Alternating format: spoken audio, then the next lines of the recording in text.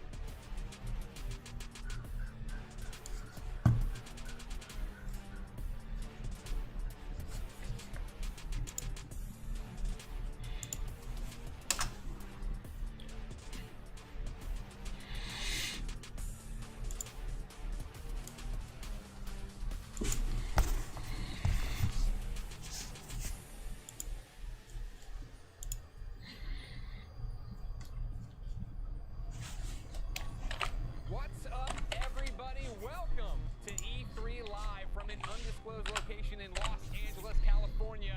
E3 is back after a one-year hiatus.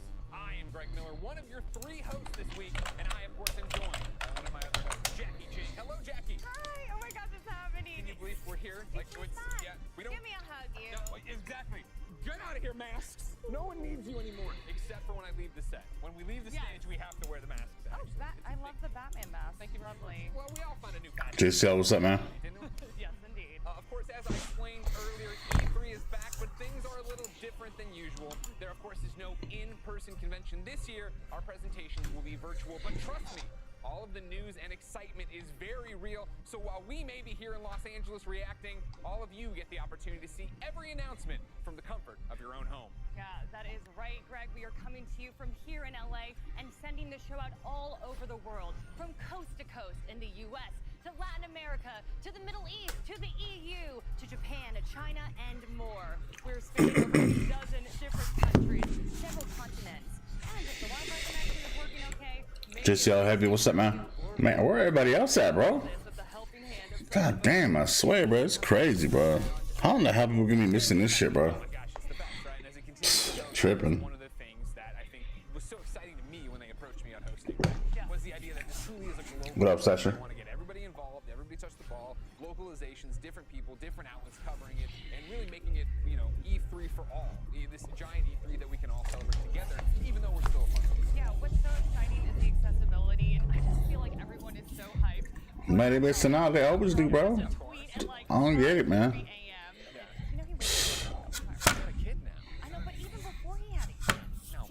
About to miss battles again. Exactly. People are at school. People at school. People at church. What? I don't understand. Crazy, man. This morning, waking up to all of the tweets and all of the excitement. You know, 2020 kept us apart from our friends and family, but 2021 is bringing us all back together again.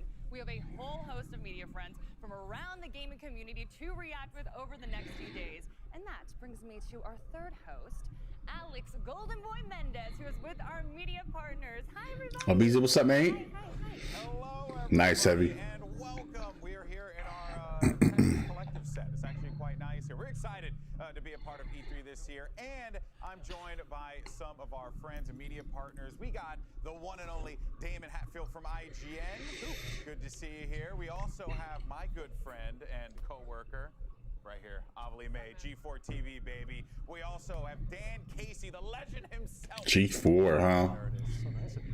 Dude, big fan, always have been. And the person who's become my new best friend over the last few hours, we got Michael Hyam from GameSpot. Michael, what's up, man? Thanks for having me. I appreciate that. I appreciated that 100%.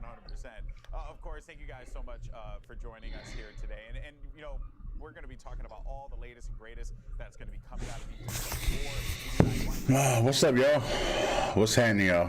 What are you looking forward to here at E3? There's so much to get excited about. I'm really stoked for the PC gaming show because there's a lot. Heavy, were you able to sign into your E3 thing on the portal? Cause I keep getting this like service not available thing. Without actually perishing in a parkour accident from the safety of my own home. It's going to be so much fun. We've seen a lot from that game. There's a lot of surprises to come. Yeah, I think all of us would rather not perish from a parkour accident. Damon, what about for you, bud? We got Ubisoft coming up today. My favorite thing to do in video games is clear outposts. So Far Cry 6 is very exciting to me. I'm also a rabid fan of G5 content. strategy games. So if you Could happen, man. something along those lines, It could happen. Yahoo! Oh, look at that. Okay, all right. Amelie, what about for you? I'm excited about everything, GB. This is the first time that I get to join everyone here at E3, so I've got like the nervous sweats as well as the GT Trilogy Remastered. Mercy Rail. Hey, it could happen, bro. Yo, what's up, real? About the new Battlefield game. Gotta pick it up at GameStop when it comes out. Congrats, bro. Congrats. I would die for that, GB. I'd die for it. Yeah, for a lady. We could talk about that later on in the show. We'll get into that later. Okay, we got a very long next few days. Michael, what about for you, bud? I'm going to be staying on brand, and I would say Square Enix, but not because of Marvel or any of the big names. I'm talking about Babylon's Fall. That is the game that was revealed in E3 2018, and it went radio silent. But Platinum Games, I know that they got something up their sleeve, and I know that you're a big fan. Obviously, you're a big fan of Platinum Games as well. But Nier Automata is the best. No, some people want. has up their sleeve this time around. Bold statements here from Michael. That's what you're going to be hearing all weekend, folks. Bold statements, hot takes. That's what you want to hear. But we want to thank everyone for joining us, and we'll have more in just a moment. But first, we actually have a special announcement to share with all of our fans. And to help with the news, here's a very special guest.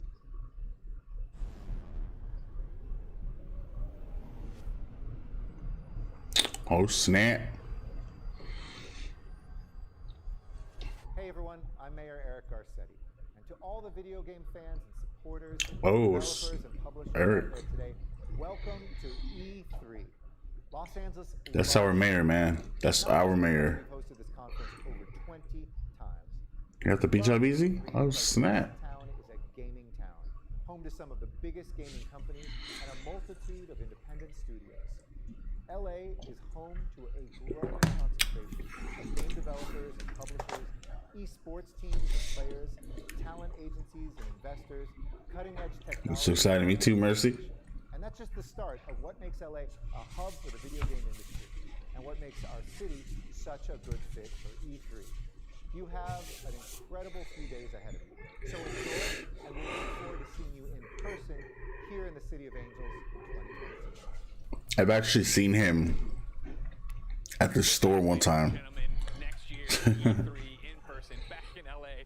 Nothing could possibly go wrong. I was like going Super Saiyan. I don't know Yeah, why. I was exactly like, right. Well, let's that's just, go. it's all happening, right? All the Yeah. restrictions are coming off. I mean, the fact that like we're able to be here, you and I together, but Alex, I mean, then to have E3 2022 will be held in person in Los Angeles. Oh, shit. So next year, next year when we are all at our houses watching in person. Actually, during rehearsal, you and I were like, can Yeah, we? yeah, Like, it's the thing about it. Yeah, you know. there's no yeah, glass exactly. What do between you us do? anymore, What do you but do? yeah. Well, we're here. It's happening. We're all in person, and we're excited to be in person with you next year, ladies and gentlemen. I can't believe An Greg amazing start to this lost weight, man. He lost hella weight. announcements on their way over the course of this year's expo. So stick with us, everyone. FIFA 22. There's much more when we return.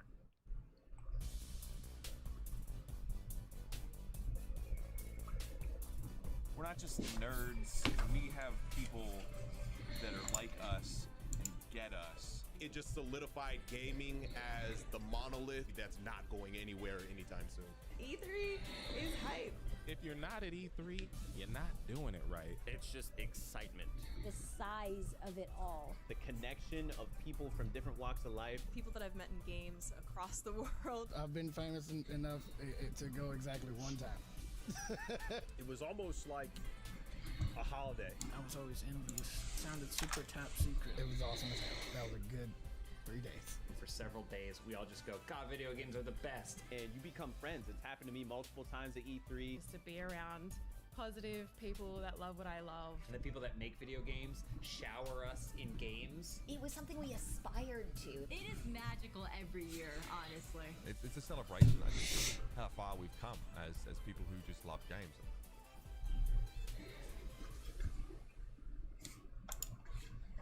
Hi, everyone. Here we go. 2021. I'm Stan Pierre-Louis, the president and CEO of the Entertainment Software Association. The ESA serves as the voice and advocate for the U.S. video game industry. We've also hosted E3 since it started in 1995. Every E3 has its own story, and this one is certainly unique. Given the times in which we live, while we couldn't host the event last year, we've been amazed by the role games have played in our everyday lives. During the pandemic that prevented us from being with so many family, friends, and colleagues, video games connected us, entertained us, and brought us together. I'm not just saying this because I love video games or because I work in the industry. Tony Hawk Pro Skater 3. As a player and as a parent, I experienced this. I played it before. And I hear similar stories every day from all walks of life. People not getting notifications, yo. What's the deal? What's the deal? Coming together this year for E3 so special. It's an opportunity to convene and celebrate as a community. With that in mind, I would like to thank the publishers, developers, platforms, sponsors, and media partners joining this year's festivities to share their plans about the future of games. We'll also give voice to the many conversations we're all having today about games and about society. They hella messing up, bro. I don't understand what's going on. We'll be sure to reflect the broad community as well as the positive impact games have on society.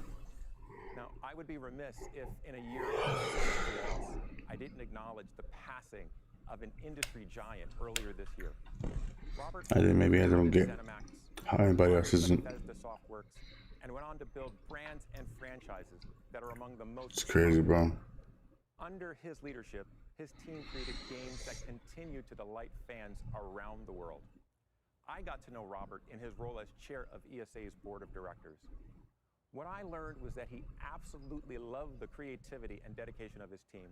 He relished the opportunity to gather as an industry, including at E3, and he adored his family. It's great to know that his legacy and the games they produced live on. Now, over the next few days, we'll celebrate games, the people who create them, and those who play them. We'll bring you big reveals from companies large and small. We'll also have some great surprises along the way, so stay tuned. Thanks for all the love you've shown games this past year. Now sit back, relax, and enjoy the next few days of pure fun and excitement. Here we go.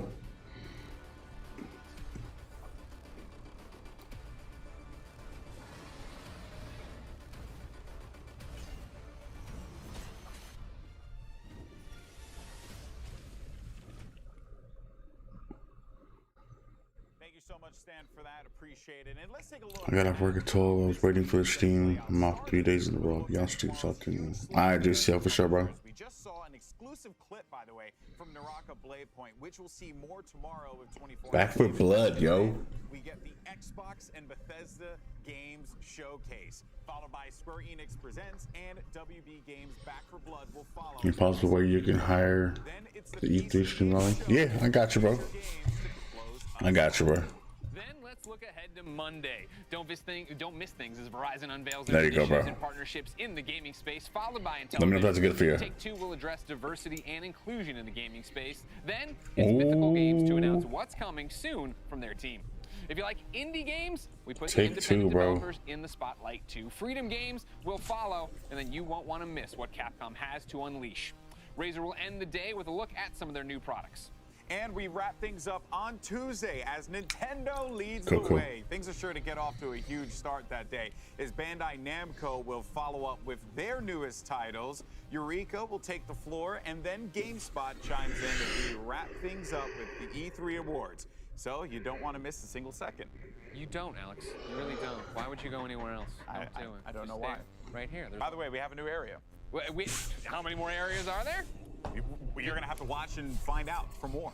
I'll just tell you right now, this is it. There's 3. Yo, hit that sub, guys. If y'all new to the channel, make sure I hit that sub for me. Why lie to them? Because then the Twitch chat gets all mad. All right. With so many heavy hitters and announcements to come, we want to pose the questions to ourselves here, but also to you at home throughout the coverage of E3. So make sure you're voting in our polls throughout the day. It doesn't matter if you're watching on Twitch, Twitter, Facebook, or your YouTube pages. Simply type into the vote into the chat and go, and all the votes get tallied up live and they're shown on screen. So I will pose the first question. Golden Boy, what developer are we most excited for? And I'll accept publishers as well. Put it all into your little chats. Yeah, you know what? I'm gonna keep it real. All right, anyone who knows me knows that I'm a Halo fanatic. Oh, here we go. So I'm sorry, I gotta go with my boys at 343. I'm so excited to see anything from Halo Infinite. The Halo community is buzzing right now, and we're all I think that voting thing, guys, works everywhere, bro. You see the chat running away, 42%, so we're going to talk about Xbox in a second beyond that. But let's talk about the real elephant in the room, ladies and gentlemen. Marvel's Avengers, Black Panther, War for Wakanda. How many times I gotta tell you, Greg, stop attacking me? I just want you to, I need you to get on my level, all right? I am excited for it, though. It looks, you know, obviously, the green screen camera? we're going to hopefully see more out of it. We are going to see more out of it, and I'm sure it's going to be awesome. Greg's been going nuts about the Avengers this entire time. I appreciate that. You're like me with Halo. Thank you. Thank you very much. All right, so let's go back to Halo, because let me see the thing. Yeah, 39% of people are excited for Xbox and Bethesda. People are excited for Nintendo as well. So sure. Obviously, it's Nintendo. How could you not be excited for that? But you know, where's the love for Ubisoft, Square Enix? I have a feeling we're going to see some heaters. Oh, of course. But I think one of the big things about that, right, is the fact that Ubisoft is imminent. That is today. Gearbox is today. I feel like E3 is all about unwrapping that last big Christmas gift. And when do you want to do that? You know what I mean? You come down, you take the tree, you have all the small ones, you got the one big one in the back there. When do you go for it? Yeah, that's right. And Christmas will come early this year, because tomorrow we got the Xbox and Bethesda games showcase. I already mentioned Halo. You know, I'm always looking forward to that. I'm always looking forward to whatever comes out of you know, the Forza camp, of course, as well, if we get something cool there. But you know, what makes this one so unique, Greg, is that this time around, you know, two of my favorite press conferences have joined together the Xbox Bethesda game showcase, which means Starfield. Maybe Starfield. Give us Starfield. We have to. It's a game that has so much hype and we know nothing about it. The time is now. Phil Spencer, Todd Howard, come out, embrace, and then just unleash it on us. If they actually, like, ideally, I would like for them to come out in like jetpacks. You know, sure. Descending onto perfect the stage. world, yeah. Phil, I know you're watching, so just you descend into the stage with Todd, and then you guys announce Starfield then and there. I think everyone. What kind of games do you guys hoping for? Think about it though. Look at this. Is the trailer. This is what we know about Starfield, and people are like going to be the greatest game of the generation. They will go to bat for it. They will fight for it. They will do everything they need for it. There are people right now fighting for Starfield's honor on Reddit somewhere. Oh, 100%. Yeah. But I'm excited for it, man. You know, anything from Bethesda, though, truthfully, it's a treat. A great studio, an incredible history, as we heard Stan talking about earlier. And really, there's a lot of hype. There's a lot of passion that I think is going to be coming out of that camp. And that's the reason why everyone is so excited for it. I mean, you're talking about taking the Xbox fan base, which is already so powerful and so dialed up, and the Bethesda fan base, and making them one family. Like, yeah, you totally expect something from that. And all I want outside of all that is smaller gaming news. Where's 12 minutes? Give me a release date. Something we know at least. Jackie, we're pretty hyped for Microsoft on Sunday. Why don't you and the squad let us know what you think about some of the other big names looking to make a splash at E3? All right, thanks so much. Yeah, sure. So much to look forward to. But first, we do want to remind everyone at home, if you want some limited edition E3 merch, including hats, t-shirts, and jackets, it is all available at e3expo.com/shop. Have y'all seen the bomber jacket? They look awesome. Oh my gosh. It looks good. We're stealing some. Oh yeah. Yeah, I'm a couple. Okay, we're gonna do that for sure. But okay, my E3 crew. So excited to be with all of you, by the way. But Greg and Golden Boy talked about Xbox and Starfield, all that jazz a bit. But I want to hear what y'all are hyped about. So let's just go down the docket here. We're going to start with Square Enix, okay? They recently announced that they'll be dropping a world premiere from IDOS Montreal, an update on Babylon's Fall. I see Michael nodding a lot here. Details on the Black Panther expansion, and a first look at Life is Strange Remastered. Probably see some true colors, too. My question is, any ideas on the IDOS Montreal title? What's this place? What's his name on there? Yes. Deus Ex? Probably not. What's his Deus YouTube? Ex, although How that- dare you? Yeah. I wanted to He's bring out watching my you. little sunglasses that you click. What's his and go, YouTube? I don't know his but YouTube okay, now. I guess not. But continue, yeah. Well, there's rumors. Nothing is confirmed yet. But I think there are some guardians that are keeping that very secret until the big reveal later on.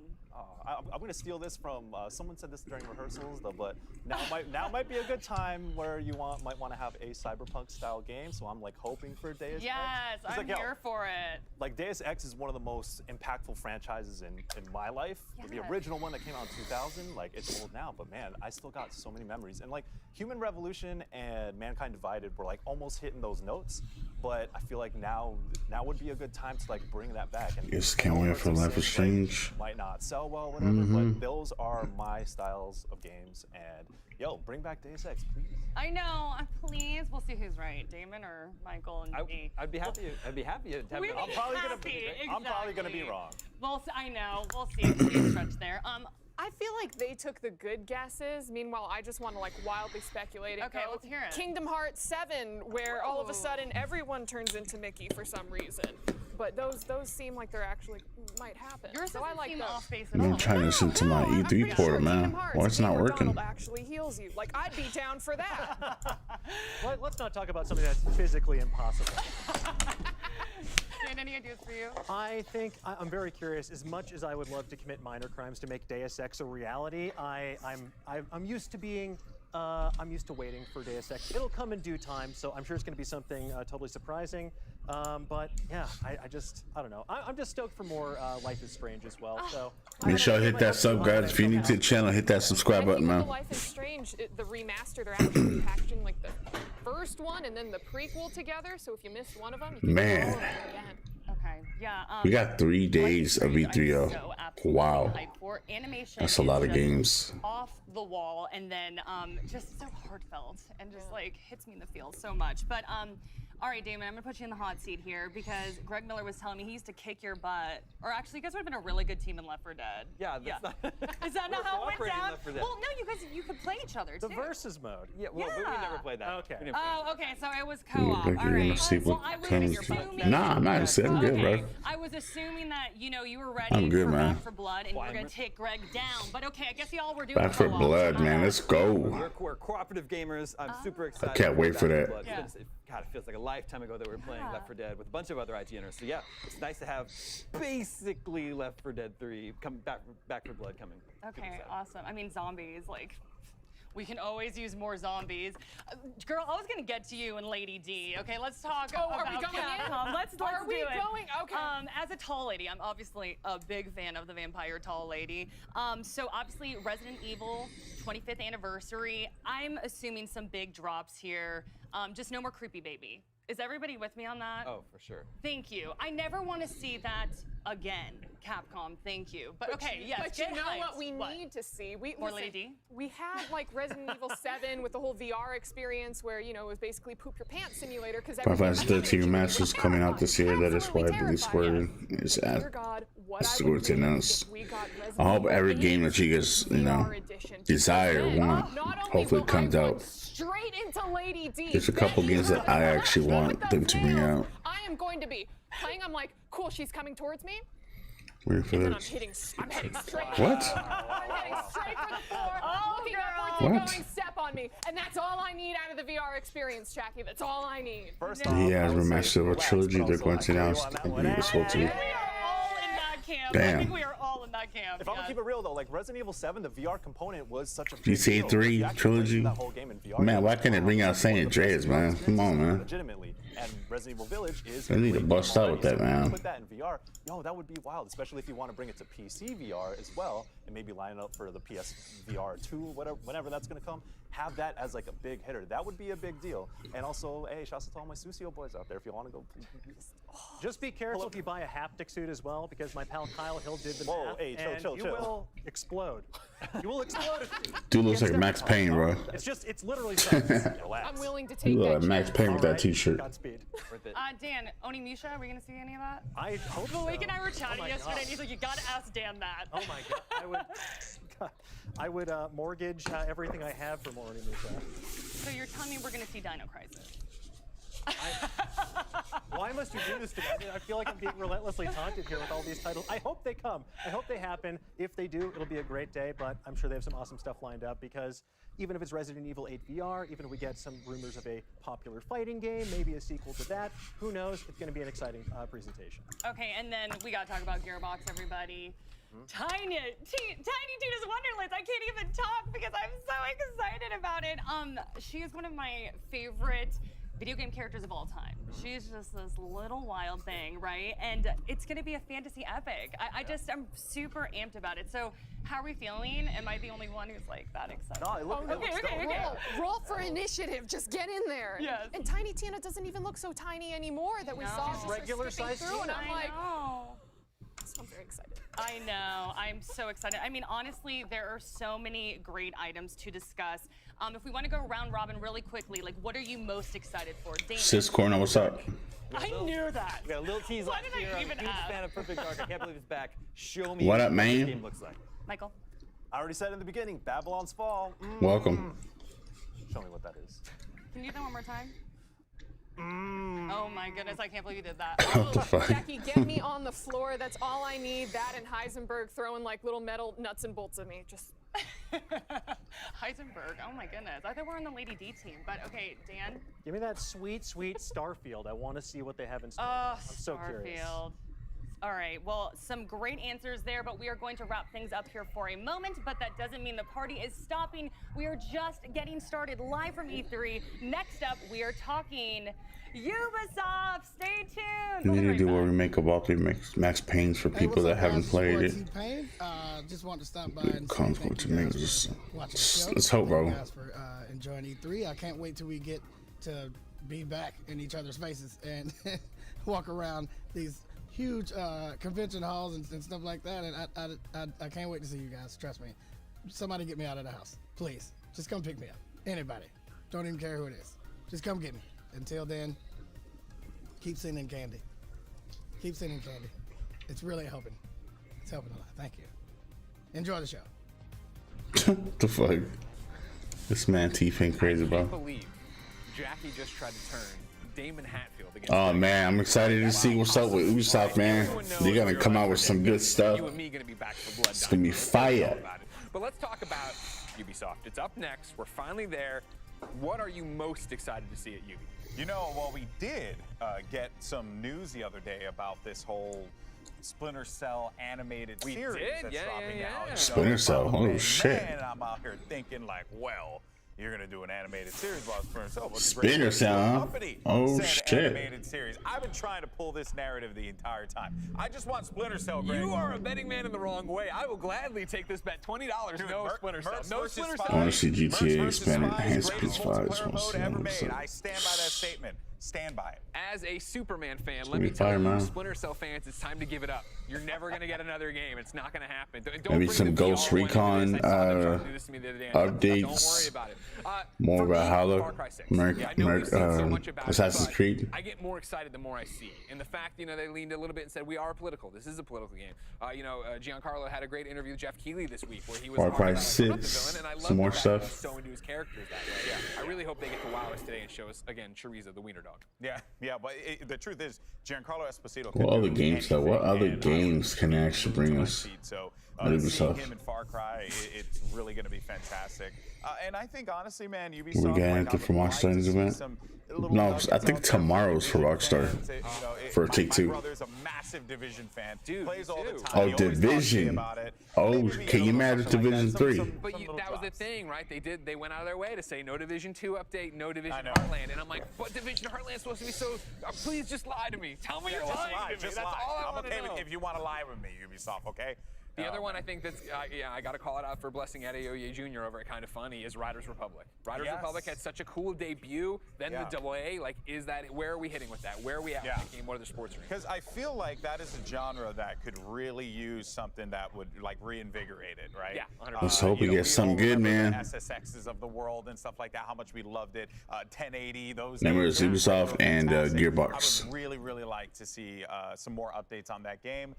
What we'll get, maybe some more downhill biking as well, mountain biking. Man, I love that kind You of know, stuff. I think I'm gonna buy Assassin's Creed Valhalla, It's man. going to be the 2021 version of that, where you saw all the riders coming together doing that, having XP, having progression, understanding what that's going to look like in an online world. I can't wait. Let alone the fact, right, they've already talked about it. Assassin's Creed Valhalla, you'll be getting an update of some kind. How big that is, what does that mean? We don't know.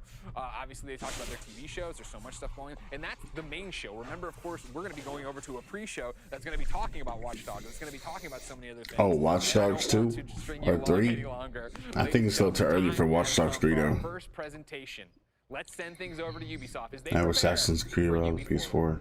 Is it? I'm gonna have to get on PS5 man, because they're probably gonna announce like a what's this?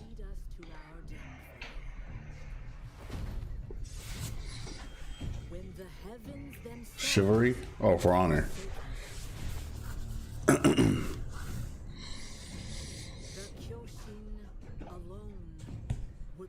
And now we're into Ubisoft Forward. Oh, dear Lord. To hear what was silenced.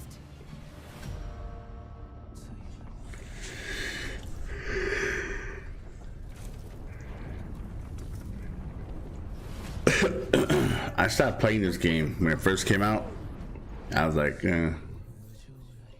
it's cool, but it's the same thing over and over again.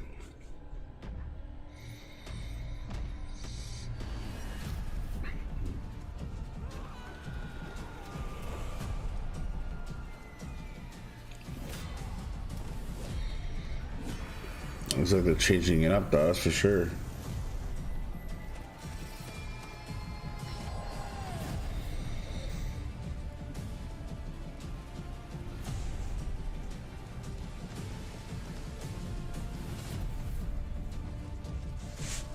Testing grounds.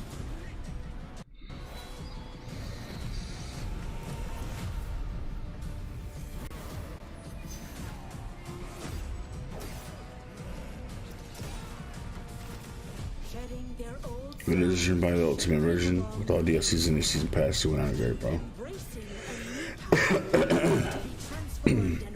Wait, Shark, which one? I talk about For Honor or talking about something else? Tomorrow's gonna be better because I like the game starts tomorrow. Oh, Victor, yeah, man, it's gonna be fire. Oh, Mirage, what? Okay. I don't know, man. I don't know if I'll come back for that. I don't know. Wait, are they showing all Ubisoft stuff? Or what are they doing? Okay, it says 57 minutes until Ubisoft Forward. Maybe they're showing everything and then they're gonna talk about everything after. That's probably what they're doing. I think that's what they're doing for sure.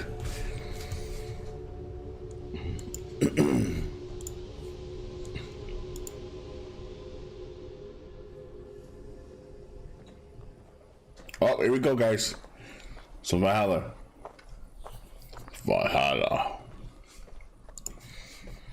Assassin's Creed, boys. Hey, that's the shit that I be doing, guys. This is what I be doing when I'm playing games. I'm actually walking in real life and shit. I don't know. It's just weird. It's weird. I can't hear you. You can't hear me a lot. What do you mean you can't hear me a lot? Can everybody hear me? Or no?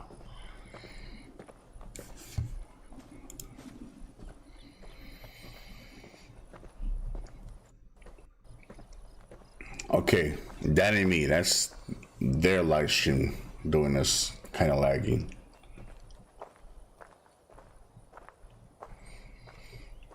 My guy, where are you walking to?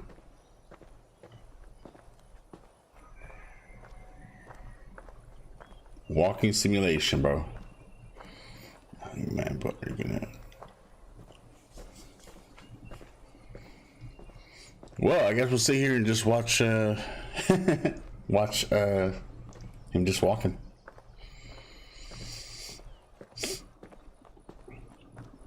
Definitely walk a simulator.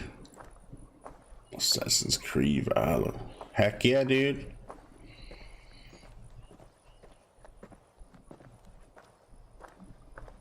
Everybody in the chat like, stop walking.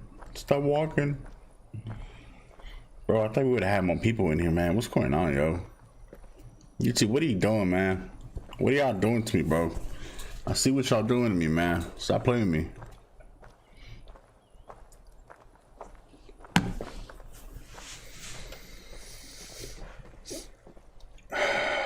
Okay, what?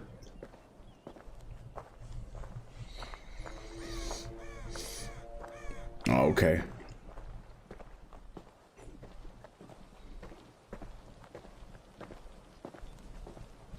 There's some walking when you meet user. Yeah, right.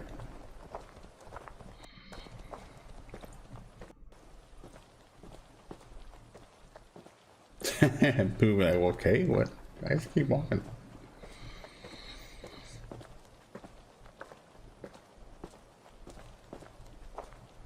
By the time he gets to the end of the line, bro, it'd be like 10 minutes. 10 minutes left until we start forward. Oh, dear God, bro. What is he doing?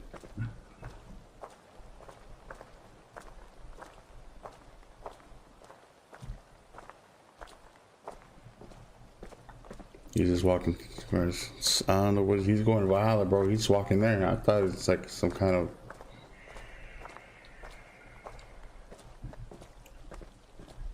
I think this is new. I don't think we've ever seen something like this.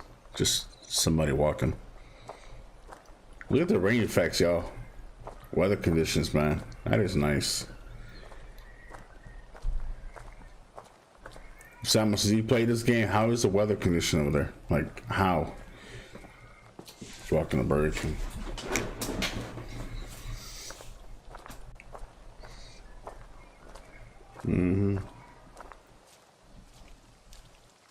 I don't know what this man is doing, but he's walking somewhere. He's going to the neighbor house to go borrow some ketchup or something. Liam, what's up, man?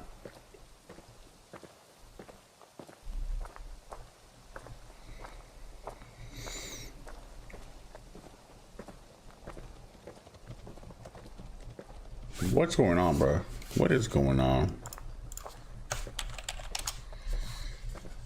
I know this shit ain't right.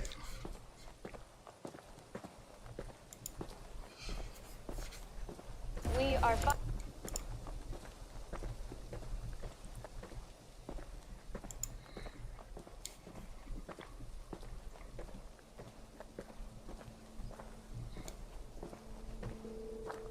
Yep, it's everywhere.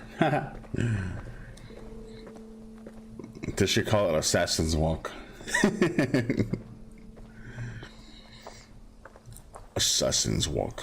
Assassin's Walk. There we go.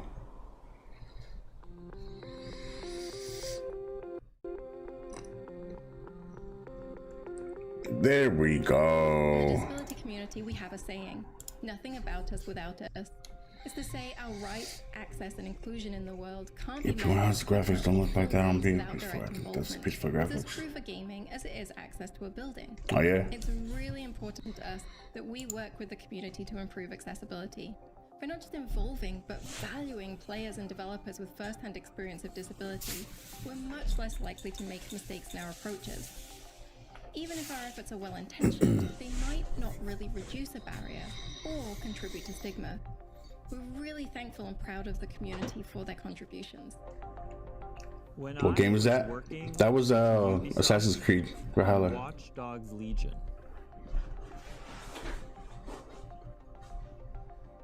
We got to sit down at a table going through ideas on how a feature could be used, like the directional captioning, or what kind of information could be on the screen at the same time.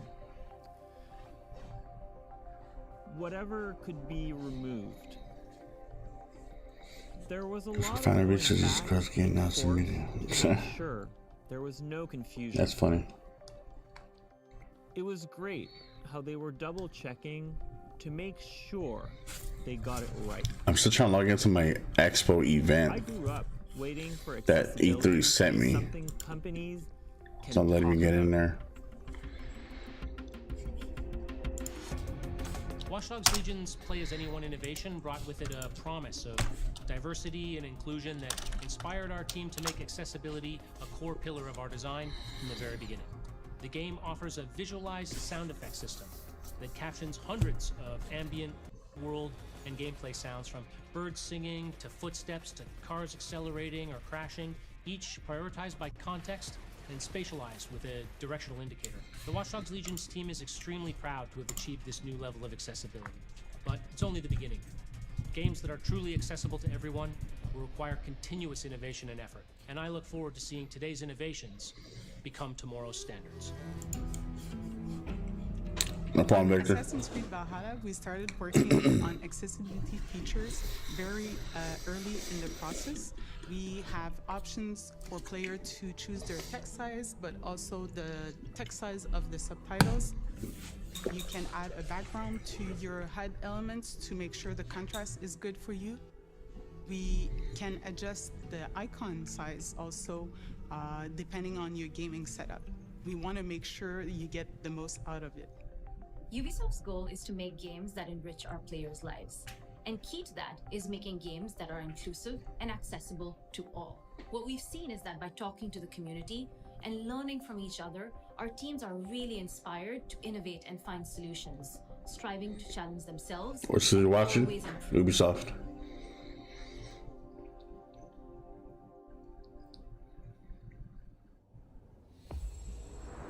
Alright, what's next? What we got here? Watch Dogs?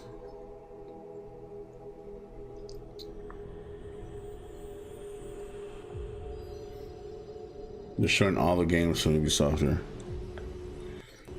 Let's see what we got, y'all.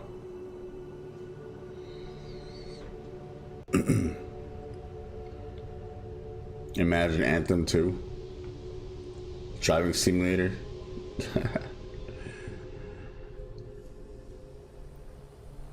Oh, yeah, I knew it. Watch Dogs. Watch Dogs, y'all. Let's see what we got here. I'm about to download Watch Dogs again, bro. I like that game. That game was cool. I guess we're just gonna watch this person just fly, bro. Just like Assassin's Walking. Balltown's Pikachu. Huh? What?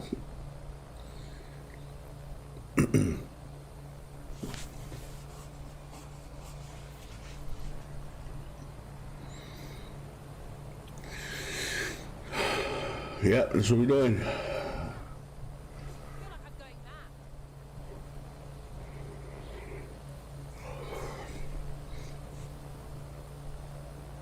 Whoa, this is a cool game, guys. This is a cool game. We're just flying. That's so cool. Hit that like, guys. Make sure y'all hit that sub too. I appreciate that. If you're probably thinking, why am I streaming E3? Usually they'll take down their videos and stuff.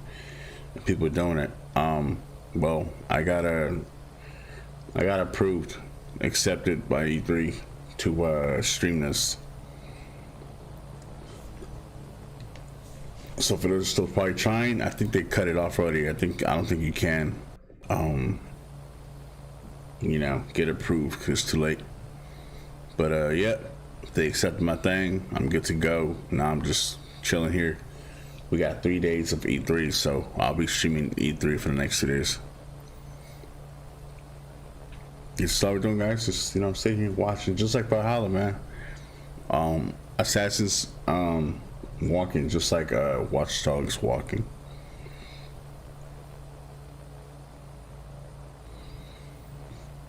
I think the reason why they're doing this is to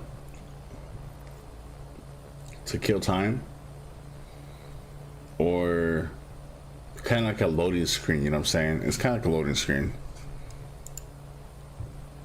Cool, and all the wild shit we see on a regular day, it's just become famous out of nowhere. Mr. Draco, what are you talking about?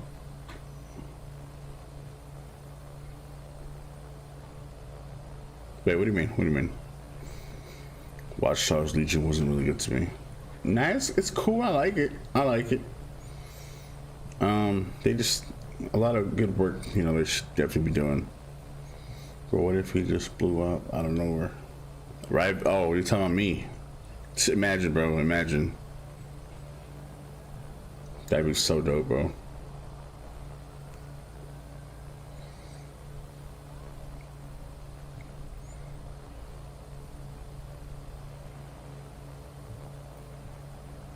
Watch him run into a damn building, bro, right here.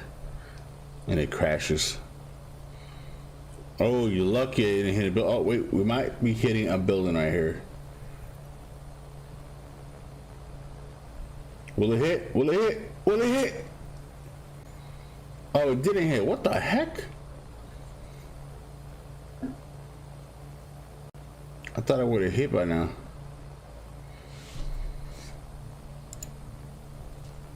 You know the logo from Lost Wind that shit been around for years, so now it's getting attention. Oh yeah. Yeah. I know what you mean. What's up, Lisa?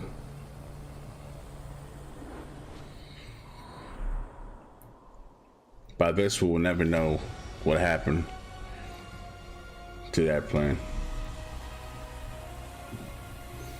Trackmania cut.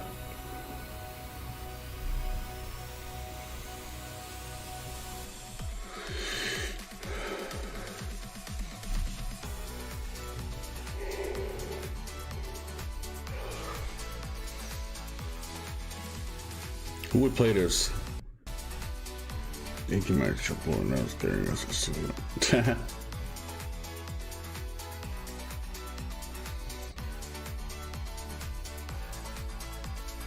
Wait, what is this? Playable game mode now for free. I don't know. I don't see myself playing this. Maybe. I don't know.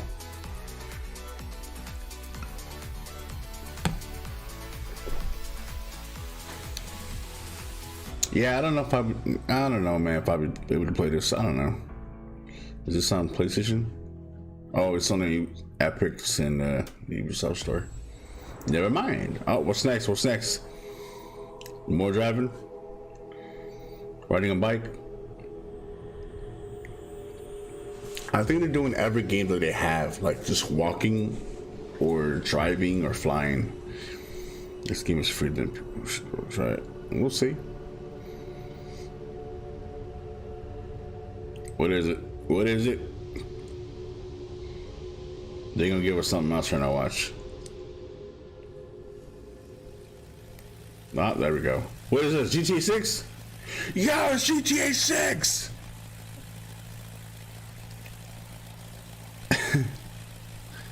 It's GTA 6, y'all. What? What?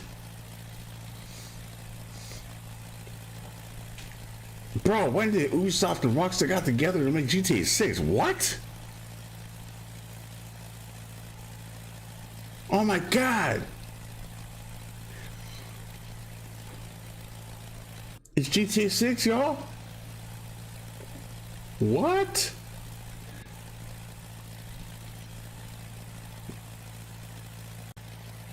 Oh, look, we see Los Santos, we see Miami, bro. Wait, is that Miami over there? That definitely is remastered, bro. This gotta be GTA 5 remastered, bro. Definitely. Oh, yeah. It's GTA remastered.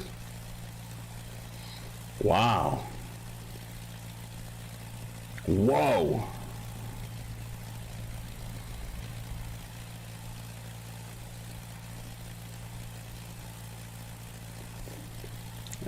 Tap that like for me, guys. Oh my god, look at this. This definitely gotta be GTA 5 expanded and enhanced, man. What? Look at all this. The Mile High Tower is so complete. Damn them! It's time to fix the damn freaking building yet. What was GTA 6? Nah, it can't be. Looks like GTA 5. Hold on. I see Grocery from here, though. I see Burger Shots. I see Vinewood right down the corner. Oh, wait, no. Never mind. This is definitely Miami right here.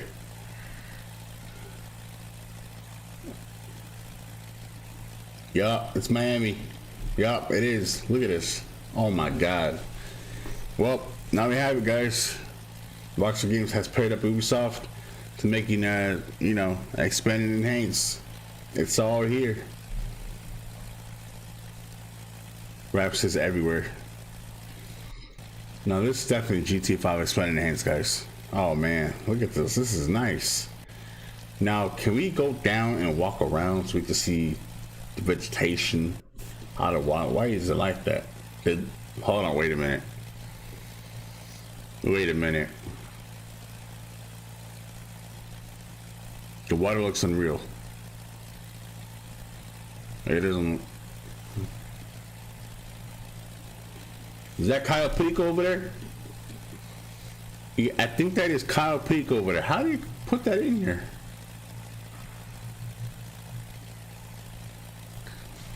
Mile High Tower took and completed the 10 years. Psst, man, imagine seeing that in GTA San Andreas. Mile High Club is just barely there.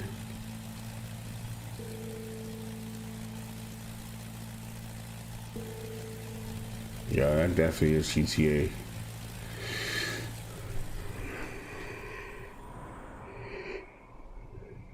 So, you might often see on social media a game announcing that it's gone gold. But the question is, what does that actually mean? You may not know this already, so I'm going to tell you. Bro, it has a farm and road beside it, probably Caprico.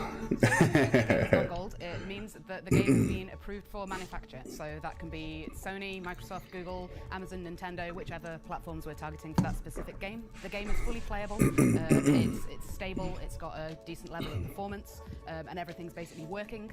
And also that we've passed all of the compliance requirements from those first parties, and they have basically. You will see this when you try San Andreas, bro. And then we start making the discs from there.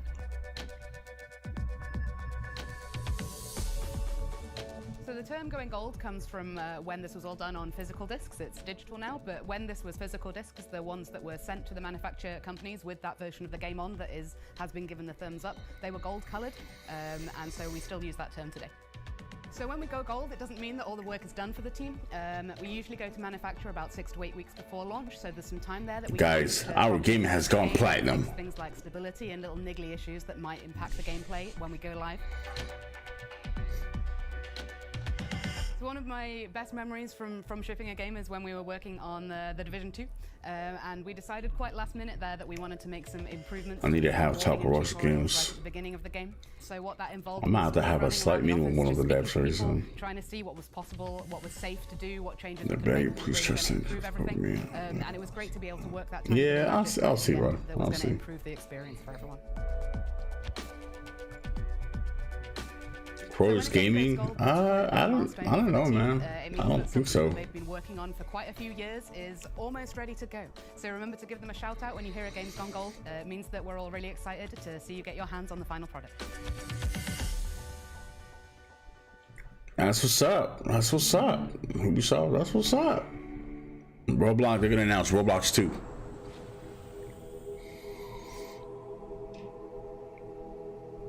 I hate Avengers. I think there's some people who actually don't like it, but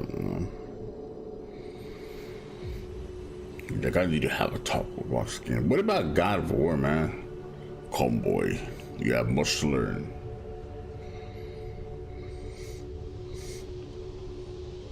Wait, it's gonna be what's that damn game? Oh yep, another one, Valhalla.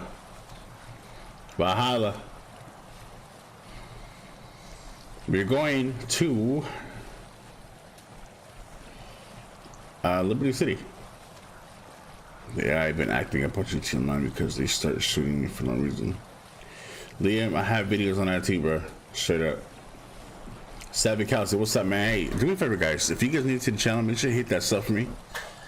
Hit that sub for me, man. Just one time, bro. Hit that sub, man. Just one time, bro. And to notification bells too. If you're new to the channel, guys, welcome to the stream.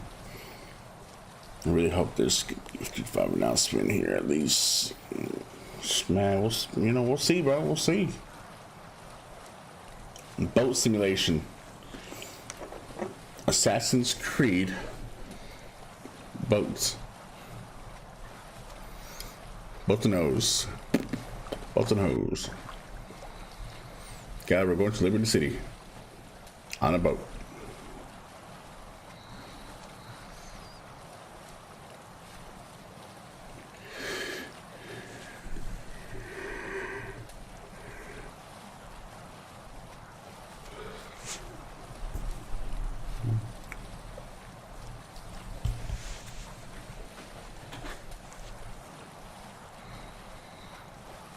Wow, look, Liberty City is pretty clean, yo.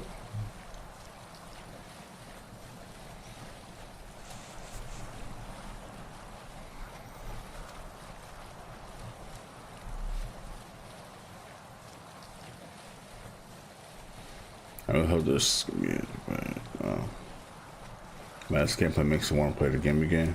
Did you finish the game? Not sure if anybody's finished this game or not, but I think I'm gonna start playing this game.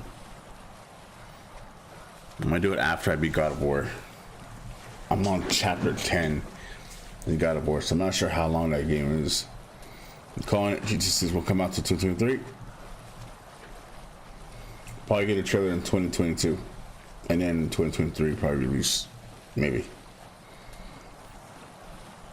They just better not do it on 2027. Damn, that's a long time, bro. That's a long time. I don't think I have it in me, bro. You know what I mean? Should I mean?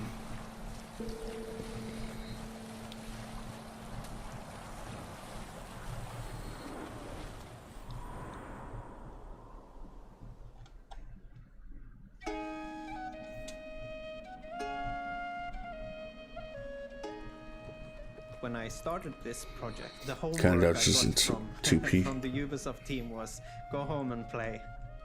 Oh, okay, Samuel. I have not finished the campaign. Watch Dogs Legion yet, and I have PS4, and I'm to contact through. I've been trying to get PS5 musician and a quite a while. From Scotland. I predominantly sing in Scottish Gaelic.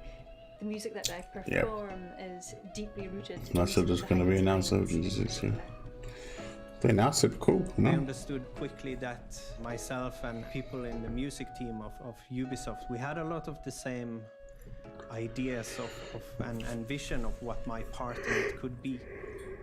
When I decided I wanted to have Julie on board and she's accepted, I could already hear the music in a way. I've known Julie for a long time, been a fan, and yeah, always hoped at some point come an opportunity to do something together. I do connect to her way of approaching the older song traditions. It feels great to have her part of this. It was certainly an amazing opportunity to work with That dude had a long ass freaking music and goatee beard, bro. music. To work with Einar on these songs was just something to me that felt quite natural and really enjoyable, actually. I have implemented instruments such as the lyre, which would be the most common string instrument at the time. I of course used the bronze horns that we also have in Scandinavia and was present in Ireland at this time and for a long period before this as well. One instrument that I introduced that I didn't use in the main game is the crwth. It's a form of lyre. Was present in both Ireland and Wales and Scotland. Of the two songs that we worked on, one of them was an Old Irish, Flan for Eden. That is actually an excerpt of a poem dating from the early 800s. That was The Rush last game was made to 18, now it's to 21. For Flan. All we're gonna get is The Liafalis, there are many strange myths about it. It is sort of the coronation hands, bro. stone that had a power of choosing the king. When a truthful king would touch it, the ground would resound beneath it. It is sort of the heartstone of Ireland. hit that sub for me, guys. If y'all new to the channel, subscribe to the channel. It was really a great experience working on these two songs. They were very, very different stylistically and linguistically also. that, we wanted the Gaelic language, Old Irish Gaelic, which is a mysterious language. This is a Watching language the that we video. have evidence of through writing, Yeah. but we don't know how it sounded. We don't actually know for sure how it sounded, so it's a little bit of educated guessing. The legend is that the stone will bring woe. But the song claims if Ireland came to peril, the stone would rain a storm of wonders. Ciara is a very important character in this story. Ciara means a dark-haired one, and it was challenging for me too. I had to adopt the voice of this amazing character who's a very, very strong character. But it was really incredible recording the voice parts and being directed in real time from Canada. I put a lot of heart into my work. It's important that it reflects the game, but also reflects the culture. The music and the language, they really shape our identity as Gaels. It was hugely satisfying to work on the music, and actually for me it was a great way to channel some creativity during the pandemic.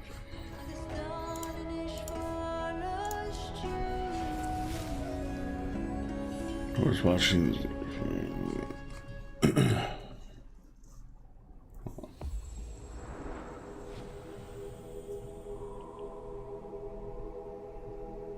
Hey, anybody remember that game called? I forgot what it's called. It's called Home. What is it called? Home something. It's not Home Runner. It's Home Homestead. I think that's what it's called.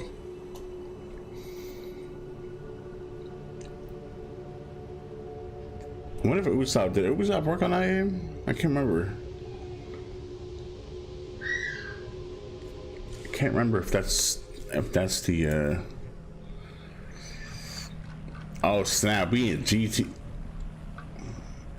Is this Mafia?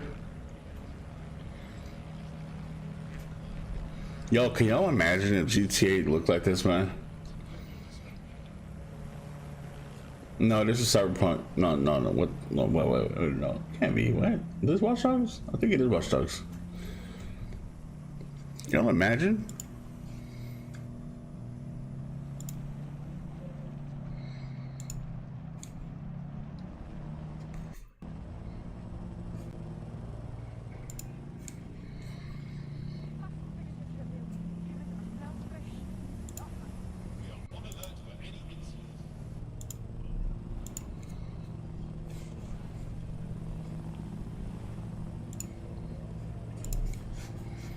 I don't want you to look like Watch Dogs.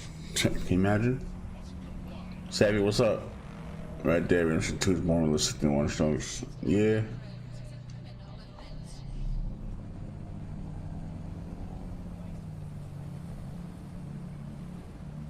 I feel like though, like once they're showing, I think they're gonna be putting like they're gonna be giving us like new updates and stuff like that.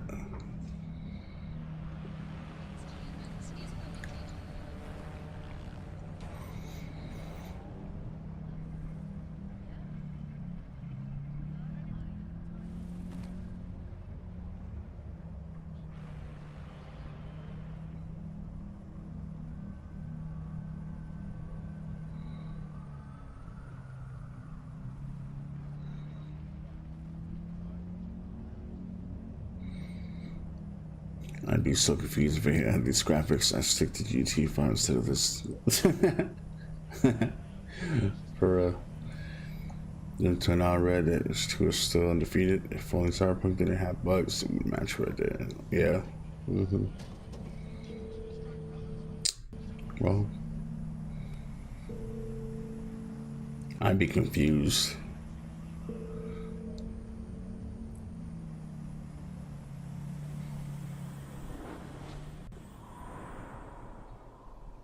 Six minutes left. 1986, Brittany, France. The Guillemot brothers catch a glimpse of the future and launch Ubisoft. No internet, no emails. Just a bunch of people and a passion for technology and games. Today, Ubisoft still has an eye on a future where 85% of the jobs that will exist in 2030 haven't even been invented yet. Since Ubisoft can't predict the future, we need people ready to forge it. Talented people who aren't afraid to create the unknown. And Amandine Lower is one of those people. This is Amandine. Coucou. She hates interviews. Sorry about that. But we'll find a way, because it's worth it. I could tell you she's a junior developer or graduate of a video game school, but I won't because she's not. Instead, I'll tell you the story of an unexpected career path. Well, I'm the narrator, by the way. I don't really exist, but I know Amandine and I know Ubisoft. She'll correct me if I get anything wrong. I can do that. Amandine loves arts and crafts. She draws illustrations and character art. She can crochet tiny cute animals. She studied languages at the University of Chambéry, France. She lived in New Mexico and Japan. In each new place, she started off from scratch, totally lost, barely understanding a word, and she loved it. I can't say it was always easy, but I love developing new skills to get out of tricky situations. This is Peo. He hates turning his camera on during calls. But I'll make an exception for you. But he'll make an exception for us. Peo is Amandine's first real boss. Go to Discord, check me Her in out. 2016 for an internship in communications, even if she didn't have a degree in communications. She seemed daring and resourceful. He trusted her immediately. And yes, Amandine plays video games, but lots of people at Ubisoft play games. Many don't, and that's just how Ubisoft likes it. Amandine managed Ubisoft's internal weekly newsletter. She felt this job was a perfect match for her independent spirit and her taste for new challenges. But she'll never forget Peo saying, "Push the button, Amandine. It will only be sent to 11,000 people." It's 20,000 now. Props to Marine, she's now the one in charge of sending the email. Easy peasy. This is Khalid. She's a content communications manager. She helped Amandine build on what she learned with Peo when she hired her next. She wasn't afraid to break with convention, and I really encourage that. Because it provides a new way of doing things. Amandine started organizing conferences and writing speeches for Ubisoft speakers. She was learning something new again, and she loved it. I know it sounds weird. GTA 6 PC specifications. I love a good challenge. But in I think, you know, when it comes to like GTA, an idea was forming. like how GTA 5, I think we had to wait a couple years later for PC version. She wanted to be a line designer. Amandine reached out to Elizabeth. She was leading teams of line designers at the time. The way she talked about the game, That could happen again, was though, so passionate you know? and professional. She was even able to connect an IP to a player journey and talk about those tiny details that can sometimes make a huge difference on the quality of the game. Amandine started helping production teams design the content of their games. She's one of the bridges between the top management at HQ and the production teams in Ubisoft studios around the world. She is an interpreter, as she has always been. Yes, being a line designer is all about communication. You can always reinterpret your skills in a brand new way. Looking back, without Peo and Colleen, she would have missed a key step. That's it. Thanks, Amandine, for your inspiring story. Merci. Before I go, did you like this story? Head over to Ubisoft.com to hear more just like this one and maybe even take your first step towards creating the unknown with Ubisoft. And I really encourage that.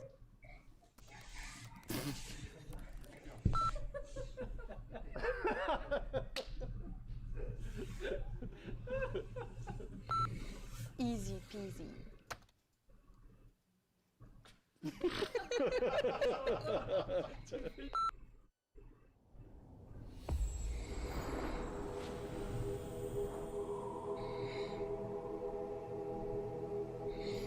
Yes, and there are bloopers.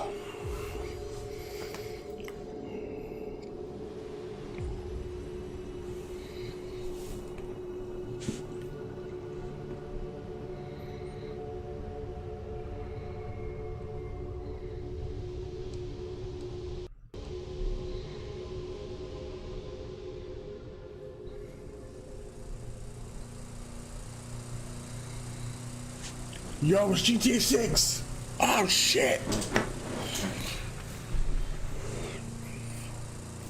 There it is, guys. GTA 6.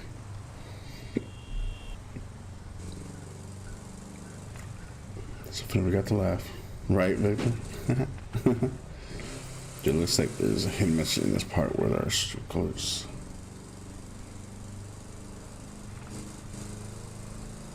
GTA 6.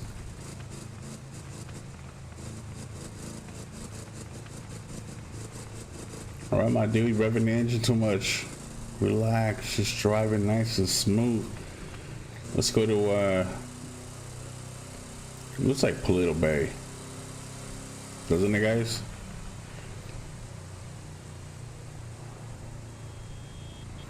You know what Rockstar does have to do though? They really have to make the roads like really far, if you know what I mean.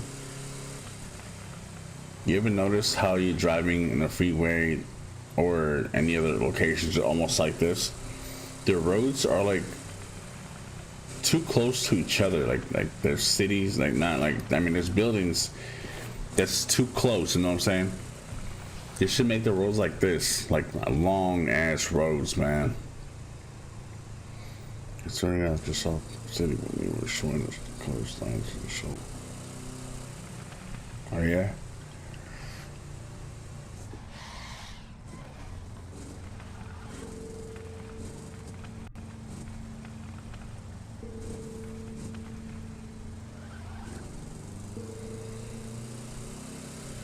Some setting.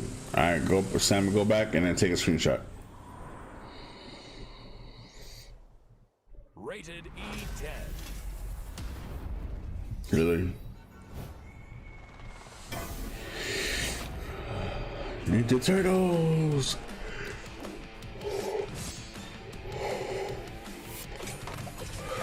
Man, I used to watch them when I was so little, man. They were like my ultimate favorite.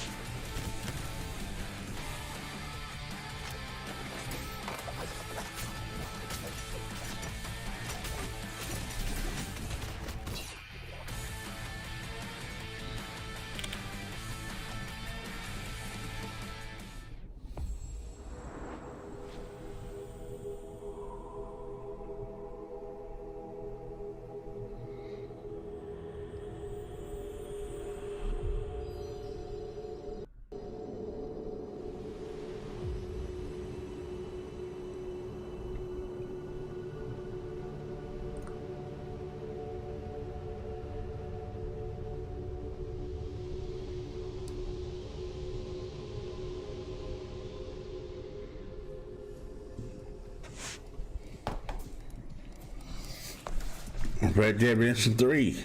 I'm just kidding. I'm just kidding. We're back to Valhalla again. But this doesn't look like Red Dead though.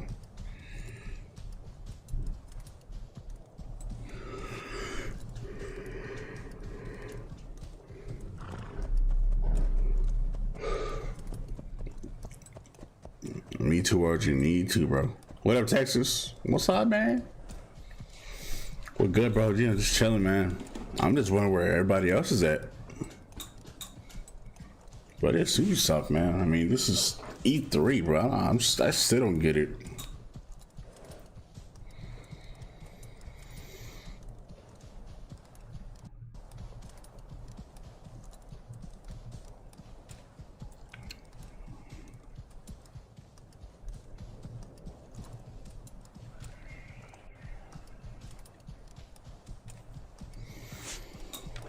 GT5 PC.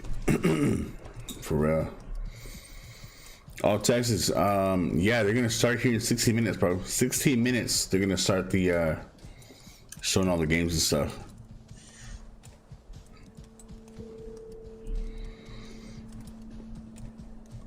Imagine Ubisoft using Rockstar's engine. Imagine. Hello everyone. As you may already know, Ubisoft has been supporting indie studios for many years now. Whether it's on production, innovation, creative or even financial support, our teams have been supporting indie studios from all over the world. Today, we wanted to use Forward to highlight a selection of indie games we've had the pleasure of supporting recently. Enjoy! Hi, I'm Sandro, the co-founder of Tucana Interactive, a young independent game development studio based in Berlin, Germany, currently working on Dorfromantik. Dorfromantik is a relaxing strategy and puzzle game where you create an ever-growing idyllic landscape by placing tiles. You So yeah, can they're going immerse to yourself in the go to beautiful, make peaceful, some and baby quiet suits. world if you need a break from everyday life. Really, Texas? I gotta see that. Also offers a challenge for You have to those send me a who are video of that or looking for one. something. Because to beat the high score, you baby not only need to plan asses. ahead, but Oh, also God. place your tasks very strategically. That's crazy. We are the lucky winners for Ubisoft's Entrepreneurs Indie Camp in the German-speaking area, and we are excited for the upcoming acceleration program, where we participate in mentoring sessions and are able to receive marketing. Everybody hit those likes, man. Subscribe to the channel too if you're new. Subscribe, y'all. Hit that support, man. Will go into full release later this year. In addition, we also already have plans for mobile and the Nintendo Switch, so there's a I'm lot going to still box. be discovered. Bye. Thank you for your time and to Ubisoft for this great opportunity. Niggas in a box and baby suits. Y'all crazy. Dorfromantic. So I'm in Taylor. I'm one of the co-creators of Bravery Network Online, a game by Gloam, which is our studio. Bravery Network Online is a turn-based strategy game. You've got a team of 5 Shut the announce you to E3 out of the screen. Trust me, y'all. You see me jumping up and down, bro. They are, a little bit gay. But if you're not gay, that's okay too. I think that it's a really, really fun world, and I think that the competitive play of it is really solid. We've been working with Ubisoft for a little bit now. We actually are the winners of Ubisoft's 2019 Indie Series run by Ubisoft Toronto. They've helped us out so much over the years. They've given us press support when we launched into early access. They connected us with different folks internally who could help us out, and even to folks outside their company. We have a pretty vibrant Discord community and a lot of folks who've just been enjoying the game, and we're really appreciative of that. Bravery Network Online is in early access now, so feel free to pick it up and send it to some friends. I would really appreciate that very personally, so thank you. Bye.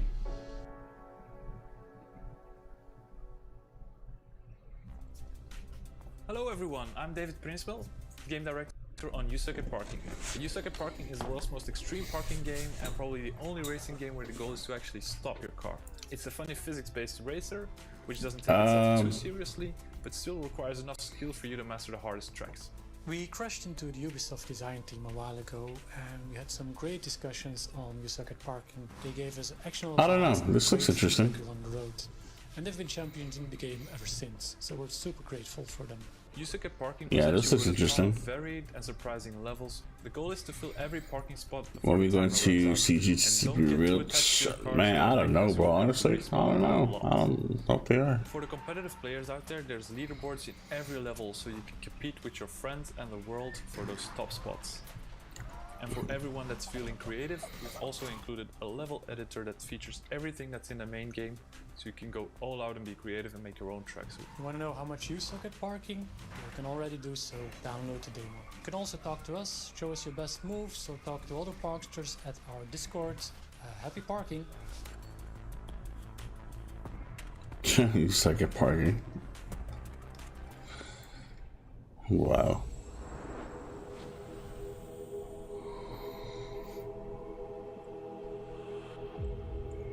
Twelve more minutes, man. We about to find out. We got Valhalla. We got all these other games. Oh shit! For Honor, for sure. What the hell is that?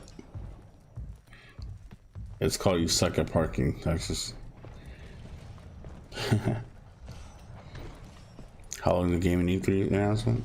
Let's hope we see a lot of good games, man, coming out this year. Can you guys tell that they're finally getting back to work and doing a lot of things, creating games now? It's about time, man.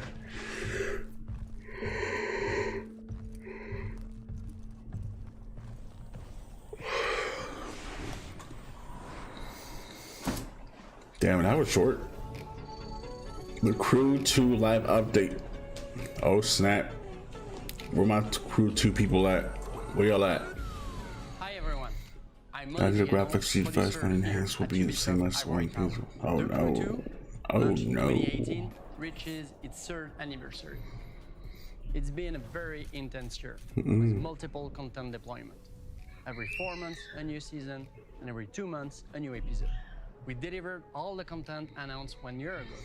And for this, I would like to warmly thank our teams here at the studio for their work and commitment despite the COVID-19 context. But it's also time to warmly thank you, our community, since we are really proud to announce that we are now more than 30 million players to have joined the Crew franchise since 2014. And for those who have not joined in yet, what a better time to jump in the Crew 2. First, claim this amazing vehicle for only 1 Crew credit in-game starting today. Also, next week, enjoy one event for each major. Have you watched Seed of Chuck? Yep, I have it, RJ. Yep. Anniversary live summit. But it's far. Yes, I have. And I'm You watched the shit out of Rachel and his friends. Salmon, we'll see. Of course, be available through We'll see. new season and episode.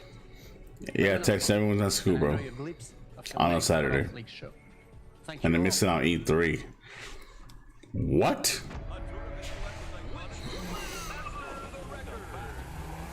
What? How are they missing out on E3, bro? What? Welcome to special number 1 of the US Speed Tour East around New York City, the Big Apple. Daytona, Florida, speeding along the world's most beach. What a perfect day here in Miami. Fans are gathering, drivers are ready. Hey, I think we're going to have a great race today.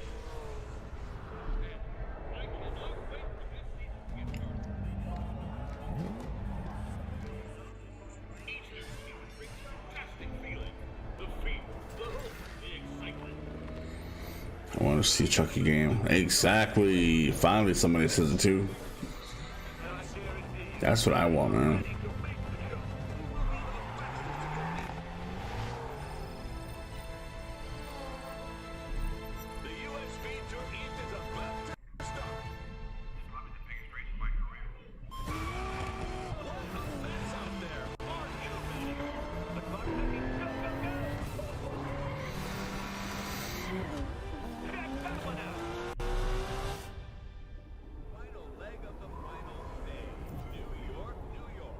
I think they use this almost the same map UI for Division 2. It looks almost the same. Miami and Crew 2 now, hold up. PSP 2? What up, Savvy? What's up? Hit that sub, y'all. Subscribe to the channel, guys. Come on. Come on. Remember, it's free. It don't cost you a thing. People are scared to hit that sub, man. I can tell right away. I'm like, what is a sub? What is the subscriber button? What is that?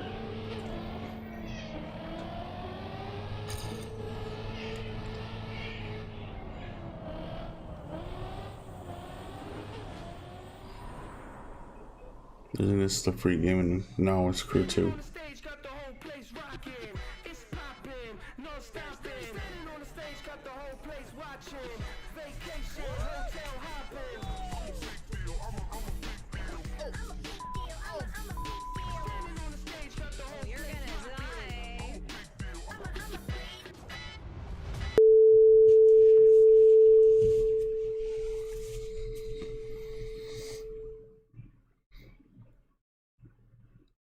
What the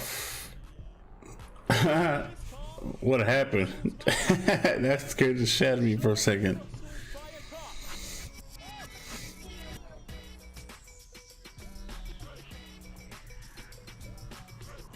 Never got into racing games.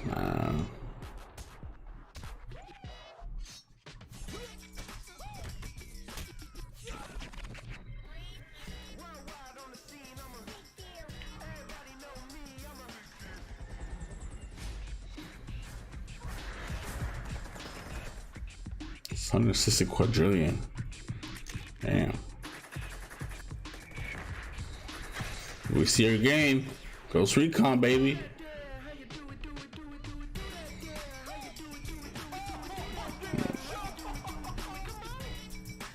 No, that's impossible. We'll be blown away. It shows up here.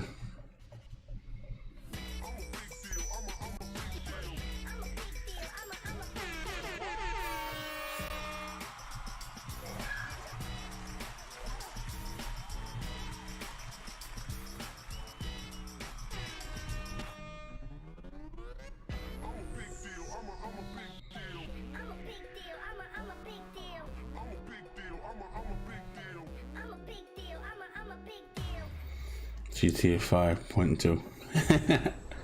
Imagine.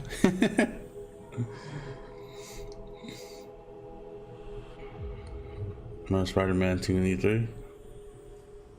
Man, if they bring us some good games, bro, I'm telling you, that's gonna be fire, bro. Oh shit, this is definitely Far Cry 6, man. Yep.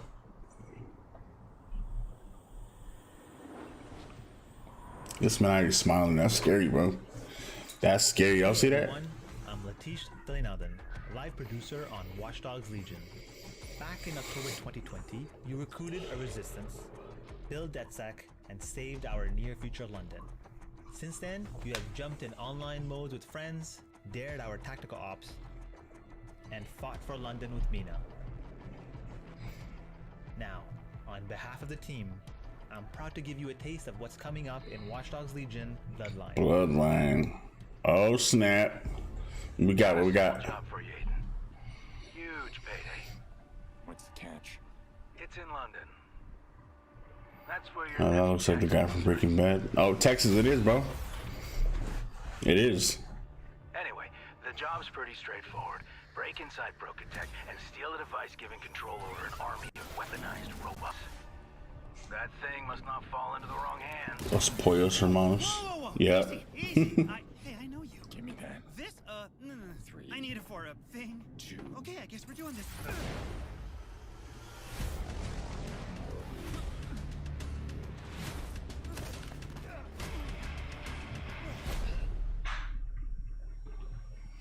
Looking forward to Far Cry 6. Me too, man. Oh shit. Is that little device stolen by your partner? The one in the stupid mask? I can find him. I just don't think I can trust you without some insurance. You should make Watch Dogs Miami. That'd be cool, bro, if they did. Aiden Pierce. I'm just tired of criminals and con men running the world. I need you to pay attention.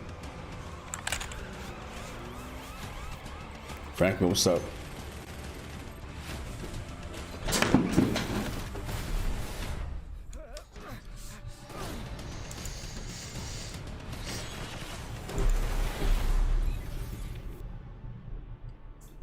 Wow. Bloodline, y'all. Okay. 2 minutes, y'all. 2 minutes. Everybody sent Fortnite chapter. No, get out of here with that Fortnite, bro. Ubisoft don't do Fortnite, bro. What we talking about? People crazy. What the fuck? This a new one, Watch Dogs? Nah, it's like an add-on. It's an add-on. How do I tame the deer? How do I tame the deer? Expansion or some shit.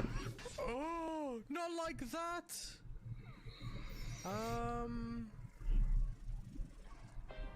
My bad. Now I feel bad.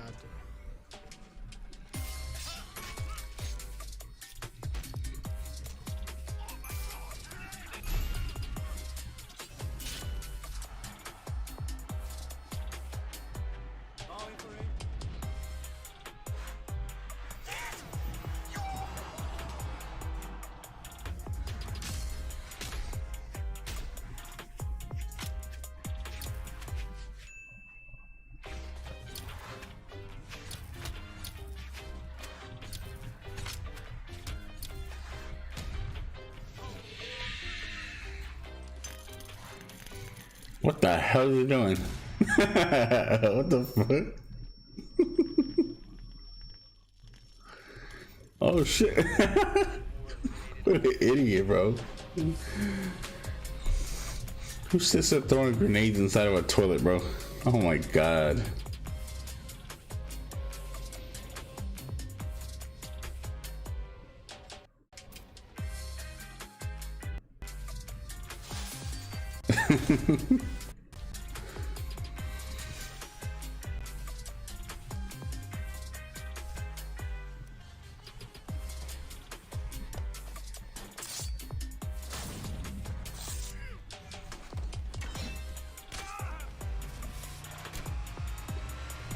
Can't believe someone did that, bro.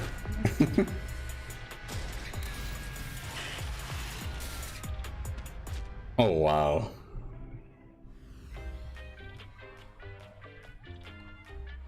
My moments.ubisoft.com.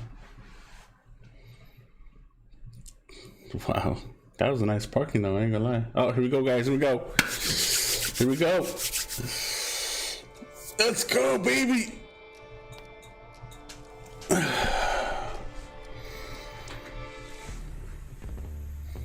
Oh, snap.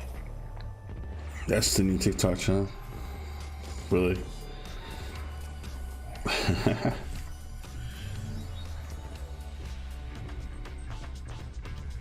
Hi everyone and welcome to Ubisoft Forward. I'm Neelam. And I'm Yusuf. We're so thrilled to be back hosting Ubisoft Forward. Over the next hour, we'll be your guides to all the latest news and exciting announcements coming. Better show us expanding enhancer on Monday. For you today, including deeper looks at Far Cry 6, Riders Republic, and Rainbow Six, plus a few other surprises you'll find out about soon enough. Neelam, I'm excited. We're filming this together. We got this gorgeous set. E3 is back. But I know why y'all are here. You want to see games, so let's get right into it. The Rainbow Six operators are facing off against an evolving and deadly threat. You'll no doubt have noticed that the alien parasite has spread to new areas. It's time to suit up and step into the containment zone. Here's a deeper look at Rainbow Six Extraction. Oh, this is that one thing they've been talking about before. BMW is corny. Staring into the heavens until a piece of it fell.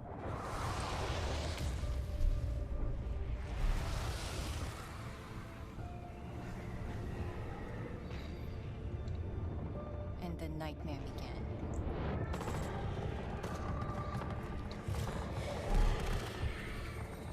We thought it could be contained, but it evolved. Oh, snap. One of our own is MIA. I need an extraction team, now. If there's a way to stop them, you will find it.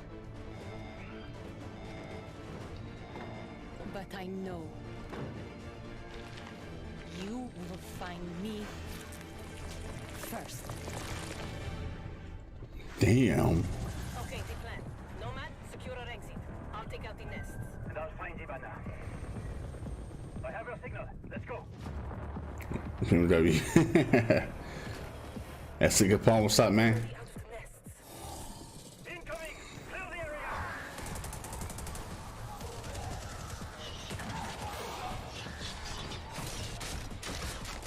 What the heck? The stuff you're throwing?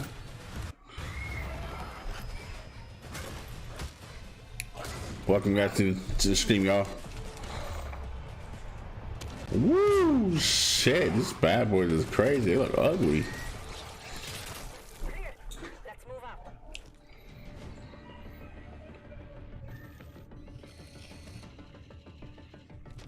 Clock's ticking. I found her. Ivana, hold on. Oh, damn.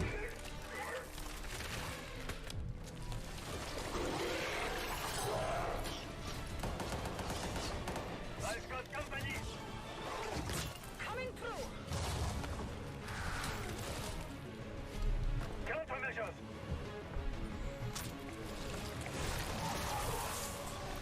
Check. Make for the exit. What the hell? Is that a freak? But that look like what the hell is it called? Like Predator Hunt Down. What the hell? So this Not so fast. that are big ass monsters in here, bro. What the heck? I'm not getting bloodlines.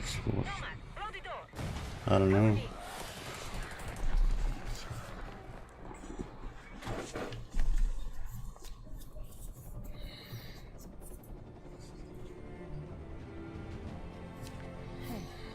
You all throwing me a on the fireworks. Team, it's Ash. We're not done yet. VIP down. Damn, boy. That's fire.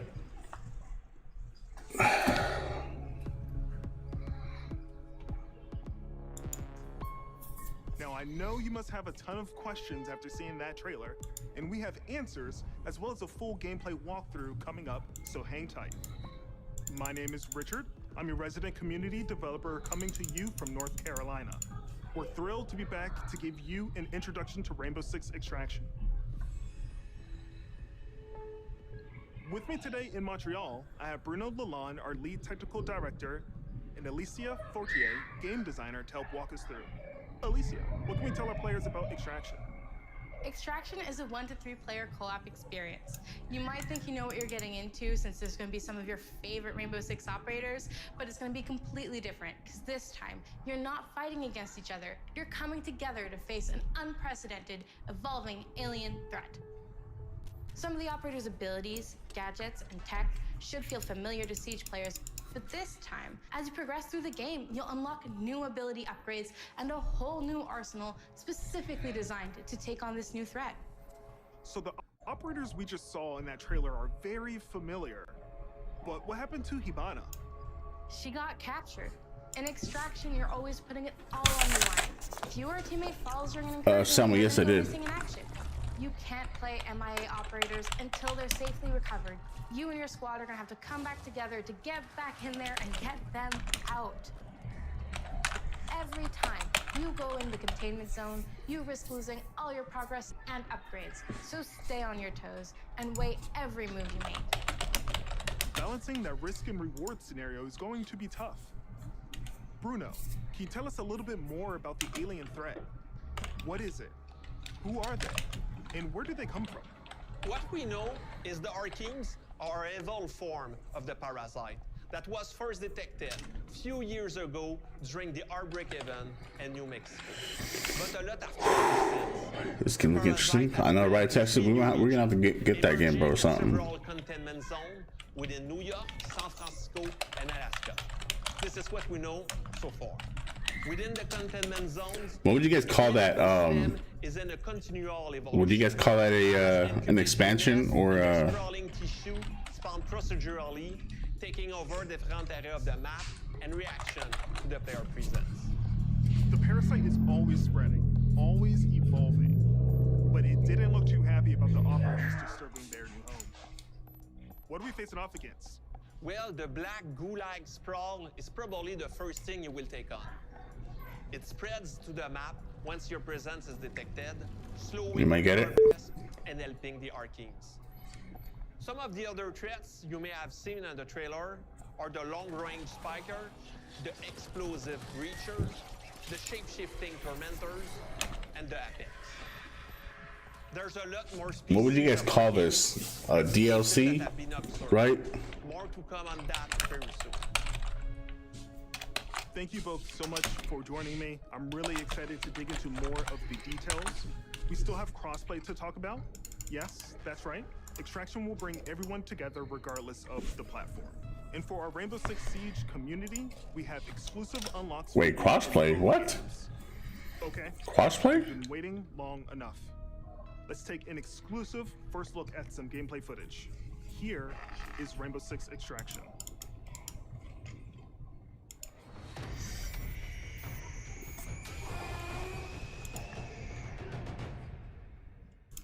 Welcome to Rainbow Six Extraction, the new tactical co-op shooter game where Rainbow Six operators are dropped into alien territory.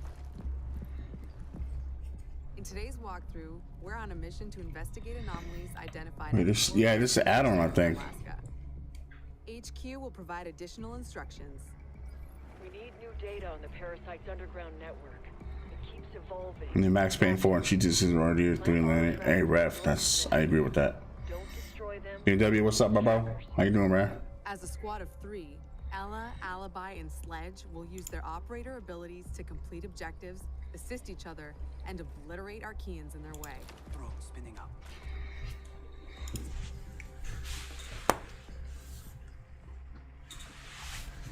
That's a grunt. Grunt.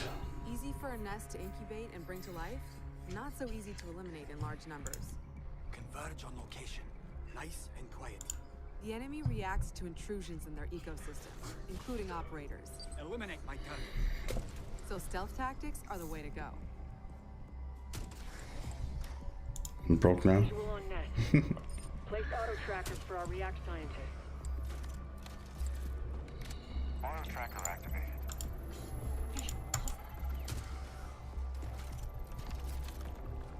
Auto tracker activated.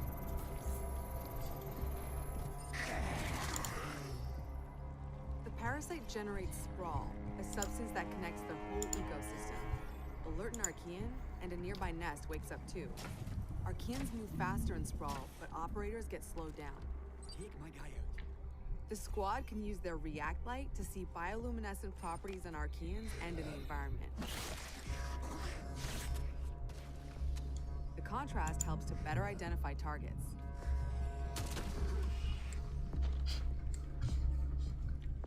Nest mapping complete.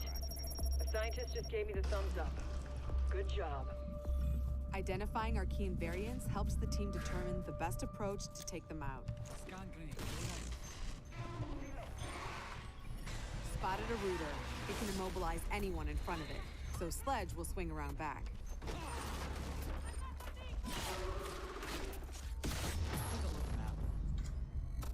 Get out of there before the swarm appears. Don't push your luck.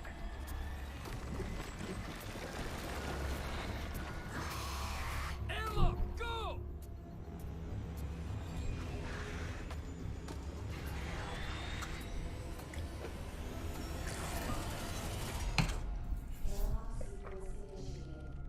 That was close. Here, the team can regroup and resupply. Airlock doors will open onto the next subzone, which will be tougher than the first. We need tissue samples from those Archies, and we need them gone. Use your React blade.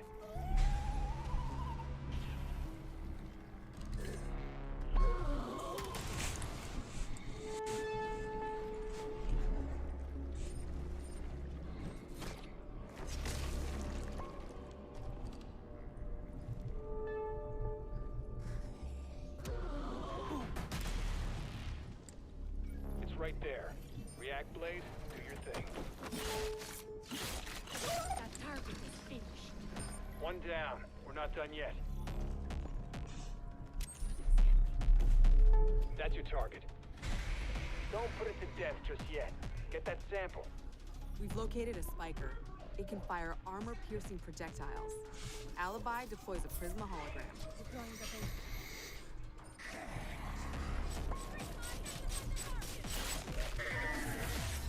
End of the line. The squad can use React Tech to go further in incursions. The more intel they collect, the more Mafia tech they'll 4. have at their disposal to fight off this threat. Pretty cool. It's all about teamwork to outsmart the enemy. Eradicate that spot. Nice, Victor. Reinforcing the wall. Creating a choke point is a good idea to increase the arc mine's efficiency. Eyes on hostile!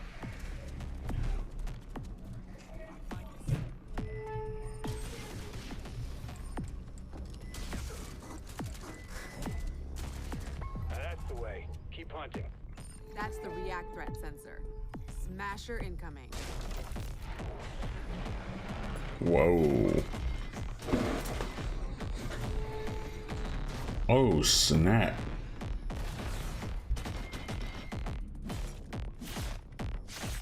Wow, that did it. Take out the leader, no leader for the Archies to follow.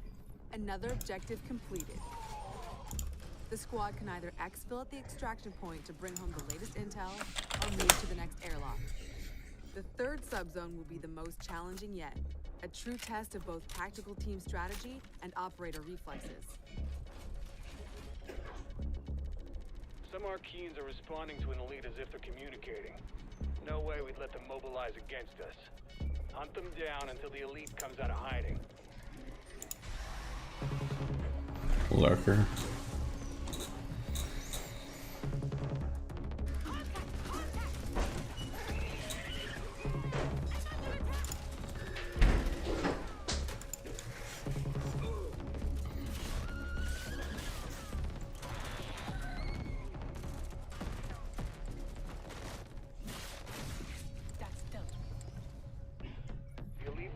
any second.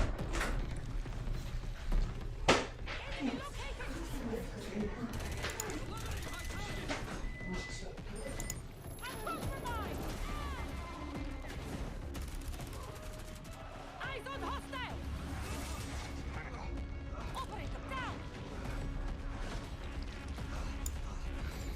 Most games will be at E3. Takes a while. Operator in stasis. An operator is now MIA. I don't know if you can hear this, but we're mounting a rescue. Hang tight. Scarface BMW, yes. Scarface 2, oh my god, bro. That'd be so crazy, man. You heard it. A rescue mission is underway. React still needs you. Like, no joke, that would be crazy, bro. Operators, it's time to unite and stand together against this emerging threat. Squad up with friends in co-op or step into the containment alone. Stay tuned for more Rainbow Six Extraction intel coming very soon. If you think fighting aliens is tough, try learning guitar. Well, that was a segue. 10 years ago, Rocksmith redefined music learning by introducing the first console game that taught millions how to play guitar. Whether you're already an expert or just starting out, Rocksmith has an approach that's for everyone. A fun and interactive way to learn guitar, playing your favorite songs. And in the decade since its release, our community and its impact have only amplified. This year, let's turn it up to 11 and see what's next for Rocksmith.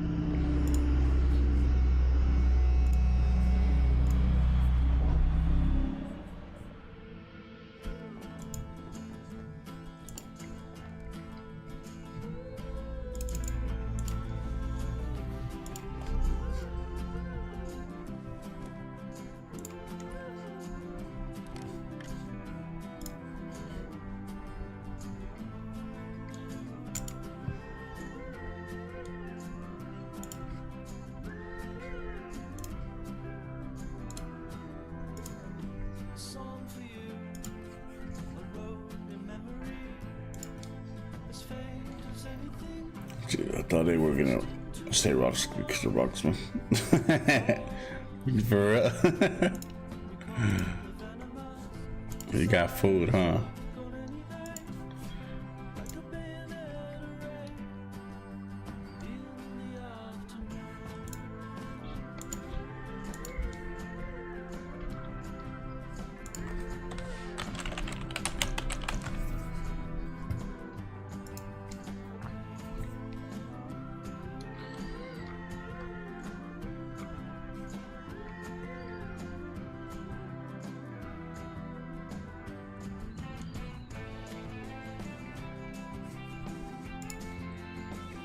Boo!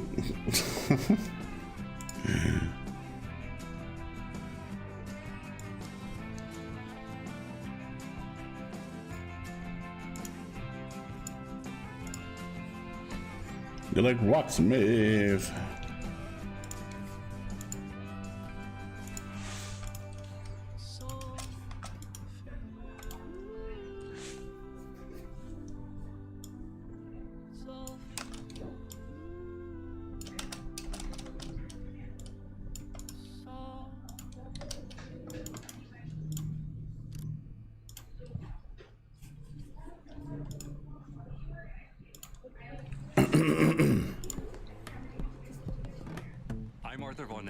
Producer at Ubisoft San Francisco, and Rocksmith has truly been a dream project for me. As a lifelong gamer and a touring musician, Rocksmith is what I wish I had when I started learning music. And that's why I'm thrilled to share the next evolution of music learning, Rocksmith Plus, a new interactive music learning subscription service available this year. Learn how to play guitar and bass by playing along to master recordings of your favorite songs. Connect your instrument to your PC, console, Just is only get on. Nikki Caldwell, what's up? Welcome to the stream. Hit that like, subscribe to the channel, y'all. I just like your Rainbow Six. You're probably wondering how I'm doing it, huh? Set it down and play along. Sometimes get to like upload videos as you're streaming because of those, and they just came out, bro. Sometimes, you know, we get lucky. They hit off pretty huge views, bro. And we're excited to Like reveal crazy. Rocksmith Plus will have a huge amount of songs. So, you know, just like when I did the GTA expanded enhanced trailer video, whatever it is, or when they were getting they announced it last year. I got like 15K views on it, bro. So I was like, shit. Okay. Exactly how the artists originally played them. And each week, we release a steady stream of new authentic arrangements to keep growing that portion of the library. We're also introducing the Rocksmith Workshop, a new tool that lets users create and add their own arrangements for songs we've licensed. Your subscription will give you access to all those songs, more content than ever before, including genres beyond rock. We'll have pop, hip-hop, country, What do you think Latin, about? R&B, all No, sorts Sama. of metal subgenres. Not even. We'll have music from all over the world, from big stars to indie darlings. It's the most diverse song library ever seen in music learning software. Rocksmith Plus will still have our proven practice features like I know, adaptive Texas. and Ooh. riff repeater, which let you Not my type of game, bro, to be honest. I think this is more like BMW's type of game, right? and repeat tricky parts until you master them. We've improved those features in Rocksmith Plus and are introducing new ones. Beginner and intermediate players will benefit BMW likes to from rock more out. personalized learning, thanks to an enhanced recommendation system and more robust. He's like, hell no, you tripping. Players won't just see their growth on a single song. A lot of songs, They can now who monitor cares? their progress technique by technique across the board, and overall offer a better sense of how you're improving over time. Advanced players will be happy to know we're introducing a new Rocksmith tablet review. That way you could take advantage of Rocksmith Plus's song library and Some already practice did. tools in a format that's familiar and one that will hone your tab reading skills. We're excited to announce that you can register for a chance to participate in our closed beta right after the show. Visit our website at rocksmith.com to get an early look at Rocksmith Plus and help us test and create the future of music learning. Thank you so much to the amazing fans who have enjoyed and supported Rocksmith over the past 10 years. Let's jam together with Rocksmith Plus for another 10. It was like, whatever. Register now for a chance to play the Rocksmith Plus beta. Summer's coming, and nothing gets thrill-seeking like bright sun and fresh trails. And Riders Republic will give them just that. Last year, you got a first look at our massive multiplayer outdoor sports extravaganza. Since then, the project's grown by jumps and grinds.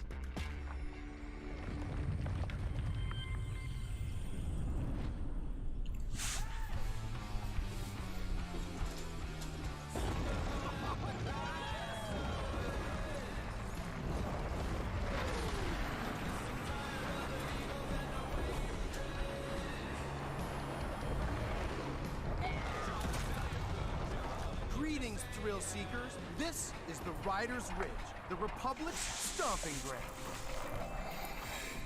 Just go do nice, right? Manage your career. What are those two beeps for? Beep beep. Stay stylish.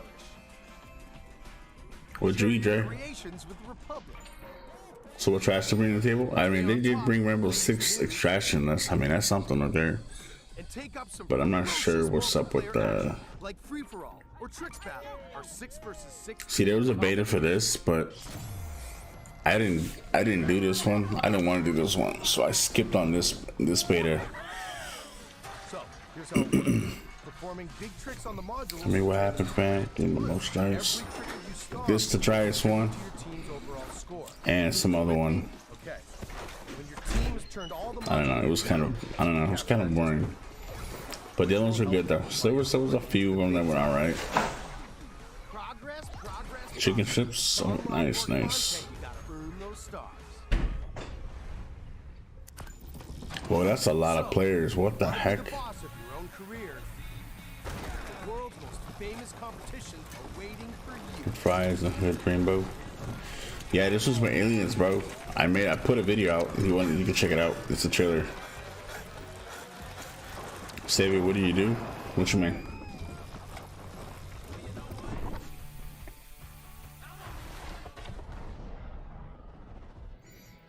Has a blue color. Some might say the best parts of the Republic can be found in the city playground.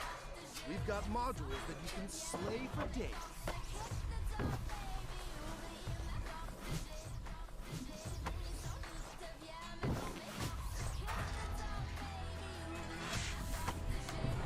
Maybe you're all about living on the edge. Sounds funny. My second channel's video for State of K just got recommended. We've all got our preferences. What?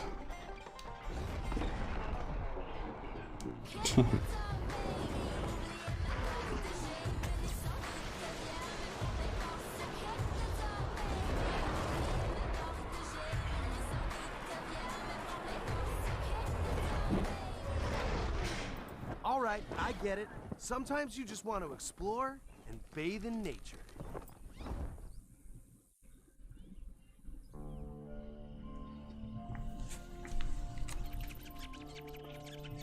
Why not this channel though? Everything you do counts.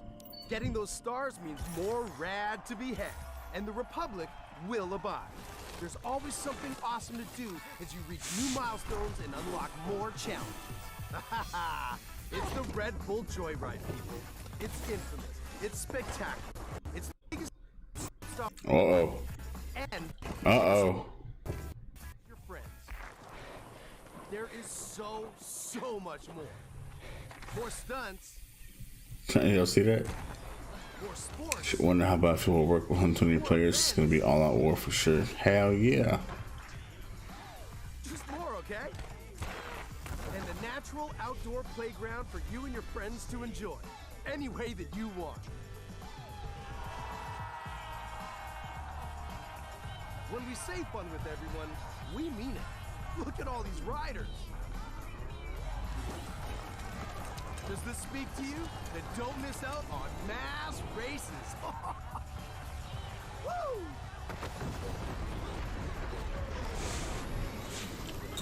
That was nice to play. Yeah, I mean, it looks interesting. This one does, actually.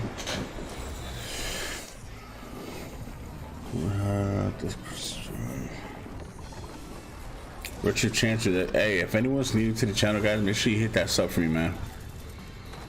Smack that sub for me, y'all.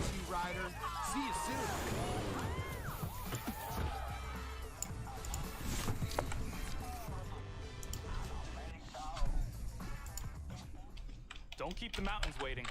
Riders Republic is coming September 2nd, and you can pre-order now and claim your right to rip.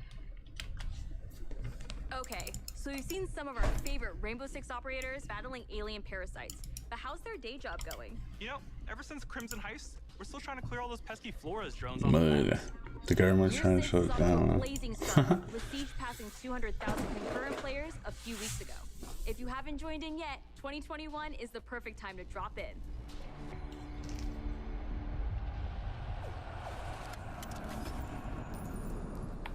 What's next? Oh, Rainbow Six again? Yeah, Sam, I did.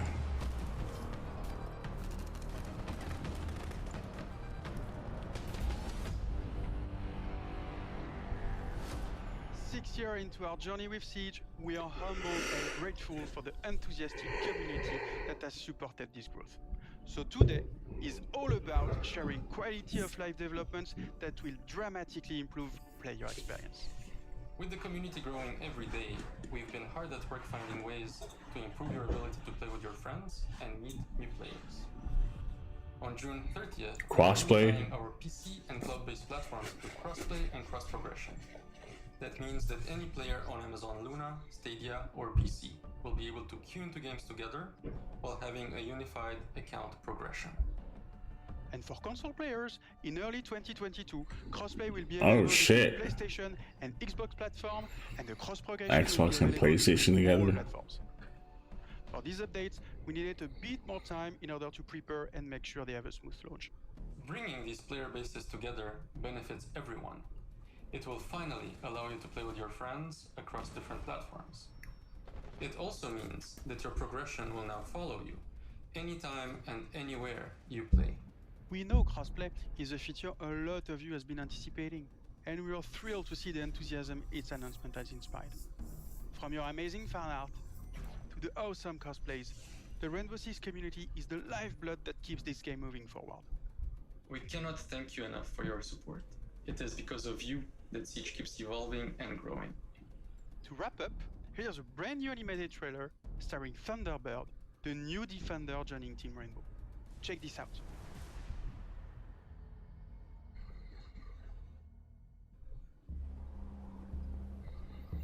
Ready?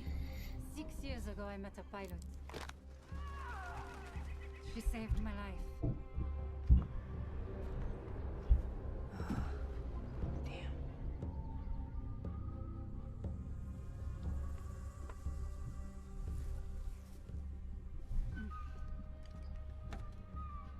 That symbol, what does it mean?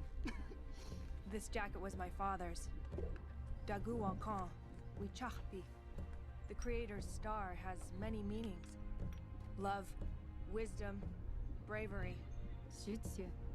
Listen, I need to get this bird in the air. You try to get some rest. You're the boss.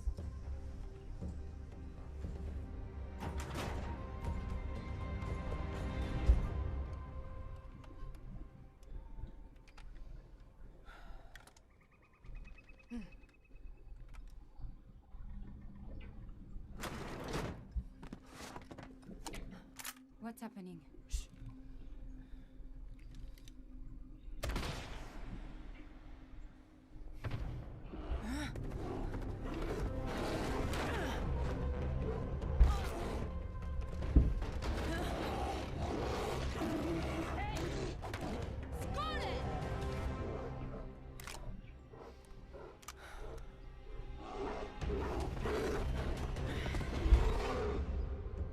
Wait, that's it?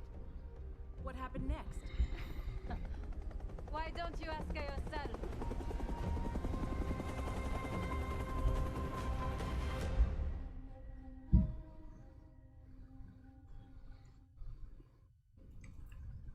New projects aren't the only things to be excited about this year. Take a look at the incredible updates coming to our live games in 2021.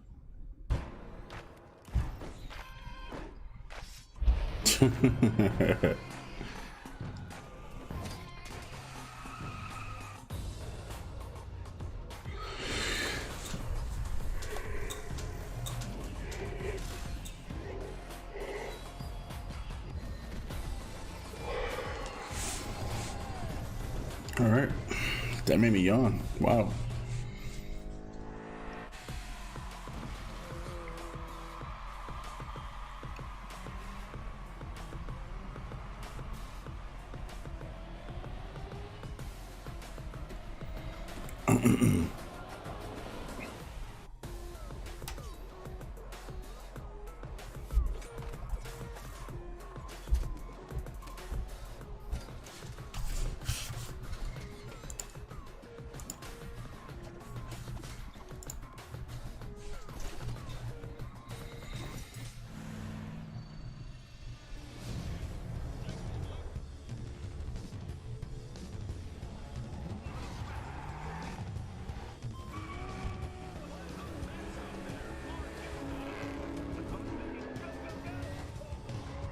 Well, Valhalla.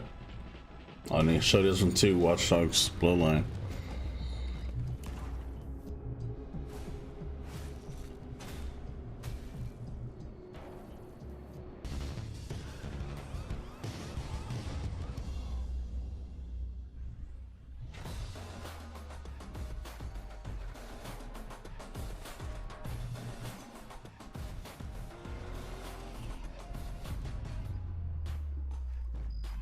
From the release of the Ghost experience, There we go. the latest teammate update, What we got here? Ghost Recon Breakpoint keeps evolving thanks to your feedback. That's what we got. That's not all. Splinter Cell. As 2021 marks the 20th anniversary of the Ghost Recon franchise, we are happy to Ready, announce Texas. that there are still many more surprises to come. Stay tuned, Ghosts. Really? That's it for that? That's it for Ghost Recon? Nothing new? Bruh. Dance has always been about connecting with friends and Oh family. no, bro. Why? So move the coffee table, alert the Oh my god. I don't want to see this shit. I don't want to see just crap, bro. Come on, dude.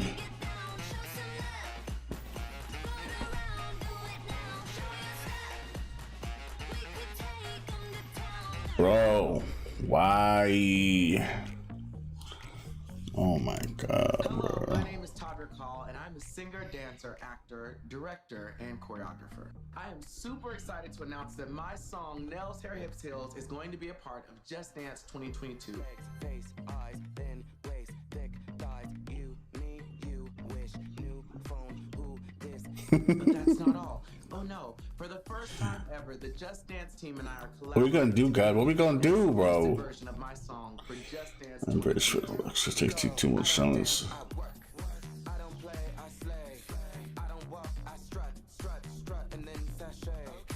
To me, Just Dance allows You people know, like to Just Dance in society. and to celebrate who they are and their individuality in such a Man, what the? Just Dance has transformed millions of lives, and I hope that this song brings you all so much joy. Whether you're dancing alone or with a group, to work out, or just to have fun, it's going to be a great time, and I can assure you, you will not just play, you will absolutely slay. The new lyrics were handcrafted specifically for Just Dance, and let me tell you something, they're full of sass because, you know, they were written by yours truly, but I guarantee they are going to give people so much confidence. That's the reason why I wrote Nails, Hair, Hips, Heels, and now it's been Just Danceified. I don't think they're ready for this jelly. I hope you all have just as much fun dancing to this track as I had making it. Oh, So I don't think I'm ready for this jelly. you will have the opportunity to be a part What the hell? of my new video, which will be released alongside the new Just Dance track. For more information on how to participate, darling, just check the link below. We got you. I cannot wait to see you all living your best life and being the most fabulous you have ever been. I will see you all in Just Dance 2022. Girl, I don't dance, I work. I don't play, I slay. I don't walk, I strut, strut, strut, and then sashay. But I don't work for free. That's not the tea, honey. So make it rain on me. And I'm Oh my god, this man said jelly, bro. Oh my god.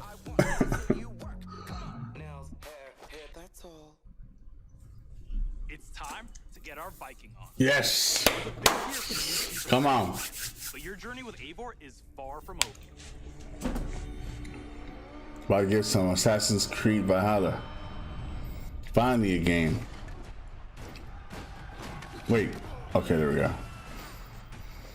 No, there's no skip buttons, guys. I'm sorry.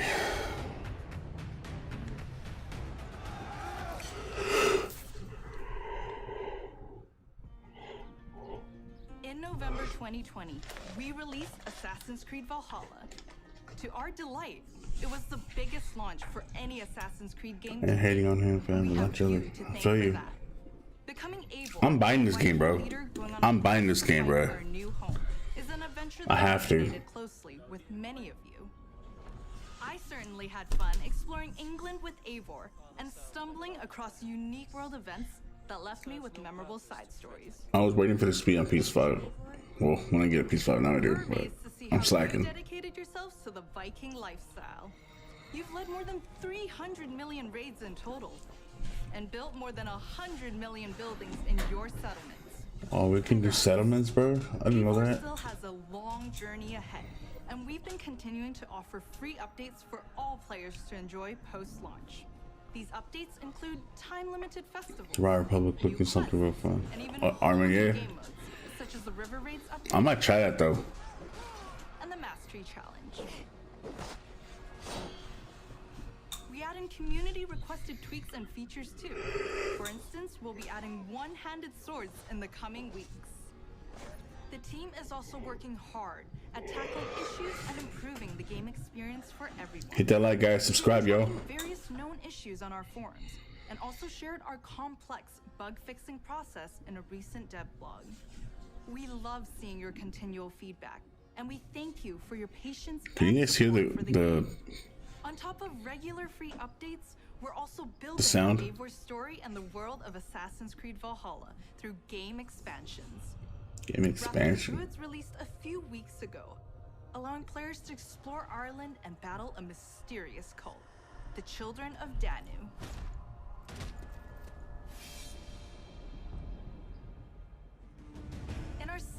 upcoming expansion, you'll get to relive the Siege of Paris. This is the most ambitious battle in Viking history, taking place in war-torn Francia. You'll have to do everything in your power to uncover enemy secrets and form strategic alliances in order to safeguard your clan's. Will we find Ragnarok in here? Players may be excited to Ragnar. learn that black box infiltration missions are returning. This means you're given a goal for a mission, but how you'll achieve it is up to you. Expect new abilities, weapons, gear, and of course, new enemies. Watch out for the Siege of Paris coming this summer. Assassin's Creed has long focused on the exploration of history, and we are happy to announce that the new Discovery Tour will be released this fall. It will be free to all who own Assassin's Creed Valhalla. Explore the world and take a deeper dive into the history of the Viking Age. The team has crafted a new experience where you'll get to play as people during the time of Vikings and follow them in their endeavors, big and small, while collecting exclusive rewards. Whether you're an Assassin's Creed fan with a heart for history or a student looking to supplement your knowledge, the Discovery Tour Viking Age will have you covered. Assassin's Creed Valhalla doesn't stop here. For the first time on an Assassin's Creed title, we'll be supporting the game well into its second year. This year will be a very active year for the game. We're already working on more expansions for next year. Something tells me that Eivor is not done with Odin yet.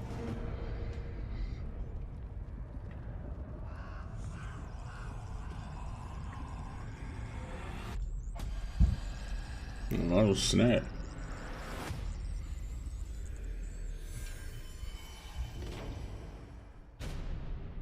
Today just about Ubisoft and tomorrow games. It's at Gearbox as well. So you've seen some great games from us, but we also have news about the movies and TV series we've been working on. Our Ubisoft Film and Television team has some exclusive content to share. What is it? Up first is Mythic Quest, the workplace comedy set in a game development studio that's streaming on Apple TV. If you haven't watched the second season yet, here's a look at what you've been missing before the upcoming season finale. This is an involuntary reaction to being inspired. I was emotionally manipulated. What's the difference? That's it. Except make it about me and not the world. I feel really seen and heard. I don't want to see you or hear you. She played us to get what she wanted. She inspired us. She emotionally manipulated us. What's the difference? Up next is an exclusive look at a new trailer for our feature-length movie, Werewolves Within. It's a whodunit with teeth that'll be coming to theaters June 25th and on demand July 2nd. What I love to eat, bro. Hello, everyone. I am Josh Rubin, the director of Werewolves Within. And I'm Sam Richardson, the star of Werewolves Within. Werewolves Within was based off a Ubisoft game, and we're so excited to bring you an exclusive Good food, bro. just for you. You might just dance really girl. Dr. Ellis? I told you she's probably tanked. Tanked? Oh shit. Touch this door again, I'll shoot. Again. Dr. Ellis? Hey, stop the damn lost, please. We need answers. It didn't disappear. What did you say? What? It's not Emerson Flint. It's one of you. Oh. Okay, well, what did her eyeball say? Look, we don't understand. Could you just please come out? I'm afraid I can't do that, Ranger Wheeler. You could be one of them. What is one of what?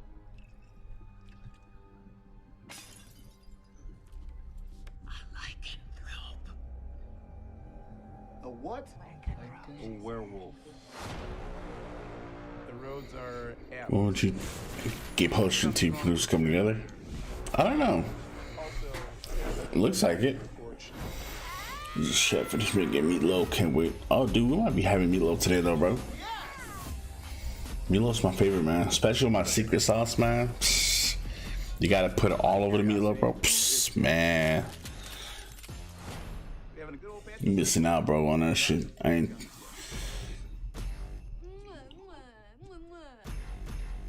You know, one thing I do want to see as a show is Division. The Division. If they made an actual show for the Division and not a what do you call it? Those webcasts or webcodes, whatever you call it. Follow Mythic Quest on Apple TV+. If they did a Divisions type show Theaters are on your on-demand platforms. where it would start with a daughter and a dad, man, it's it, bro. I would love to see that. When it comes to memorable villains, no one does it better than Far Cry. Anime shows? Yeah. Far Cry 6, boys, get it. Or a movie. Or something with Far Cry 6. A show with Far Cry 6. Marco, always making new friends. Danny, you're late. Where's Alejo? He gave up his ticket for his family. Bullshit. Alejo is an orphan. Alejo's not going anywhere anymore. Come on, Marco. Let them on. Good man. Get out of boxing now.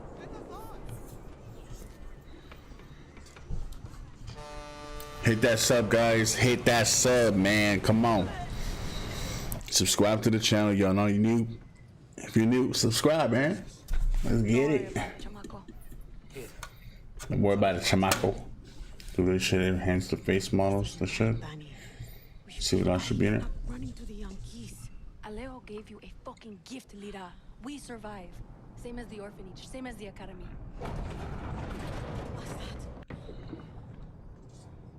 What's that? Oh shit. Ooh. Oh, good shot, bro. Alright, test for the show, bro. Show.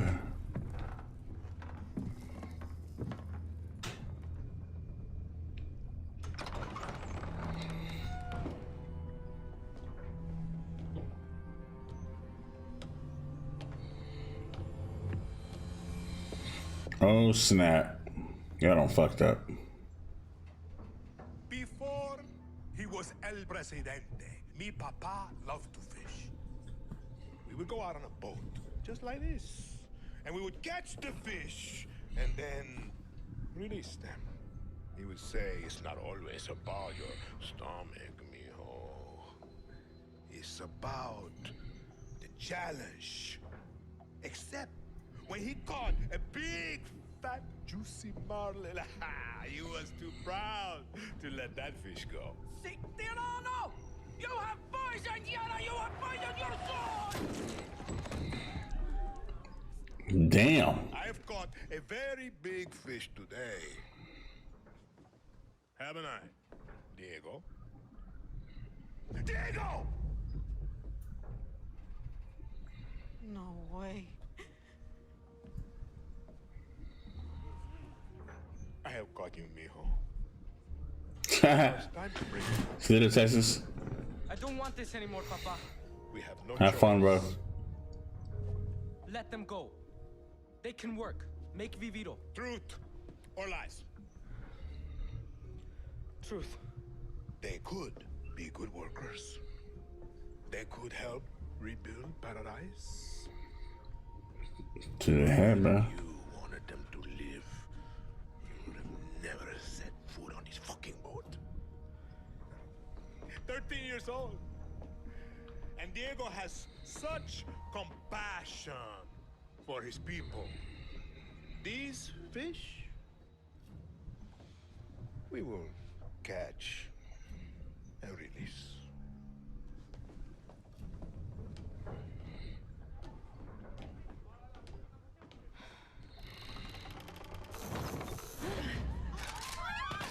Oh, damn. Damn, they killed everybody, even the hot ones too, bro. That's cold, bro. Another disturbing lesson from Anton Castillo, passed down to his son Diego as he grooms him to become the future ruler of Yara.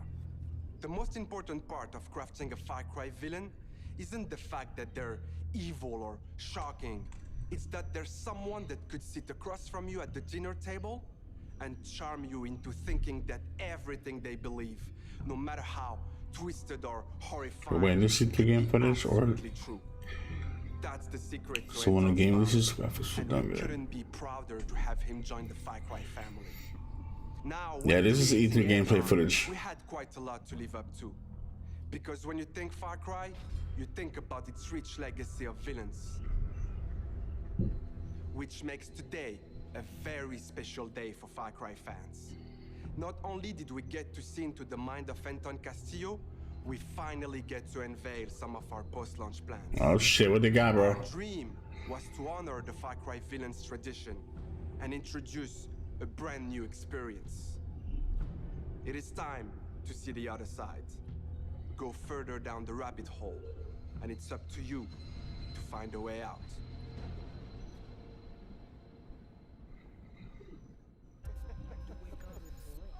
Oh shit, what? Who's watching? My, what a happy family. RJ, tell your mother and sister to... You are alive. That is all that matters. What the fuck? Peekaboo, motherfucker. Where the fuck am I? What the freak? I too am a king who isn't afraid to slaughter to get what he wants. In my way. Is this a test? A dream? An opportunity? What? Then I will not waste it.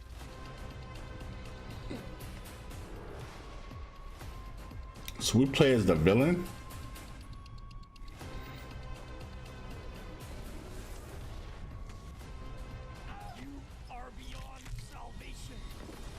Hell yeah.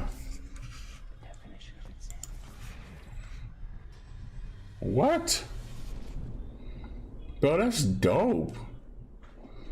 You get to be Joseph in this shit?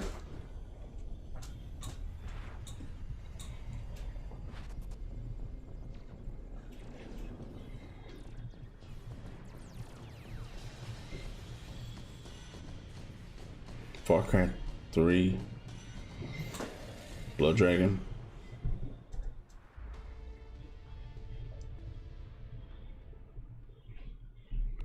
We're so Body the excited shit for you in. all to check out this next game. Damn. Oof, Neelam, I can't wait to get my hands on That's crazy. The season pass, yeah. Yeah, I'm definitely getting Far Cry 6. You know it's gonna look lit on PS5, man. No joke. The fuck?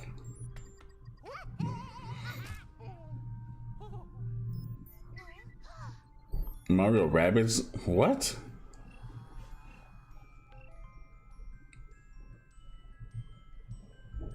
What is this? Yeah, Capone, yes, that's the season pass, bro.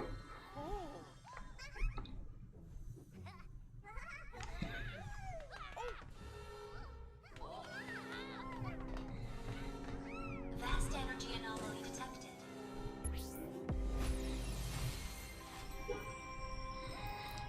I wanted to set Mario on PS5.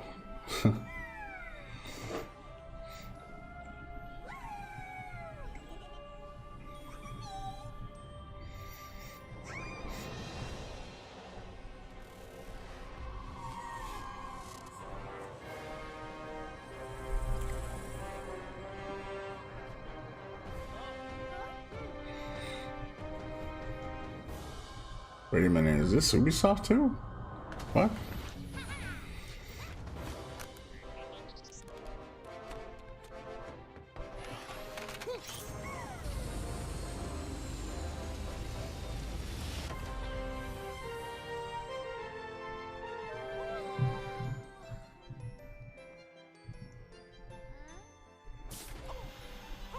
And the Princess Peach be looking peachy, if you get what I mean. Victor. It's like a drunken version of Princess Peach.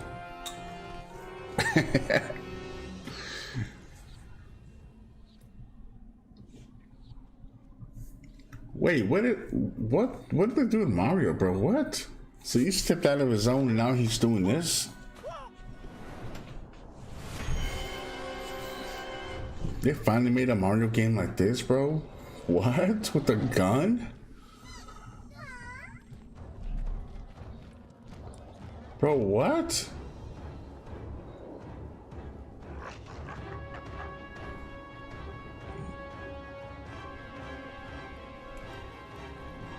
My dude is Mario. I would never have noticed Mario ever even touching a gun, bro.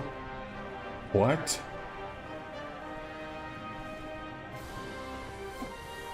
No way, dude.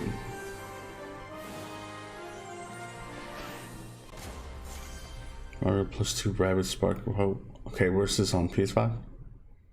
Nintendo only.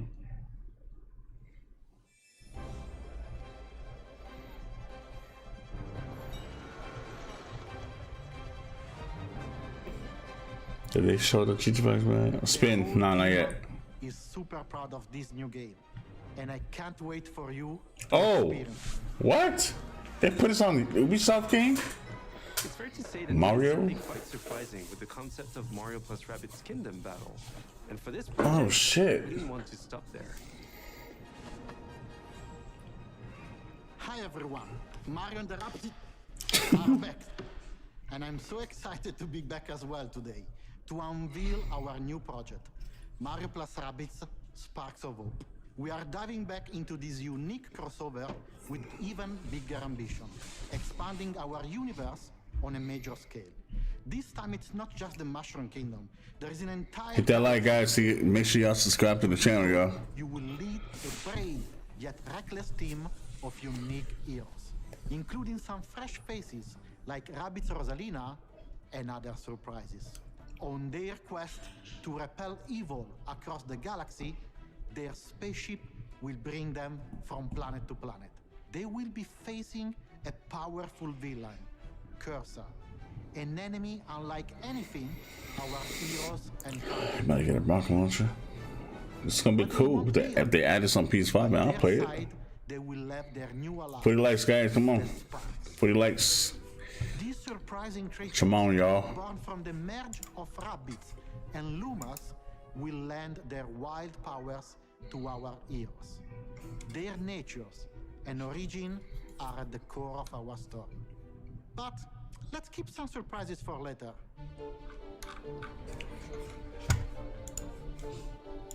After the tremendous success of Mario plus Rabbids Kingdom Battle, the entire team was moved by the amazing reception from players across the world. We were stunned by the love we felt for this unexpected team-up. We know we've been off the radar for a while. Bro, that's gonna be cool, bro. They bring us to PS5. I'll definitely play this shit, man. Story with new enemies, new heroes. Mario plus Rabbids Sparks of Hope has big ambitions. It introduces new action elements into the mix that will push the boundaries of tactical games even further. That being said, we also wish to offer an easy-to-play experience for all players, yet hard to master for those of you that are willing to take the challenge. And you will be able to experience this cosmic adventure exclusively on the Nintendo Switch. We can't wait to tell you more about the game soon. There is an entire galaxy to save, and we cannot wait for you to experience it. Game sneak peek. Oh snap! We're about to see some gameplay, y'all.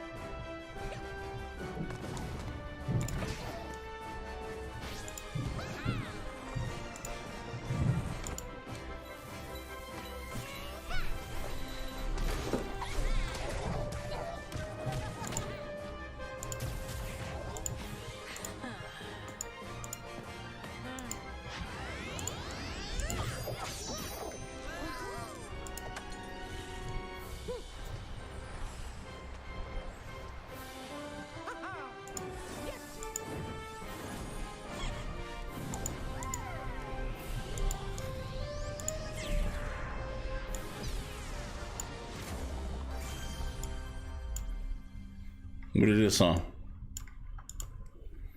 2022. What systems? What systems? Really? They didn't even tell us where. Not done yet. Let's check in with our CEO, Yves Guillemot.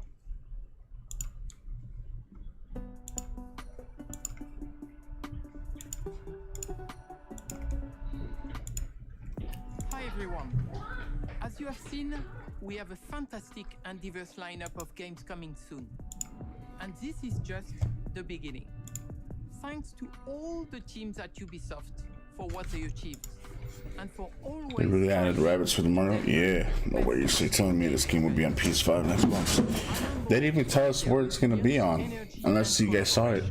Especially during what has been a challenging year. I'm also proud of our industry's ability to bring together millions of players from around the world to share memorable experiences and moments of joy. This is one of the real powers of video games, and it is what motivates everyone at Ubisoft to do our best. Finally, my sincere thanks to you, the players.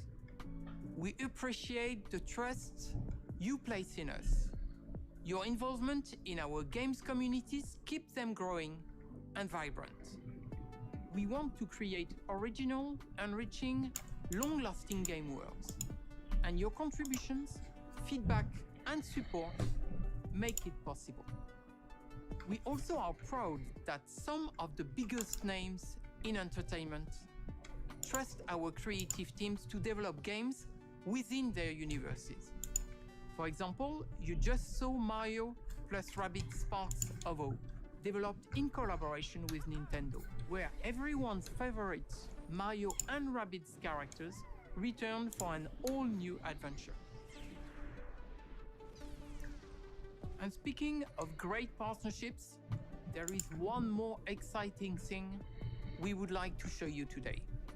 It is a glimpse of the amazing journey that awaits you in one of the most beautiful but dangerous places of all, brought to life by the latest version of our Snowdrop engine.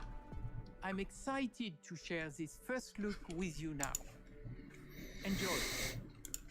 All right, let's see what they got.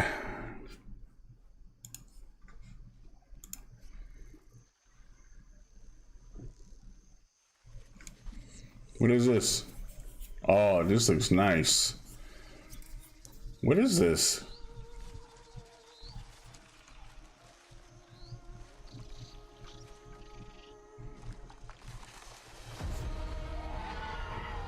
Oh my god, don't tell me in. Oh my god, bro. It's those blue body looking Avatar. Yeah, it's Avatar game, y'all. Yep. Fuck this game. What up, Franklin? Who said that he sent a tent? I don't know, man. I unbanned him, bro, from the stream, so I don't know what's up.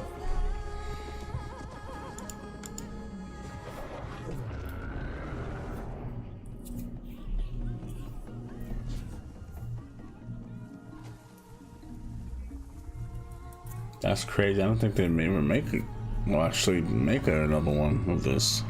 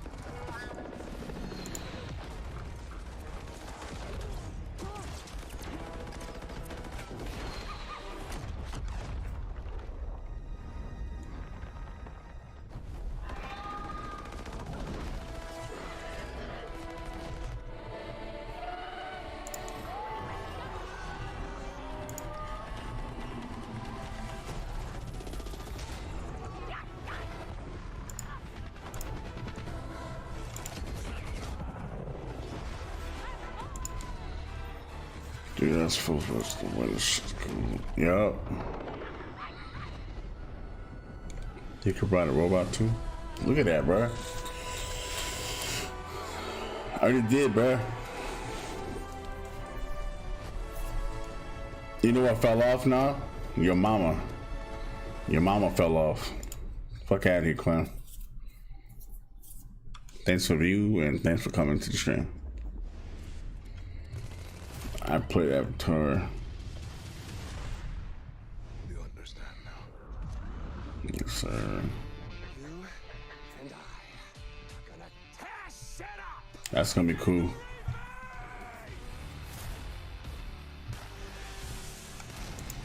So Avatar Frontiers, huh?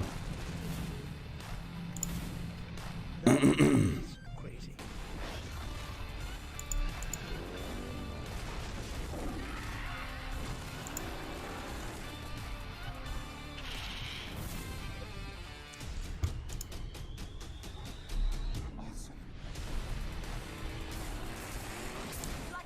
Put your likes in the chat, guys.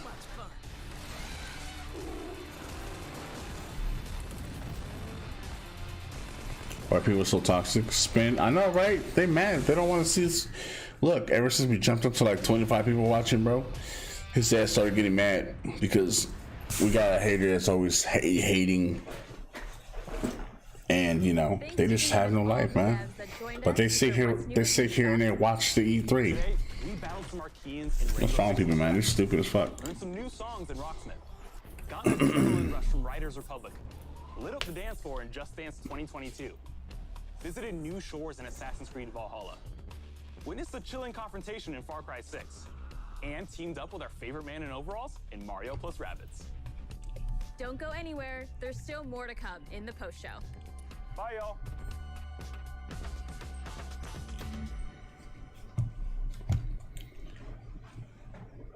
Now we're doing Gearbox. Now it's Gearbox time.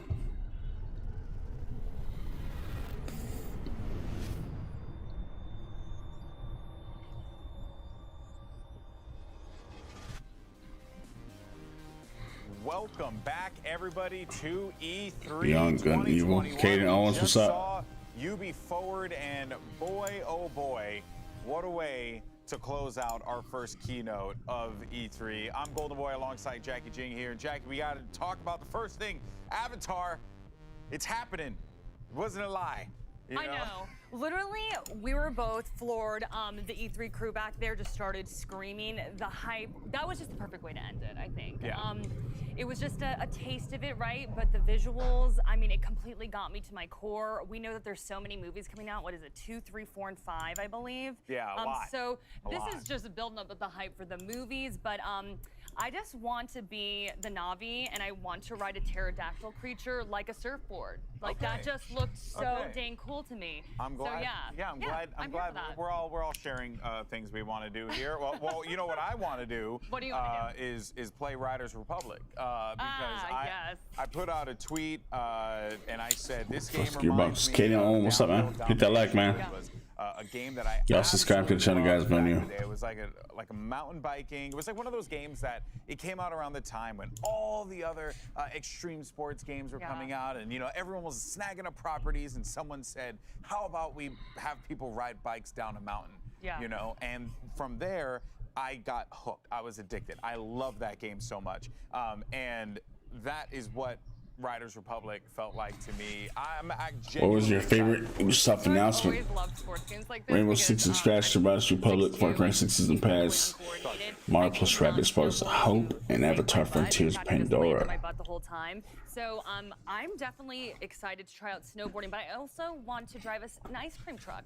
You went crazy for the ice cream truck. You were like, is that an ice cream truck? It was the ice cream bicycle. Oh, it was an ice cream bicycle, The little dolly. It was so good. I loved it. But by the way, guys, we had a poll go out here, and it seems like no surprise, especially given that it came at the end, but Avatar Frontiers of Pandora is the game that it was everyone's favorite that was announced. 41% resounding score there. But there were some good ones. There were some good ones. So also shout out to the people who voted Riders Republic. I appreciate you. But there were some fun ones. Real quick, I do want to touch on Rocksmith. because Yeah, that game has been going on for such a long time now. But I was explaining I'll it never before. shred Me it. and Holly were Nice, chatting bro. about it. It's like, you know, it's one of those things that it's not just a game; it's an experience about learning. Drake, did they say that it was going to be on PS5 and Xbox? Play guitar, whether you're I didn't catch that actually. advanced, you can gamify it, or you can just learn all together. It's a really cool idea, and I'm glad that Ubisoft continues to support it. Yeah, I think for me, I would not be able to invest the time, invest the money into playing the guitar. But Yeah. I thought that it was really interesting that it was in this video game format, you know? So I was just like, like maybe this is something that I could mess with, you know? Yeah, and then obviously Rainbow Six Extraction. We don't have a lot of time. We gotta talk about so we Rainbow just Six gotta talk about Extraction. Oh my God. Extraction. Looks so good. We're gonna have the panel talking about it as well, I'm sure. Yes. As Rainbow Six fans, both you and I have worked Rainbow Six esports in the past. This is an awesome thing to see, a co-op Rainbow Six game for all of us. Yeah, I think that you know, there's so many zombie games out there, right? So you pick the one that fits you, and obviously we love to see. So what's so great about this is that we get to play Take two operators friends, that we all love, friends, use the gadgets for real. on zombies. Like I'm 100% For real, here for dude. this. Or a version of them, you know, more like monsters, Okay, well, they were right? called the Archeans, right? And Let's it's go an on alien back to parasite. You're right. Gameplay. Correct Yes, me yeah, again. you know, I'm sorry. Jackie just really likes zombies. I do. Oh, really? I do, but what I'm so excited for. Frankly, is yes. Take Two is on Monday, bro. Ash and Pulse and Nomad, like we saw. It is on Monday. Like, it was just so awesome to see our operators in action, and then against Archeans. Yes. Zombies, sorry. There it is. But There it is. We'll work on that one, Jackie. But yeah, we're obviously really excited. It was a great show, and obviously I'm sure everyone is going off in the chat. But for more on what we just witnessed, let's kick things over to Greg and the crew. Greg, what did you guys think of the show? What I think, Golden Boy, is that it is ridiculous that you didn't. It's an insult to the entire franchise that you didn't bring up Far Cry 6. I saved it for you. You didn't save me nothing. Cut his mic. Why is he talking right now? Damon, it's happened, right? Voss popped up. Pagan popped up. I looked over you. This face of what is going on? What is going on? I don't have the answers, Greg, but I'm excited to find out. It's part of the season pass for Far Cry 6.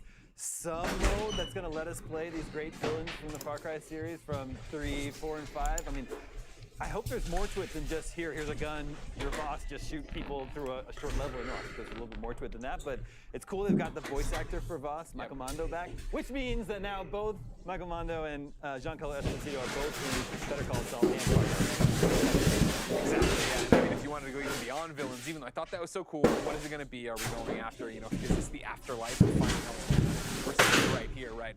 This performance right here from New minute, all right. going through and seeing him performing just Hold on, guys. and eat up the scenery. And just like, that is what I want out of this game, Michael. I can't wait to get into Far Cry 6 and get this story. Yeah, this is the most I've been hyped for Far Cry since Far Cry 2.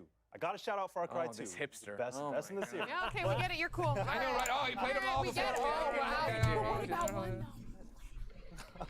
One's fine, but like the thing about Far Cry 6 is that yes, they've come out and said like, yeah, we're trying to go all in on the story. It's supposed to be this political drama, and I want to see how Far Cry is able to handle that when they go all in on it. Sure. Because like they've kind of tiptoed around it with previous games, but the primary objective of those games is to blow things up, and that's pretty much still the case with Far Cry 6. But how do you balance that? How do you balance like all the fun stuff you want to do and all this violent stuff happening in a story? But how do you make that? How do you humanize a game where all you do is shoot stuff? You get an incredible actor like Giancarlo Esposito. Hey, yeah, and I want to be a load-bearing pillar. But is it going to be that I watch that cutscene and I'm super into it, and then I go off and hunt a bunch of turkeys for a better wallet? But while you're hunting those turkeys, don't you feel just that tension I that feel he the left politics. you with? Yeah. Where you're just like, man, I'm killing these turkeys, but I feel like I should be saving the world or something like that. Far Cry 6 is gonna be good though, man. This demo, this trailer we see here work? So I have to be honest with you It's and gonna be be like, the shit, I've boy. heard scary things about Far Cry before, so I'm more of the Mario and Rabbids type of person. But this sold me. I'm like, okay, cool. This is where I'm going to jump into the series. Yeah. And then to see that battle pass where we're seeing like, the past villains and stuff, I'm like, oh, cool. So I just get everything all in one. I'm excited for this. All the story. Yeah, there's something that works really well about whenever a bad guy shows up and talks about his daddy. You're like, oh, this ain't gonna be a good thing. This ain't gonna be good. I don't like that. Shouts out to Daddy Issues. I mean, it's like the Daddy Issues DLC where you get to play as all those past villains as well, so it's going to be a tore down memory lane. Yeah. Far Cry Therapy Edition. Now, Dan, of course, everyone here at E3, on camera, off camera, behind the scenes, working night and day to make sure we give the best presentation. They made sure to have a camera on you. Oh no. And apparently when the Avatar game happened, you heard Jackie and Golden Boy talk about the fact that everybody went wild. It wasn't everybody, it was you. I think it was an understated reaction. Can we see this clip? Do we have this clip ready? Look at there, look at this, look at this. Now, we can't play it because there are so many curse words. Meanwhile, Avi's stunned. Look, sometimes you have to speak your truth. You have to let your heart sing. Open yourself to the world. And I am fully open to another wild adventure in Pandora because the movie came out in 2009. Sure. They have been promising movie after movie for God knows how long. They're making 4 sequels. So, I don't know, James Cameron believes in this so wholeheartedly. He's been like, hey, I've been at the bottom of the literal ocean. All I care about is Avatar, and all you should care about is Avatar. So I'm gonna place my trust in James Cameron and the fine folks at Ubisoft to deliver an adventure worthy of that level of spectacle. Sure. I'm just shocked that it's actually a thing because it feels like an old wives' tale anytime you hear a mention of an Avatar sequel. So I'm just happy that one of them is It looks so real though, man. tangible. Yeah, that actually looks was the real. takeaway from it, and I think that was what I walked away from it. As somebody who saw the movie, I think with Damon, years and years and years and years, another lifetime ago, when we would go see Metreon movies all the time, right? Like, it's not a series that I've looked back at and been like, oh man, I can't wait for more sequels. But watching the gameplay of it here, right? Going through the open world, seeing them already start to mix that up and how beautiful it looks, I'm excited to see what they do with the franchise. It looks very pretty. Yeah. I am not being paid to be here today. It's going to be difficult for me to muster enthusiasm for the Avatar game. So beyond Far Cry, what got you? Mario plus Rabbids. Yeah. Love the first game. It looks like they changed the battle system this time around, though. Did you guys notice it's not grid-based anymore? Yeah. You can free roam around your circle of movement there. Also, it seems to be based on Mario Galaxy. Yeah, you got the shines in there. You got Rosalina in there too, and I love the Rosalina rabbit. We're just like, I gotta get out there. A powerful vibe. I'm not gonna go do this. And I'm like, oh, cool. That's me, getting up every single morning. I'm like, I can relate to this. Let's get into this game. But it looks so cool. Yeah, I love it when you can see Mario just duff someone out straight up. Yeah. I was saying earlier, it's like when Mario gets violent, I'm like, oh dang. They're sitting for the Switch. All for Switch? Oh man. Fully strapped, dual wielding pistols. He is not. I mean, I have the Switch. I have it. And I think, you know. as we watch it right now, this is one of the things I think I just never thought about streaming coming in that they have an hour-long presentation Mario games on it is off the back of a pandemic year and still being Switch. I don't know. So it wasn't, hey, here's 24 games. It was, hey, here are games and here are good looks at them, longer looks at them. Michael, did that work for you? Because obviously I know in the beginning you get into these situations of you're watching something like Rainbow Six Extraction. You're watching something like Riders of the Republic. Yeah. That's not your kind of game. Obviously you're like, okay, cool. But I thought they did a good job, especially with Rabbids, of here's a trailer, here's us talking about it, and here's the gameplay for it. I think that's important because it shows that they're very serious about this game that they're making. It's not just another game on a slate of a bunch of other ones. Yeah. So like going all in on Riders Republic. Shouts I'm out trying to wonder why is it on Riders Republic. Oh, actually, good point. I'm sorry. I was reacting Ubisoft? to It's Ubisoft. It's got to be. Oh, damn. And I brought up the fact that you told me that he needs to be better about doing his utensils. Whoa, hey! He said you have to be better about getting the styrofoam out of the house. So Yo! just putting it out there. Beef 3. Yo. When I got back home, we're beefing. Okay, just making sure you knew. Just making sure. Okay. Settle it on the mountain. It's a lot of tension. Oh, I'm ashamed. Avi, I got about 30 seconds, but I want with pre-show. You saw a bunch of little games. What Oh were my the gosh, ones that I stood out had to you? write them down because they were so cute. So there was Bravery Network Online that looked really cute. It had like Scott Pilgrim-ish art style, and it's like a strategic turn-based game that looked cool. Cannot pronounce it. Dorfromantic, which is like Nailed it. world You crushed building, it. You calm. crushed It it. was super cute, but there were a lot of like these cute indie games and smaller games that were coming out. Brawlhalla had, I think, TMNT joining them. So all of these updates and stuff that are coming, I'm like, ooh, okay. Nope, just someplace Switch. Yeah, we even ran out of time talking about Assassin's Creed Valhalla having more stuff. And Spin, promising a what second location, year of bro? support, which is not If you could, man. very cool. There's so much to talk about here at E3. But fans were, of course, disappointed last Here, go to October when the news Discord. came out. Fans Spin. were going to delay Far Cry 6. With the first look at gameplay a couple weeks ago, reigniting the fans' flames for this franchise, the developers joined forces with our partners over at Reddit. Go to Discord, Spin, and tell me which ones so I can check it out. I've seen a couple of them, but I'm not sure if we're on the right one. Shoot that over to me, man. Get the Discord right there, click it, and join it. Christ, 16, man. How did the studio come up with the game's theme? Well, actually, long before joining Far Cry, I had a big interest in history and political science and revolution simply due to my family's own history.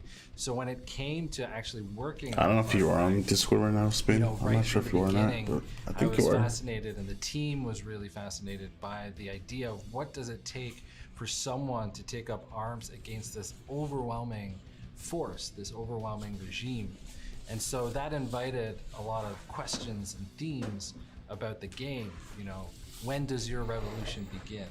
How far are you willing to go for that revolution? Are you fighting that revolution for the right reasons? Those were the kinds of questions that we felt we wanted to challenge our characters to answer in the story.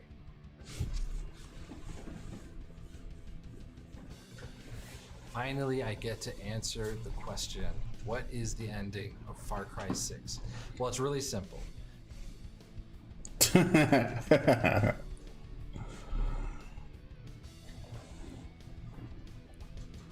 Water buffalo.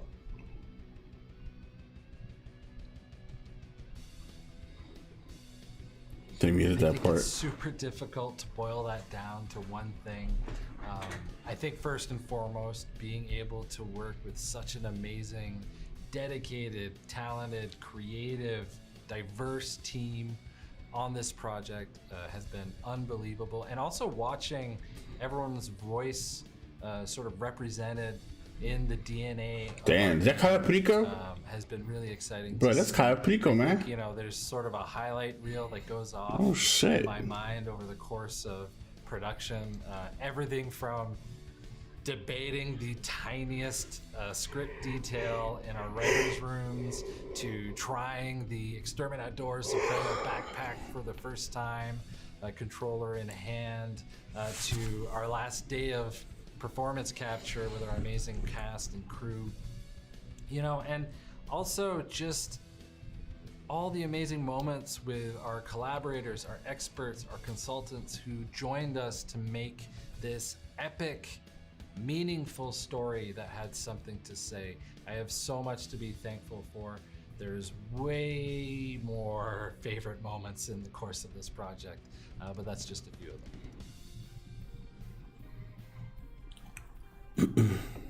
I will say epic, meaningful, and Where you at, Spin? surprising.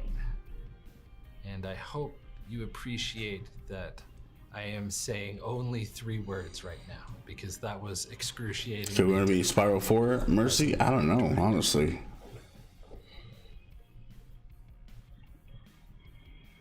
We really tried to approach this with the idea that every Far Cry sort of has its own story and its own world. There's usually some loose connections between the games, but for us, we really wanted to look at the story of Yara, you know, and the revolution between Danny and Liberton on one side versus Anton and his regime on the other. Weird, I can't even fight you, bro. It actually really depends on how you play, you know, right from the start. You're really Crash gonna be able Bandicoot? to Nah, approach the they didn't say anything about that. However you choose. It was really important for us for you to have that freedom, so you're going to be able to navigate your own path at your own pace and hit missions, checkpoints, F&D bases, and a lot more. Spin, you're gonna have to join that Discord, bro. I think something that was new for us and something exciting for us to bring into the brand was this idea that you would have these moments with Anton and Diego where the player wasn't there, that we would have these throughout the game, and you'd get to see Watch the out for GTA. really from Anton and Diego's perspective, and it just gives you a bigger picture. I need to find out if I have the story poll option on Livestream. I don't even know where to activate that bitch if I even have it. There's a lot to unpack there. The first thing is, Reign of Diego is a fantastic name for a Far Cry, but I am not falling for this trick. However, the previous question is super interesting, which is, you know, how did we land on this notion of family in Far Cry 6? I think what was really interesting for us to explore was this notion that how can a dictator commit such, you know, horrible human rights abuses against their own country while simultaneously talk about, you know, how great a father they are. That was something we really wanted to mine. And also with the notion that, you know, over 50 years, you know, the Castillos have had some hand in Yara's politics and his future. And I think this notion of inheritance came up, and the idea that, you know, Anton really believes that Yara is his and is for Diego to own, that the Castillos are the keys to quote unquote rebuild paradise. That was really fascinating for us. Thanks for joining me today and for allowing me this opportunity to answer some of your questions. Far Cry 6 launches on October 7th. I can't wait for you to dive into Yara.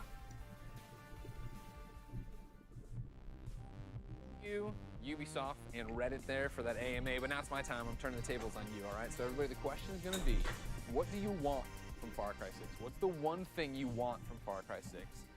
Didn't you see the ending? That's all I care about. Chorizo, right? And I gotta look at him. I think he's like a pre-order. Oh yeah, well, yeah. You can get special outfits for him. I think. Yeah, special outfits. Yeah.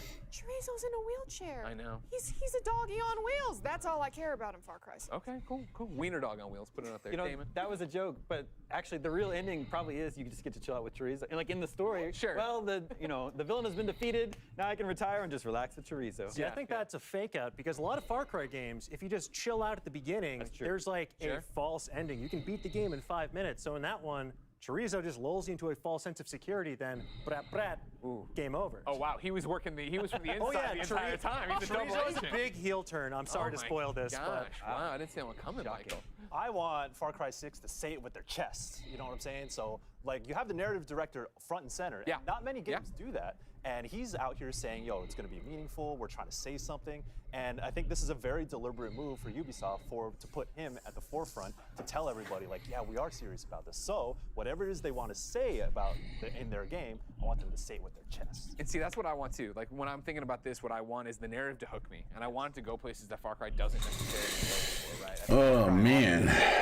Punching you in the face and giving you. They didn't give us enough games like Ghost Recon. I thought 5 opened so strong, but I fell off. And some other games they could have just brought back. Right. So I hope 6, really drives that home, sticks with it. Seems like they built a really expansive world, at least from a narrative perspective, and I hope the mission design sort of lives up to that, because sort of the problem you have with sandbox games sometimes is running into that feeling of repetition, like you're doing the same thing over and over again. And I feel like you have so much potential here. So yes, I understand some things are going to be repetitive by nature, but hopefully we get more variety this time around as well. I don't need it. Damon and I will do clear out posts. You should have added more stuff to it, man. Do you guys want some more Ubisoft insights? Well, you're in luck, because we've got some info straight from Ubisoft with the help from our friends at PC Gamer.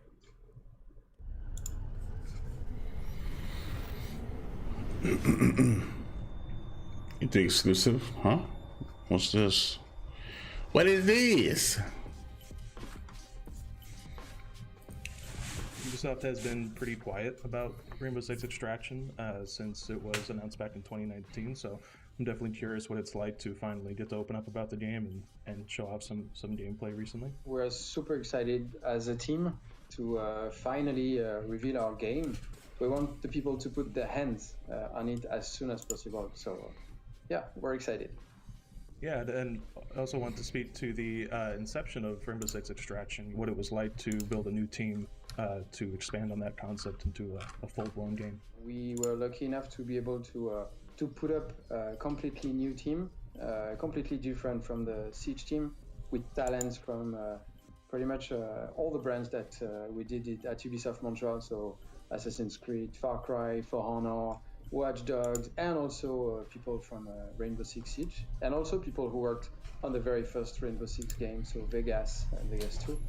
And I think a lot of people going into E3 are going to be curious just what an average mission, like an average hour of Rainbow Six Extraction looks like. So can you walk us through the basic gameplay loop?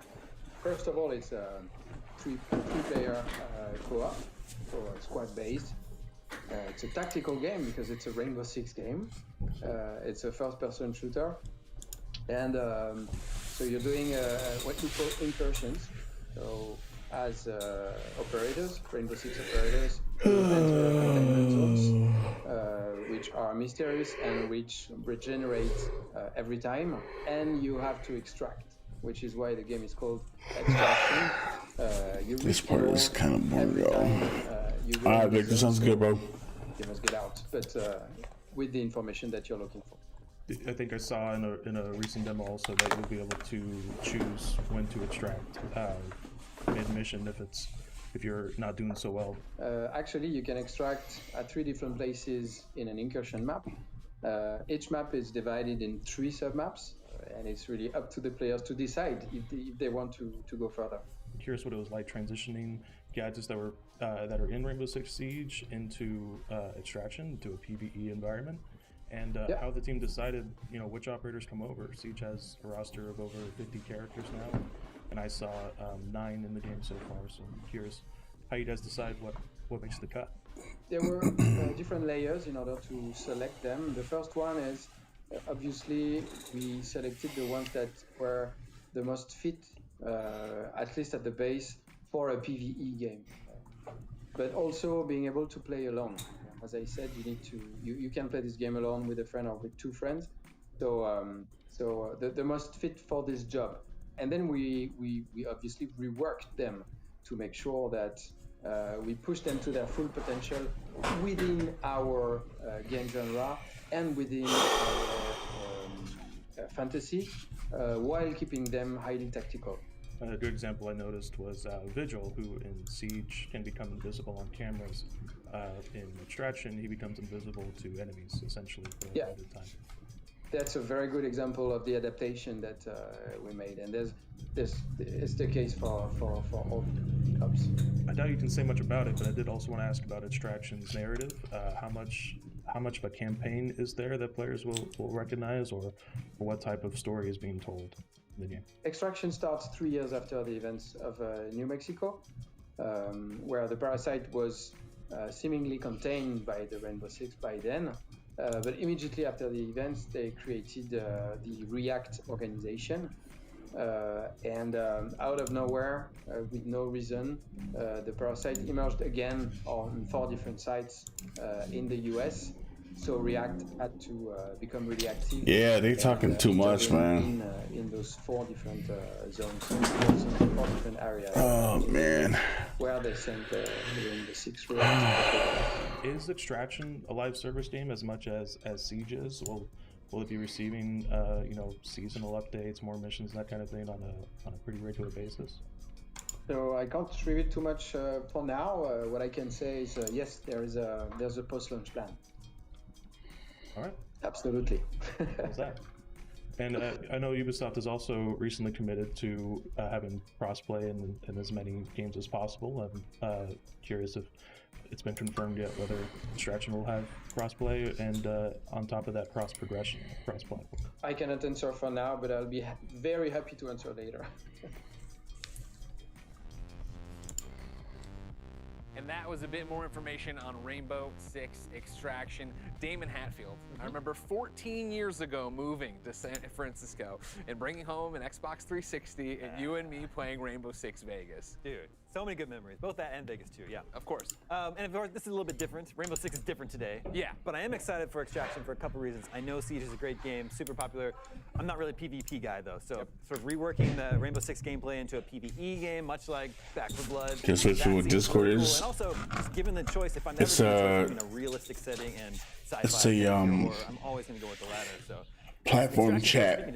Yeah, I'm right there with you, right? Where like, I played Siege, I've enjoyed gamers come together, conversate about things, this and that. I have my own server, so you can join that. Take all that information that they've learned, all those mechanics bringing in here, it gets me going too, and I don't want to get No, Michael, you gonna play? Yeah, hell yeah, I'm gonna play because Rainbow Six Siege is Talk part over one part exactly. Wow, really? Yeah, I was a big counter Victor player. Cuckoo. Rainbow Six Siege is the new game that elevated that style of multiplayer experience. But of course, Should have heard the new Battlefield will have crossplay. Kind of take the fascinating mechanics. That'd be fire, bro. All the different things that you could do in Rainbow Six Siege, but it makes you think about those things a little bit differently. I know that Jackie and I were watching it and seeing how the operators are being used because the threat is very different than other like live players. So I think that they have such a strong foundation with the operators and with Siege. So this is like I got my eyes on Extraction big time.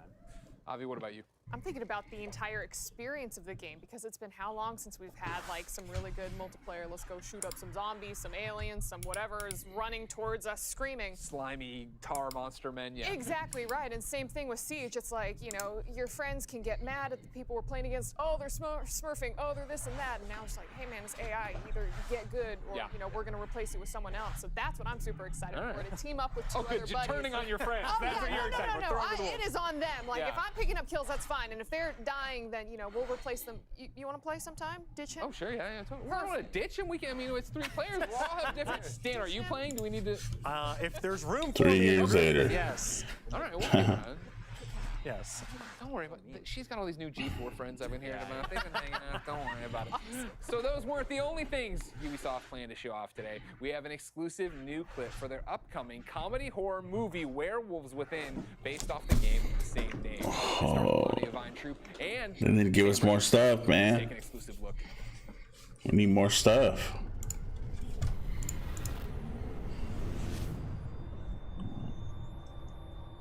I don't want to see this, bro. I really don't. Hey everyone, I'm Margaret Boykin, Director of Film Development at Ubisoft Film and Television and producer of Werewolves Within. I'm so excited to show you the trailer for this movie. It's our first independently produced feature, and I'm more this is excited boring to part have right the here. genius writer behind it, Mishna Wolf, here with me. I was lucky enough to work with Mishna to develop the story for this film during Ubisoft's inaugural Women's Film and Television Fellowship, and we are both so proud of the finished product. Hey everyone, I'm Mishna Wolf, and I'm the screenwriter of the upcoming Werewolves Within film. I wrote it in the Ubisoft Women's Fellowship, and you could say the project sort of chose me, since Wolf is kind of my last name. The movie is a modern-day horror comedy whodunit starring Sam Richardson as a forest ranger who comes to a small town, and Milana Weintraub is the postal worker.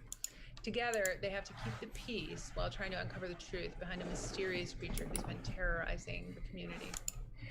Please enjoy this world premiere clip from Werewolves Within. We can't wait for you to check out the film on June 25th.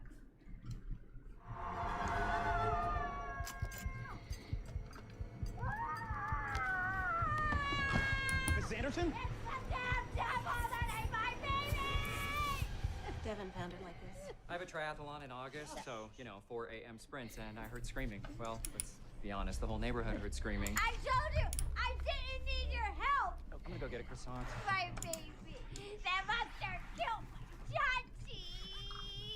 I'm so sorry, I'm confused. Are we talking about a real baby? Because if that's the case, oh my god. But if not, For God's sake, Joaquin, show a little respect. It's Joaquin with an M. I don't mean to be rude, Pete, but your dog only barked at Jews. And brown people, no carbs. Something out there! Probably just a coyote. Or a possum. And that is some Werewolves Within. Dan, I'm being told we have to go to you first. I'm glad they told you that because I do love a good horror comedy, and this cast is low-key stacked with a bunch of people. You may not know their name, but they are genuinely hilarious. You have Sam Richardson from Detroiters, I Think You Should Leave. You have Milana Weintraub, who's an amazing improviser, but you probably know her best from the AT&T commercials, but she is so much more than just advertising cell phones. And then you also have Harvey Guillen from What We Do in the Shadows. So that is an impressive pedigree right there. Just really talented people, and I think it's a rich premise for it because the game, it's all about deception. It's kind of like, before there was Among Us, or maybe simultaneously, you have a game like Werewolves Within where it's all about tricking people into thinking you're not a werewolf, but you secretly are. And that's exactly what we're going to get here. Yeah, that's the thing about it. You talk about the cast and how stacked it is. When we watched it the first time, I was like, oh, I know that person, and I know that person. But they're all the ones from, like, the funny people in the other shows. Like, I noticed the one guard from Orange is the New Black. I'm like, oh, you're in this too? Exactly. Okay, cool. Yeah. So, yeah, to get them off there and go. Michael, what do you look for in a horror comedy? Oh my God! I did not. Let me ask you this. Yeah. No, don't turn it around on me. Don't turn it around on me. You think this can possibly top an American Werewolf in Paris? No. No, that's a classic, right? No, it's not. Oh, I'm thinking London. I'm thinking London. I'm sorry, It's David. all a shared universe. Every werewolf movie Every canonically werewolf is is the everything. same universe. I know what I want. Yeah, I want people with my Waiting for Gearbox, man. throughout the whole movie. That's think what you'll I get want. That's what we're waiting for right now.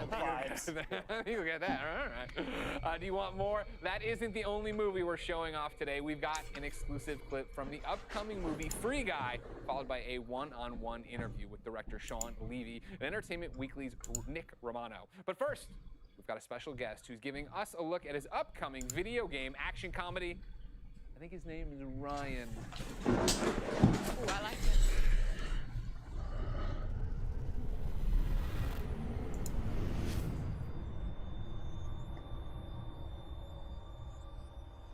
Hello, E3. I'm internationally tolerated film star and Nexus 6 basic pleasure model Ryan Reynolds. At its core, Free Guy is the story of the first self-aware artificial intelligence entity coded into the background of a popular video game known as an NPC. Fun, right?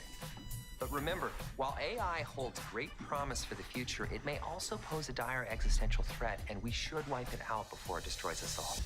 Anyway, enjoy Free Guy.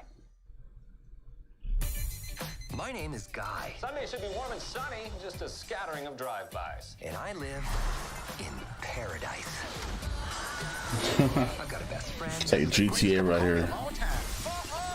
Mondays, am I right, Joe? You said it, Guy. And I work at the bank. Bank heist. I thought I had everything I needed. Yeah, that definitely looks like GTA right there. Hey, saw anything creepy happening? I was like, spin, yeah, man. A lot of things, man. A lot of things are happening. But I'm used to it. But spin, join Discord, bro. Let's figure out what's going on. Let's figure out what's going on with the GTA, bro. So the link's gonna pop up. Make sure you join that. And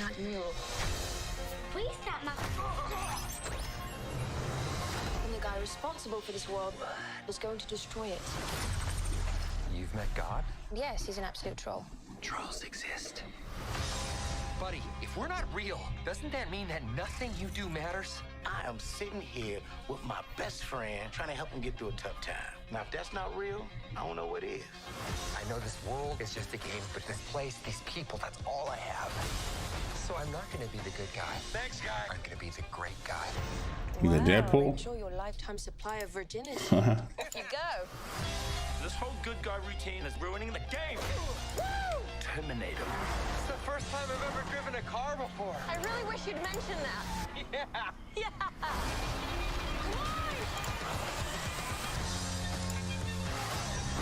That actually hurt my hand. We can save our world, but we have to fight together. You know what's happening right now, but I love it. Time's up, bank teller.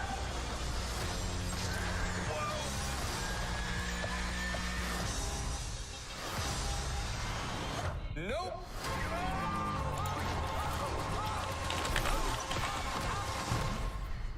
I can't die. I'm never gonna die.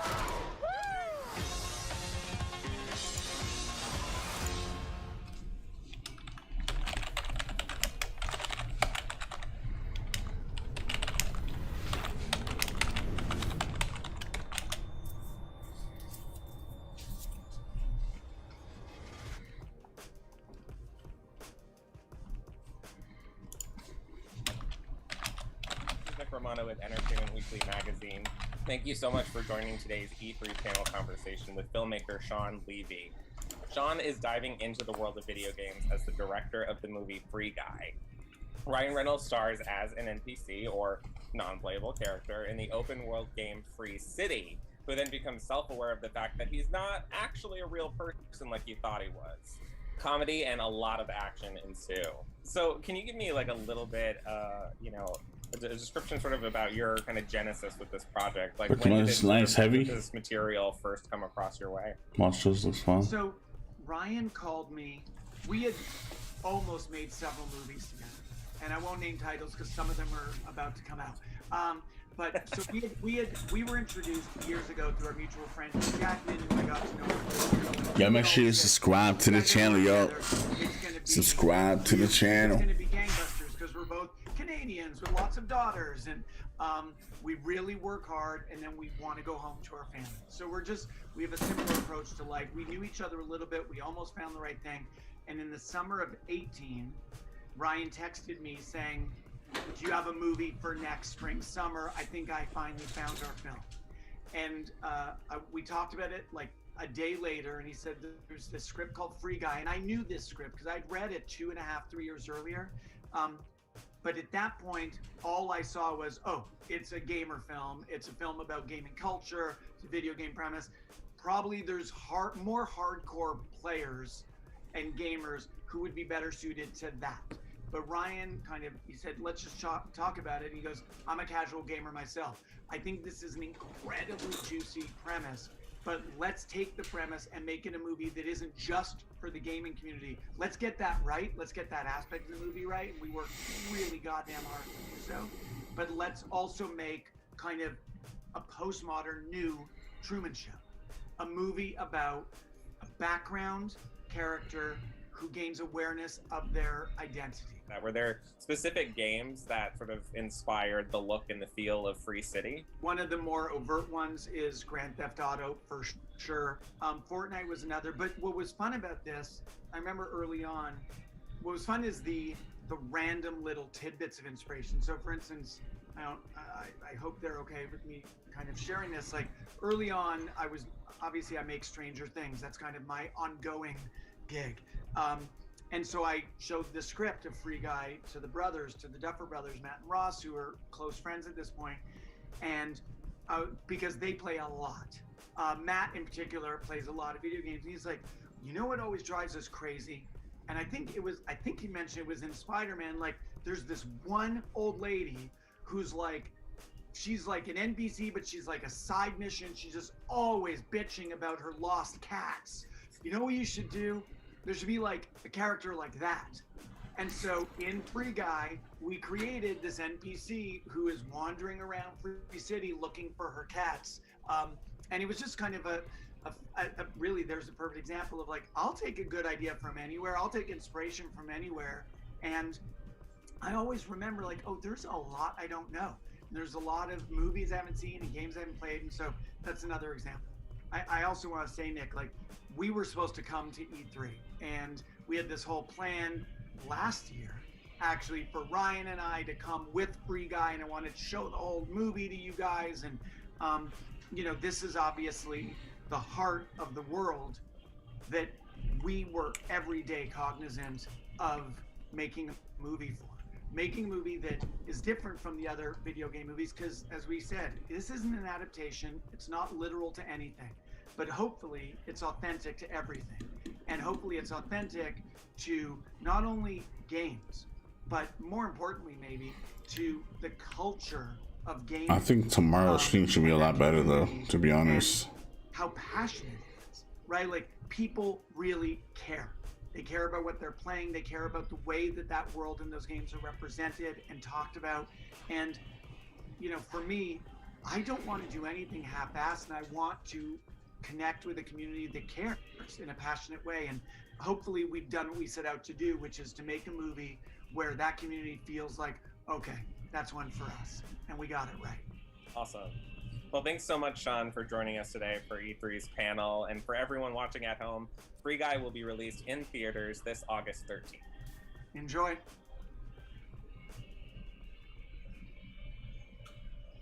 And that was your deep dive on Free Guy, a movie we've heard about forever. You know what I mean? This whole pesky pandemic got in the way of it, but it's finally coming out in August. Avi, I need to ask you, am I allowed to be excited for it? We've been burned as gamers by movies so many times. Like, this looks interesting and funny, and it's got Sean, and it's got Ryan, and like, why wouldn't we like that? I feel like because it's a comedy and because When the game's at, exactly. like he's done this research into the culture, and then also the fact that Ryan Reynolds is involved Bro, in it. this is too much, bro. Like, he really went through Deadpool and Too became much. that character. Yeah. I think that we can. Too much talking. I'm feeling optimistic about it. Okay. I heard that Too there was much a bunch of talking, streamers man. with cameos like Pokimane and Ninja. and then Jacksepticeye, you know what I mean? That guy. Whoa. him too, but I mean, like, I feel like there's gaming culture has gotten so much bigger now that finally, like, oh, look, Hollywood's paying attention and they're gonna try to jump in on it. But even if this one is like okay, that opens the doors to find and make something. We're just waiting, man, for more games to be played, bro. To be honest with you. Now, Damon Hatfield from IGN.com, you host a show called Game Scoop. Yeah. But I hear you have a movie scoop. Scoop for you, yeah. In addition to the streamers, you can also find a cameo from former IGNer Terry Schwartz in Free Guy. And in an alternate universe, it was me. They wanted Yeah, there's too much talking, bro. They gotta cut the talking and show more games, man. I couldn't make it for some reason. I had a conflict. They were shooting on location and couldn't fit it into my schedule. So Terry went instead, and so now Terry's going to be in the movie. Wow. And then she quit IGN. Because she's a big movie star. Went Hollywood. Went Hollywood. That was all Terry needed. She's like, I'm out. Are you kidding me? I'm going to get out and do this. Michael, is this going to be one you and Blessing head to the theater to see? Yes. Okay. Okay. You know, Bless and I were talking about how it's wild going into a theater nowadays. It's like, totally right. Like I like going into a theater where there's nobody there too. So I'll probably wait a little while, and then it's like, okay, now the theaters have cleared up. So Bless and I can get our seats together. We can share popcorn. Let me know what's up. What are you doing when this when this movie comes out? So yeah, I want to hang out with my bro. Okay, good. And I'll take the styrofoam out. Get the styrofoam out. out. I'll do it. You know what I mean? And then Dan. Yes. You gonna go see this one? Is this on your radar? I am. I can't wait to see this in a theater because that trailer looks like so much spectacle, the kind of which I really want to see on the big screen because I've been missing that. So many movies that have come out. I'm very grateful we've been able to watch them at home, but it can't replicate the sheer thrill of seeing it with other people on a screen the size of several times my apartment. So I'm like very thrilled to see that. And also, I'm putting my trust in Ryan Reynolds here because this is not his first video game movie rodeo. He did Pokemon Detective Pikachu as well. Great he takes a very active role in his project, so I'm hopeful that they can have a good time and really lampoon some of the stuff that we like to make fun of with video games and those tropes and things like that, but on this sort of blank slate. Plus, you have other people like Jodie Comer, Taika Waititi. It's a really stacked cast as well. That's a good point. I'm hopeful. For real, man. Get out there, watch it in the theaters like we were talking about. But for right now, keep watching your small devices. You watch E3 with us. Friends, what a great start to things. Golden Boy, Jackie, what did you guys think of these movie trailers we just saw? Absolutely loved come on, it. man. So much comedy. Are we coming back to more stuff? Absolutely here for it. Let's start off talking about Free Guy, right? Yeah. I think we make fun of NPCs a lot. Let's be honest. All the time. Do the thing you want them to do. You know, I especially in escort missions. Why? Stop making escort missions, people. It's But not hard. I know, but what's fun about this is that, okay, the NPC is sentient, and he's just absolutely adorable and hysterical, and he's played by Ryan Reynolds. And I just feel like Ryan Reynolds can do no wrong. Deadpool, Deadpool 2, we heard Dan Casey talking about Detective Pikachu. I really just, anything with Ryan you know, Reynolds. he did do Fantastic Four, but not Fantastic Four. Green Lantern! Green Lantern. Oh, Get I'm out of here. Leave. Goodbye. Just leave. Okay. That was my Thank you. joke. Yeah. That was my joke, and I messed it up. Greg, don't come at me. I'll Greg fight is you. running over here. I'll fight you. We're not Greg. talking about Green Lantern. We're not talking about Green Lantern. Greg, stop yelling. Don't talk about Green Lantern. Okay, we're good. All right, everyone, back on the rails. Okay, that happened. So, Werewolves Within, let's just I told pivot you we were going to be from crazy, that. Jackie. I told you we were going to be crazy. That's why we have you and people like Dan and Avali somehow tricked away in here. Yeah. It's pretty nutty. It is quite the group. I mean, you guys are literally two wrestlers that are talking about video games, Yeah. but I'm here for it. So, yes, Werewolves Within. We show movies, trailers, and video game events. I know, right? I absolutely love the trailer. And it's actually a VR game, and I think it was set in a medieval village setting, but obviously they're branching out here. This is modern times. But absolutely hysterical. I was in stitches about it. So I'm here for more movies about video games and making me laugh. Hey, I'm here there's for one it. thing we learned, right, especially with like Detective Pikachu, like, hey, Ready Player One, even though it was more pop culture, there was still that flair, that charm that was present in the movie. And it really spoke to a lot of us. I mean, I'm a huge fan of the book. So I kind of got a little bit of that here almost with Free Guy, which made me excited. And then obviously with Werewolves Within. I'm I'm not a horror person, but I'm always into the idea of comedy horror. Yeah. So, you know, and you put Sam Richardson in anything, and I'm in there from the get-go. But yeah, and I'm gonna go and you know, fight Greg. It's been a long day. I'm gonna go fight Greg. Yeah, you guys are gonna go fight, actually. But before y'all do that, really quickly, do not forget to check out our exclusive E3 shop for t-shirts, hats, and jackets at e3expo.com/shop. Now y'all can go fight. Yeah, we're gonna go fight, but don't worry, folks, because coming up, we've got Gearbox software and what we might see from them later on today. You know, new games, new trailers, who knows? That and more still to come here. They're gonna be fighting on camera. That too. So make sure you're here. At E3 2021.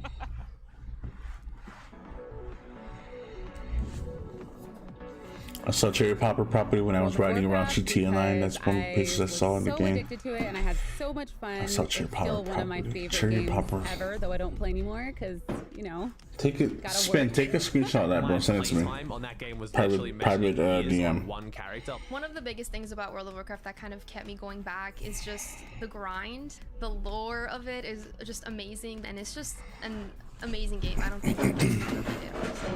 RuneScape of all games, that game completely took over my life. There's more trailers coming. Before school, like Armin. get a couple more hours of sleep and then All that talk, corporate talking and everything, I was just like, come on, play something else. Platformers, but also added a comedic sensibility that I had never seen in video games before, and just a general creativity that I thought was like mind-blowing for anything, not just video games. Snatcher is my favorite game. They teased us all with the TurboGrafx 16 Mini, where they included it in there, but it was the Japanese version of it. I wasn't mad. I was like, I need to find a solution to play this game. Jet Set Radio, because I saw a commercial for it once, and it was bananas, and I was like, I have to have this game. So I went to a pawn shop and got a Dreamcast with my own money, and then I went to Target right afterwards, and the only game they had was Jet Grind Radio, which is the game I wanted. So it was fate. Jet Set Radio, if you haven't played it, please go back in the day. It was on Dreamcast. Sims, just because that was my first PC game ever. Definitely with Sims, because I could make my own black family in The Sims, and that was something I'd never really experienced in a game before. Definitely The Last of Us. The Last of Us. Just being able to play a game that's so jaw-droppingly beautiful and immersive and getting so wrapped up in that story. Oh my gosh, took all my emotions, poured all of them into a glass, and then smashed the glass in front of my face while I cried about it. It was so good. It was so good.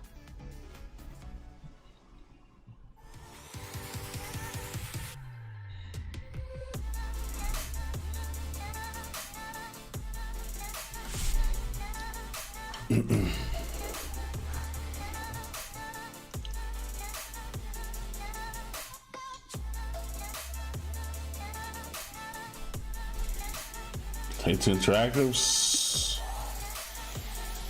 Okay. Is that it? I think this is over, right? Is it? Welcome back to E3 Gearbox time. Let's see what we got for Gearbox. From the latest from Gearbox software. Guys, what are you hoping to see from Gearbox today? We don't talk about Green Lantern, all right? Or my Instant Fantastic. Okay, I'm sorry, Jackie. I had to hold them off. Jackie, what do you want to see? What do you want to see from Gearbox? Okay, so two things. Number one, I mean, it's E3. We're all here for video games, right? Course. But okay, we got to talk about the movie. I'm super amped for Borderlands. More movie talk. Huh? More movie talk. I know, what did I just say? No more movie talk. Okay. But really quickly, I do want to see Kate Blanchett walk out and just be like absolutely stunning and amazing. And then Ain't No Rest for the Wicked. Just come on. Nice, Finn. The Elephant song. And I just think that would be perfect. That's all I need. Just like a little walkout. And then Tiny Tina's Wonderland. Yeah. Okay. What we all want. Absolutely love Tiny Tina. Enough movies. She is just absolutely nutty in the I know, man. All they talk about is movies, bro. I just want to see more, and I want to see what they're planning. So that's me. Those are my two things. Yeah. Just to echo on it, Tiny Tina Wonderland, I want to see what they do with the mechanics of Borderlands and, you know, add some new flares in there, you know? Of course, yeah. I mean, that's what, you know, it's, you know, based or inspired by, right, that DLC that everybody loved from Borderlands 2, which was Tiny Tina telling you a story. So to have narration. Right, and the fact that she's the, you know, the bunker master here, right? She's going to be telling you this D&D game. that sounds awesome. I want to be a part of that. I'm excited, of course, yes, for the movie because they've shown all the silhouettes for the team. Now let's see what the characters look like. But then also, I think, you know, we look past it all the time. The Gearbox publishes a lot of games. Very true. So what they could possibly have up their sleeve, what surprises they could have for us today, that's a big part of this equation, even though we immediately jump to Borderlands. And when you talk Gearbox, you got to talk about Borderlands. I get it, but I'm excited for this one, Greg. All right, ladies and gentlemen, we don't have to wait any longer. Without further ado, let's turn things over to our friends at Gearbox. Come on, guys. Okay. What we got?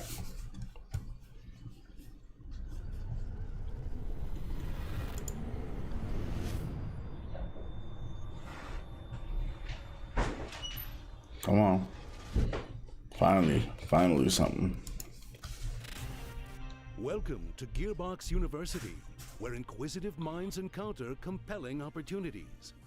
At Gearbox University, our aim is to broaden your intellectual horizons and guess enrich too much your talking. global perspective.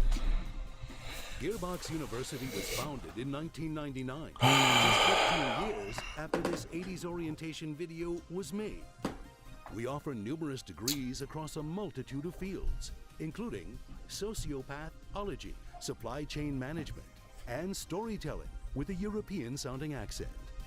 Gearbox University comprises 3 unique colleges that will place you on whichever path to success is right for you. At the College of Gearbox Software, we can shape you into the looting, shooting vault hunter you've always believed you could be. At the College of Gearbox Publishing, we offer advanced degrees in Norse mythology, projectile meteorology, or regular meteorology. You can even write your thesis on the deification of gravity. Finally, there's the College of whatever the hell else we're doing, with specialties in badass bunkernomics, history of magic, enlarged vehicle maneuvering, and yes, even Hollywood filmmaking. Did you hear we're making a Borderlands movie? It's true. Let's learn more about all the innovative opportunities you can find at Gearbox University.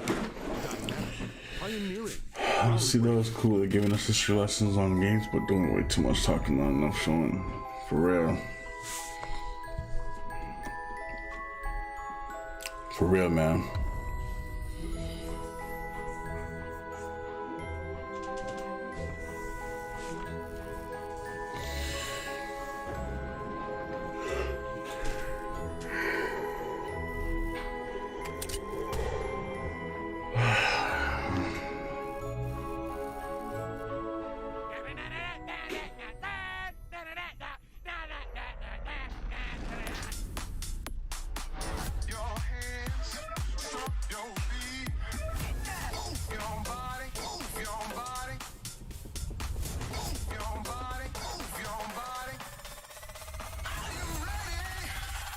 Dre, nothing but talk, bro. Now we're getting into the next trailers for Gearbox.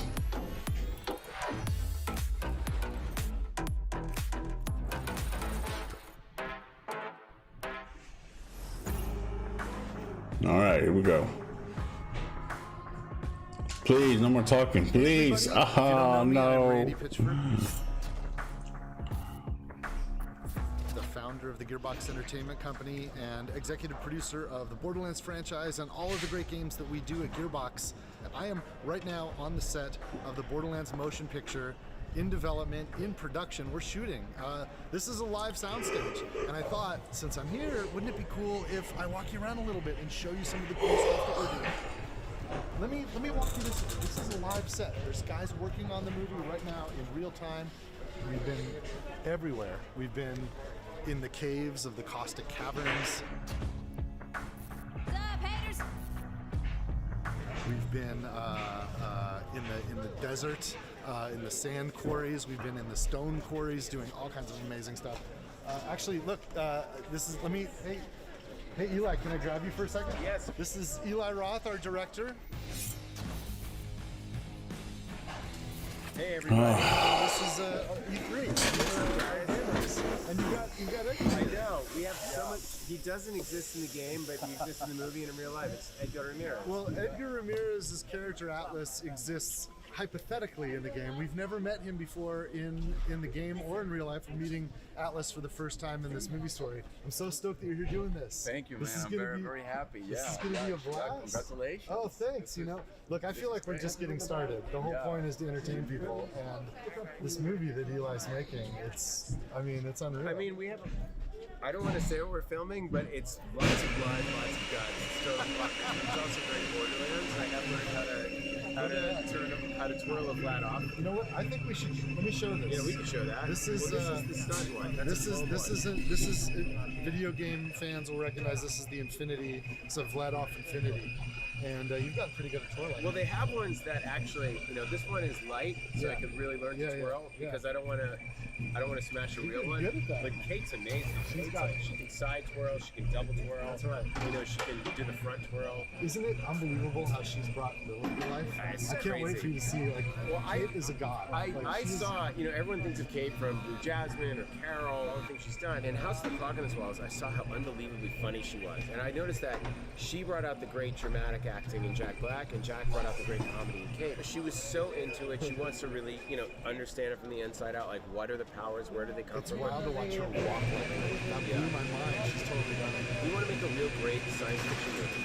We don't want to just make a great video game adaptation movie. I just want it to be that's the key, great you just have to make a great sci-fi movie, period. And it's really come to life. So for Borderlands fans who play the video game, if you have people in your lives that you want to introduce to Borderlands but aren't going to play the game with you, this movie's how you do it. You can bring your family, your loved ones, bring them to the movie. We want this to introduce them to Borderlands. Yeah, They're gonna love it. We want this to be like a gateway drug for the non-Borderlands fans. I mean, look, the great thing about the game is there's so much to it that you're telling 80 hours of story every time. I mean, people can live in the world, so we have to create a different experience. And the experience has to be thrilling in a different way and exciting. Have all the things that the fans love.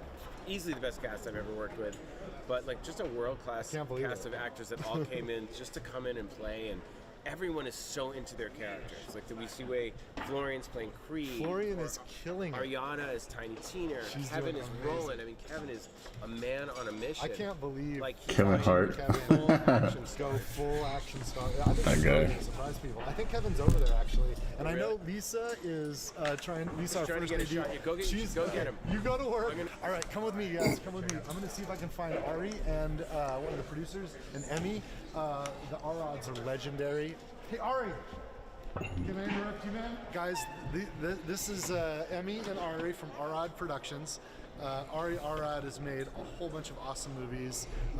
You're probably familiar with the Arads from Marvel, right? Because Avi Arad is the founder and the CEO of Marvel Studios, and they created a movie called Spider-Man, and then Iron Man. I believe you're the executive producer. Yeah, I worked on that one. You worked on, and then the X-Men, and then the Avengers, and I think it's gone from there. These are the most successful movies of all time for comic books. And the pitch you gave me was, hey, that was cool. We figured it out with comic books. We think that video games are the next frontier of this, and we think Borderlands is the perfect video game. And you were really flattering. Bruh. And how was I doing? This is too much talking, bro. You made us work for it. You made us work for it. I ain't gonna lie. I'm not gonna lie to you guys. I'm not a fan of Borderlands, bro. I really am not a fan of them, bro. I watched the movie. I know what it's about. Like, Borderlands is about. I'm not a fan of this movie, this game.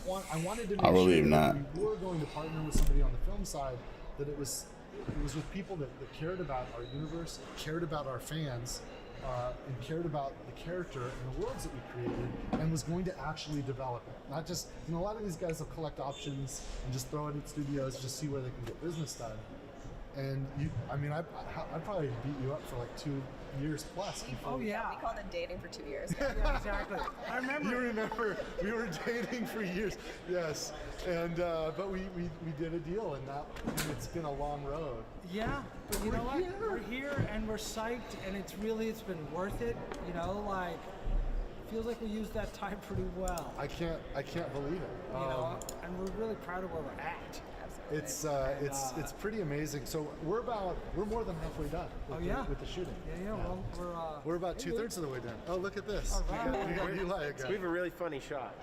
Oh yeah? With the trash. We should be shooting it behind the scenes. I was told that we I can't. don't think we can give it away, but I think that for him, anyways, for our behind the scenes, we should get it. Oh. So I'll tell you what, you guys. This is Eli. This is Ari. Oh, don't look that way. We can't. No, this way. Look this way. We can't show. Yes. I don't want to. Okay. So guys, it's going to be an amazing E3. Borderlands the film is going to be absolutely incredible. We've got some cool stuff to show you. I know some of you are interested in seeing more about the new game that we have announced and learning more from Gearbox Publishing. So you're going to get all that. I wish I could be there in person, but since we're digital, we're going to do it this way. Thank you guys, and I'll catch you later. Cheers. Among the many innovative courses offered by Gearbox University, make sure you check out Borderlands Science. By solving the puzzles, you can contribute to real-world research studying the human gut microbiome. For you freshmen in the audience, here's our leading scientist, Mayim Bialik. By playing Borderlands 3, you can contribute to real-world scientific research that helps real people. You'll be directly helping our scientists organize and compare this doo-doo.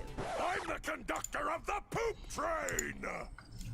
With Borderlands Science, I am mad people leaving the stream mode. RG, yeah, bro. I don't know why. Cryptic, what's up, man? What's up, dude? A better place. Gearbox University. We're not even charging tuition for this. Well, I could be doing some other stuff right now, bro. You know, making videos, editing videos and stuff. But I'm here chilling with everybody else. But in the mid-90s, about being goofy. The first ever truly 3D RTS. I'm starting to think the people that are in here are bots, bro. Bunch of bots or some shit. YouTube does that kind of stuff. So that was a big deal in, the late 90s. I haven't even gained not even one sub off of the stream, bro. Not even one subscriber off of the stream, bro. What's YouTube doing? Very odd, man, I swear. It's really weird, man. Fate. It soars on the wind. It's ridiculous, bro. I don't get it. I don't know what's up with YouTube, man. Stops the ocean floor.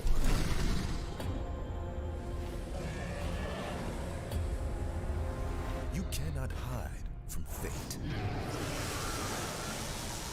But you can make your own.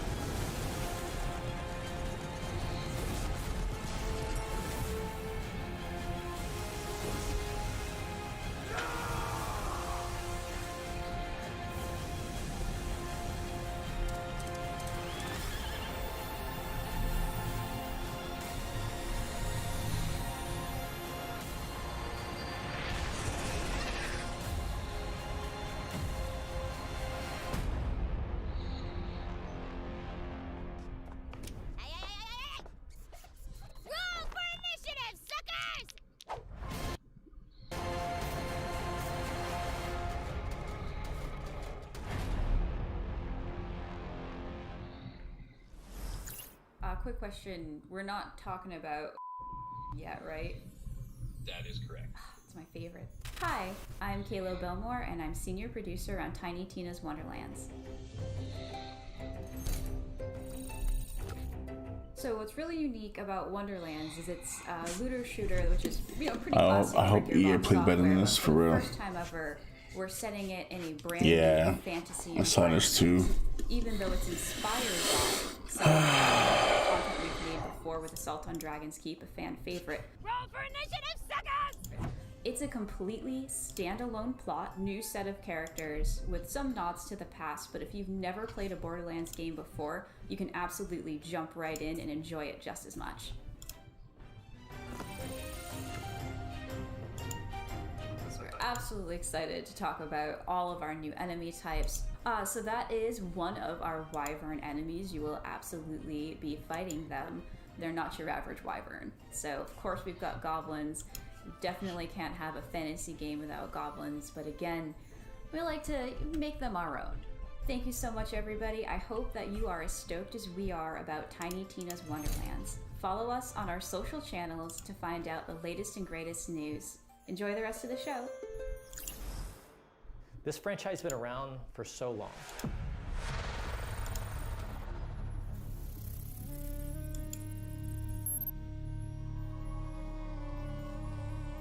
Here we are years later, and we keep looking at like, well, Homeworld 3, this has to happen.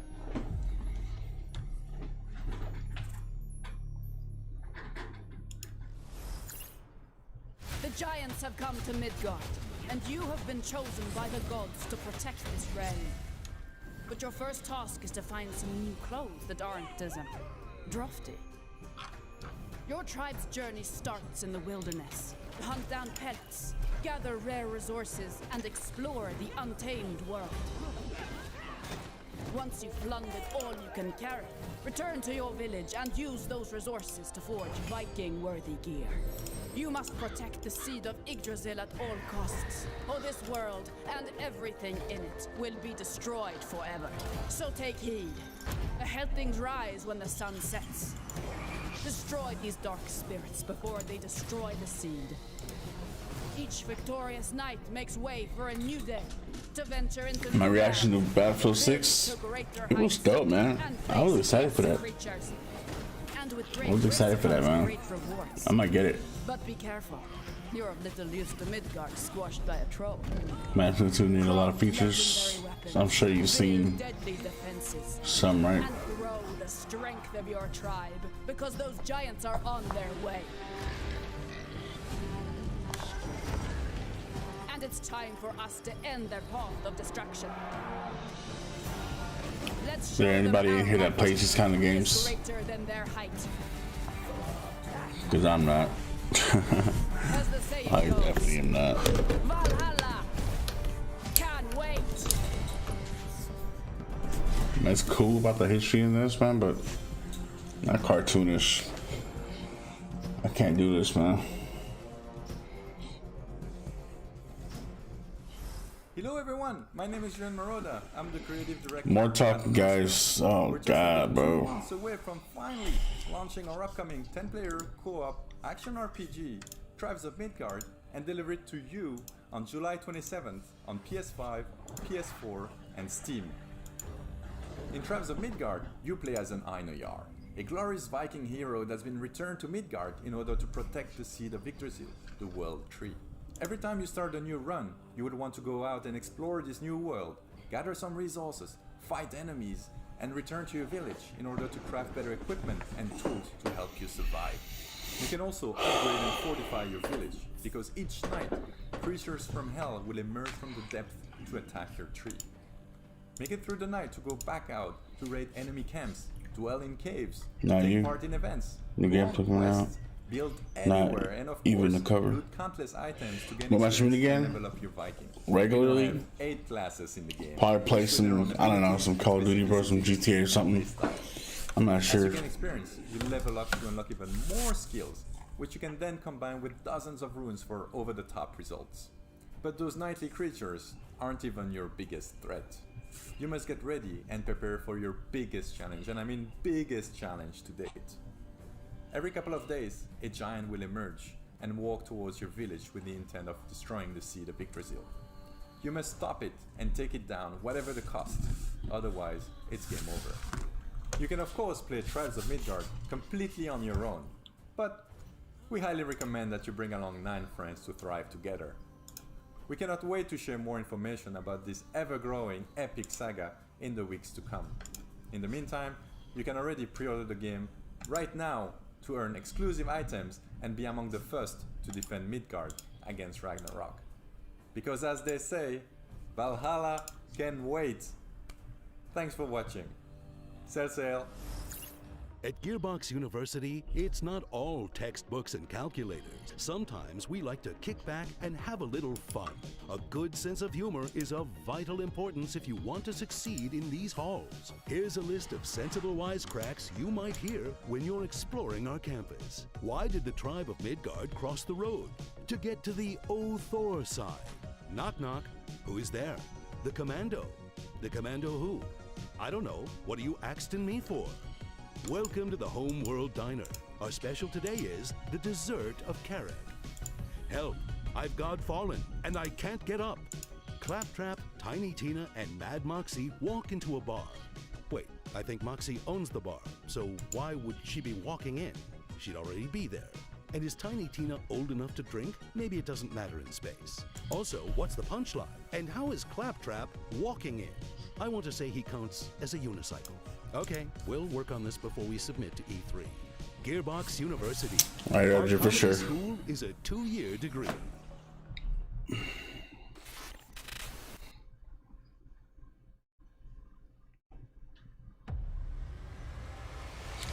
Godfall.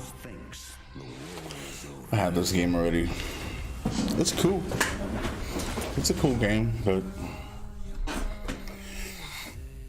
our fight has just begun. But it's not what they expect. It's not what I expected, though, to be honest.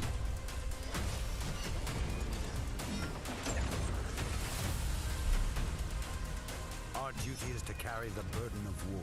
Or just savor the victory.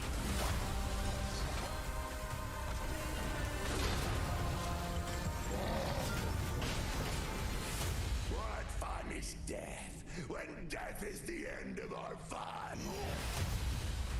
The darkness has breached reality. It is time, my champion.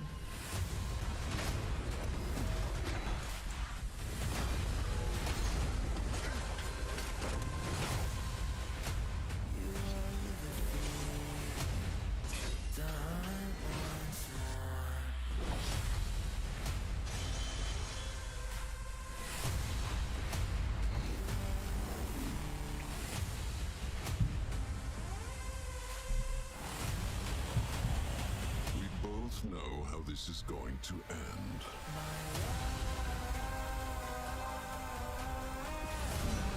Time for your madness to end, brother. I was never just your brother. I am your god. And after all your promises, you've ripped it too.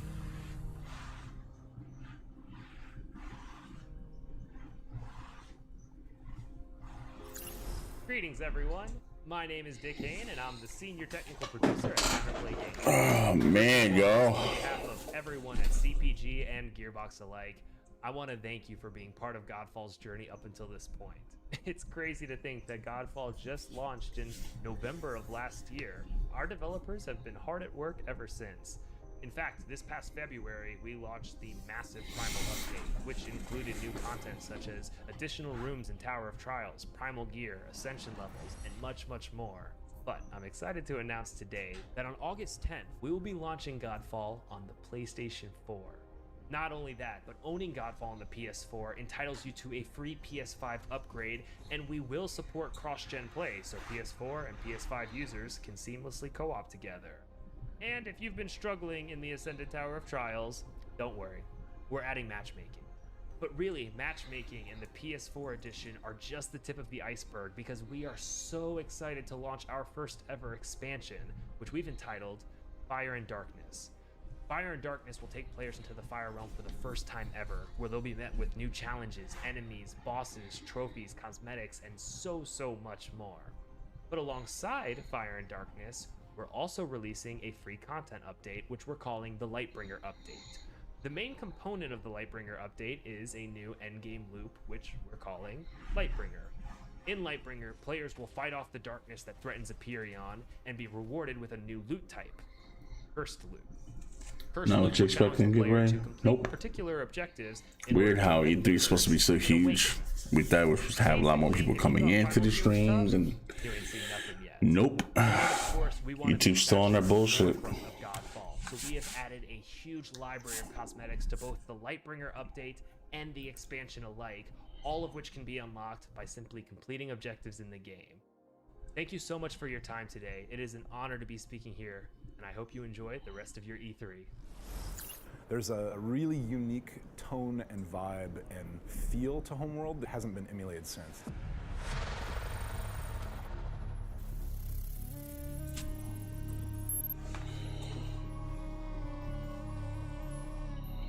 It's not a prequel, it's not a remaster, it is Homeworld 3. It is the next Homeworld.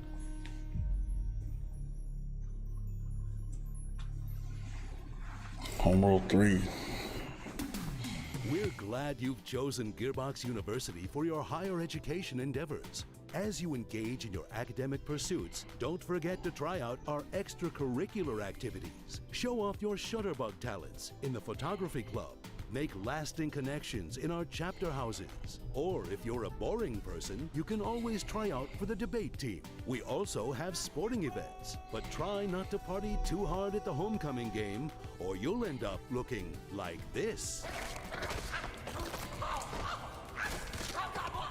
Be sure to follow us on social media, where you'll occasionally find free shift codes, as well as news and announcements about our latest scholastic offerings. Gearbox University, we can shape your future, because thinking for yourself is hard.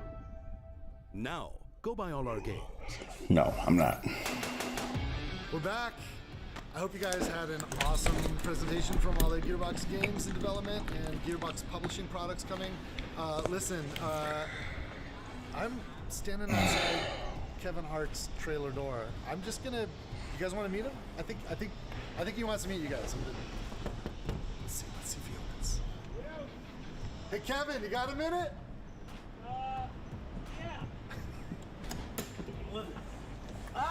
Borderlands fans, meet Kevin Hart. How you guys doing, man? Pretty pumped up right now to meet you guys. Randy, you should tell them actually how big I am in person. It's a great Well, I'm opportunity. 6'3", and yeah, they can get a good grasp of how much height I put on for this role right now. dude, you are freaking awesome. Like, you don't understand. Like, you're a freaking action hero. Thank you, man. This Thank is you. amazing watching you work. You know like, what? You're blowing my mind. I'm going to say I'll one-up you. I'll say it's amazing for me to have the opportunity to portray the character of Roland, of course, who you're very familiar with, because this is your creation. I think the biggest and best thing is the surprise that you guys are going to be in for. Because you got no idea what I'm doing or how I'm doing or why I'm doing it. You got no idea the level that I came in at. You got no idea how much preparation I decided to put into this particular character in this role. You got no idea. You got no idea. You don't even know what's under this jacket. OMG! It's metal! You got no idea. My job is to come in, not only be prepared, but to shock. And I think right now this is what we're doing. We are doing it. I've seen some pretty, like, it's intense. No one's ever seen you like this before. No, I can honestly say, man, Eli is doing such a phenomenal job. Dude, it's also fun to work with him. Like, he's working his ass off. Well, everyone's working their ass off. Absolutely. You got an amazing cast. Kate, Jamie, Ariana, myself, Flo, our director, Eli, Jack Black. You put an amazing group of people together. So shouts out to you, your team at Gearbox. Shouts out to Lionsgate, for seeing that this is something that could be phenomenal. Shouts out to the world of Pandora knowers. That you guys that know and love this world, I promise you, you're going to be in complete awe when you see how real we have made it become from a place of visual. You're going to believe that you're in this place with us. So wow, you're making me cry, man. It's dope. It's dope, man. My eyes are welling up. No, hey, it's thank you, dope. man. Hey, I Thank appreciate you. you taking a minute to introduce yourself to our fans. No problem. I'm going back in here in the weight room. I'll see you later. I got a weight room in here. Just rolling lifts weights in between takes. You'll know why later. Take it easy, man. Take it easy, Kevin. What's up? Thanks, man. Holy crap, you guys. I can't wait for you to see this movie. It won't be long, but we still got a lot of work to do. We're a little bit more than halfway done with production. And but you know what? Back at home at Gearbox, all the great people that created this universe that I'm here representing on behalf of all the talent at Gearbox. We're hard at work making new stuff. So check this out, and I'll see you guys soon. Cheers, everybody.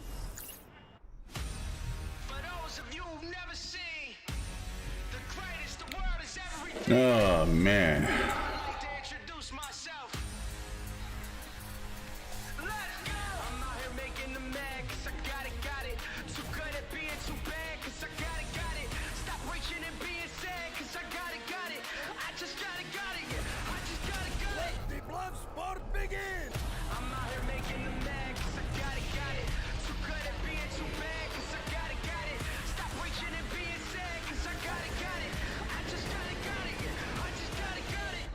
Jesus H reindeer games, my dude! I'm the one that got the swag, I'm the one that got him sad. I don't do this here to brag, I just got it.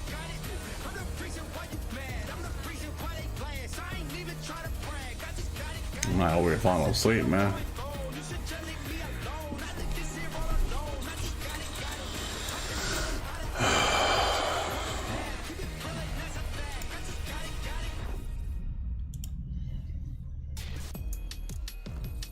It's over? Is it over? Or is it not?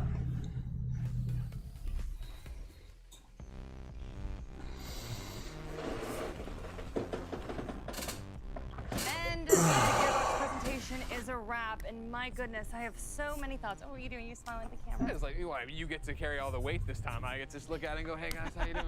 Good to see you. Carrying the weight, yeah. Oh man, I don't even know where to start. Let's start with Tiny Tina. What a tease! I know. What a tease! I want more. Come on. I want more. I thought for sure we had already got the Tiny Tina trailer. I thought we had a little bit of gameplay, right? And you didn't. 100%. Obviously, we got to talk to somebody making the game. That's always great. And I Yeah. like giving devs the spotlight, but I wish we could have seen more and had more. And we know Wanda Sykes is in the game. We know Will Arnett's in the game. I would love to have seen their characters, hear a little bit from it, right? Do something like that. They're just holding out on us. I know they are. Well, But I'm here for it early still, 2022, they got plenty of time to do all this, like the drip feed of information as we lead up to it. Yeah. I'm super excited about the cast though.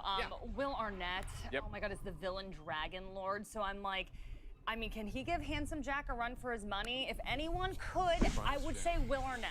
I just think he's a fantastic actor. And then Andy Samberg is just hilarious. Wanda Sykes is hilarious.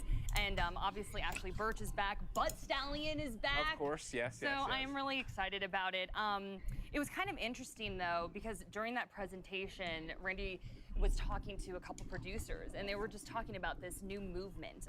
We saw comic book movies, everything with Marvel and DC, but maybe we could start seeing some more video game movies. So yeah, right. That's what we were talking about earlier with Free Guy. Right? Am I allowed to be excited for this movie? I was asking over there, right? And I ask that all the time with every Borderlands announcement, because you have Eli Roth on, right? You have Kate Blanchett, you have Jamie Lee Curtis, you have Janina, and the list goes on. The Blackjack, we at the very end there see Kevin Hart, and it's like that's a stellar cast. And again, those silhouettes they've shown for us look so spot on to what you'd expect these characters to be, that I do wonder, if this is the one where we turn the corner, similar we're talking about turning the corner with comic book movies, if this will be the one for video games. Even though I know Detective Pikachu, I'm not throwing shade. I'm not throwing Pikachu shade. I'm just saying, in terms of one that's very straight up, like this is what the video game world looks like on the silver screen. That was down to story, and if they capture the world correctly. But obviously, we want to talk about video games a little bit. I know one of the better jokes is I'm Godfallen and I can't get up. I know you were a big fan of Godfall, so. I wasn't. I wanted to be a big fan of Godfall. Oh, okay. Yeah, what had happened is Godfall dropped and I played a little bit of it and liked it, but I fell off because it was so content light.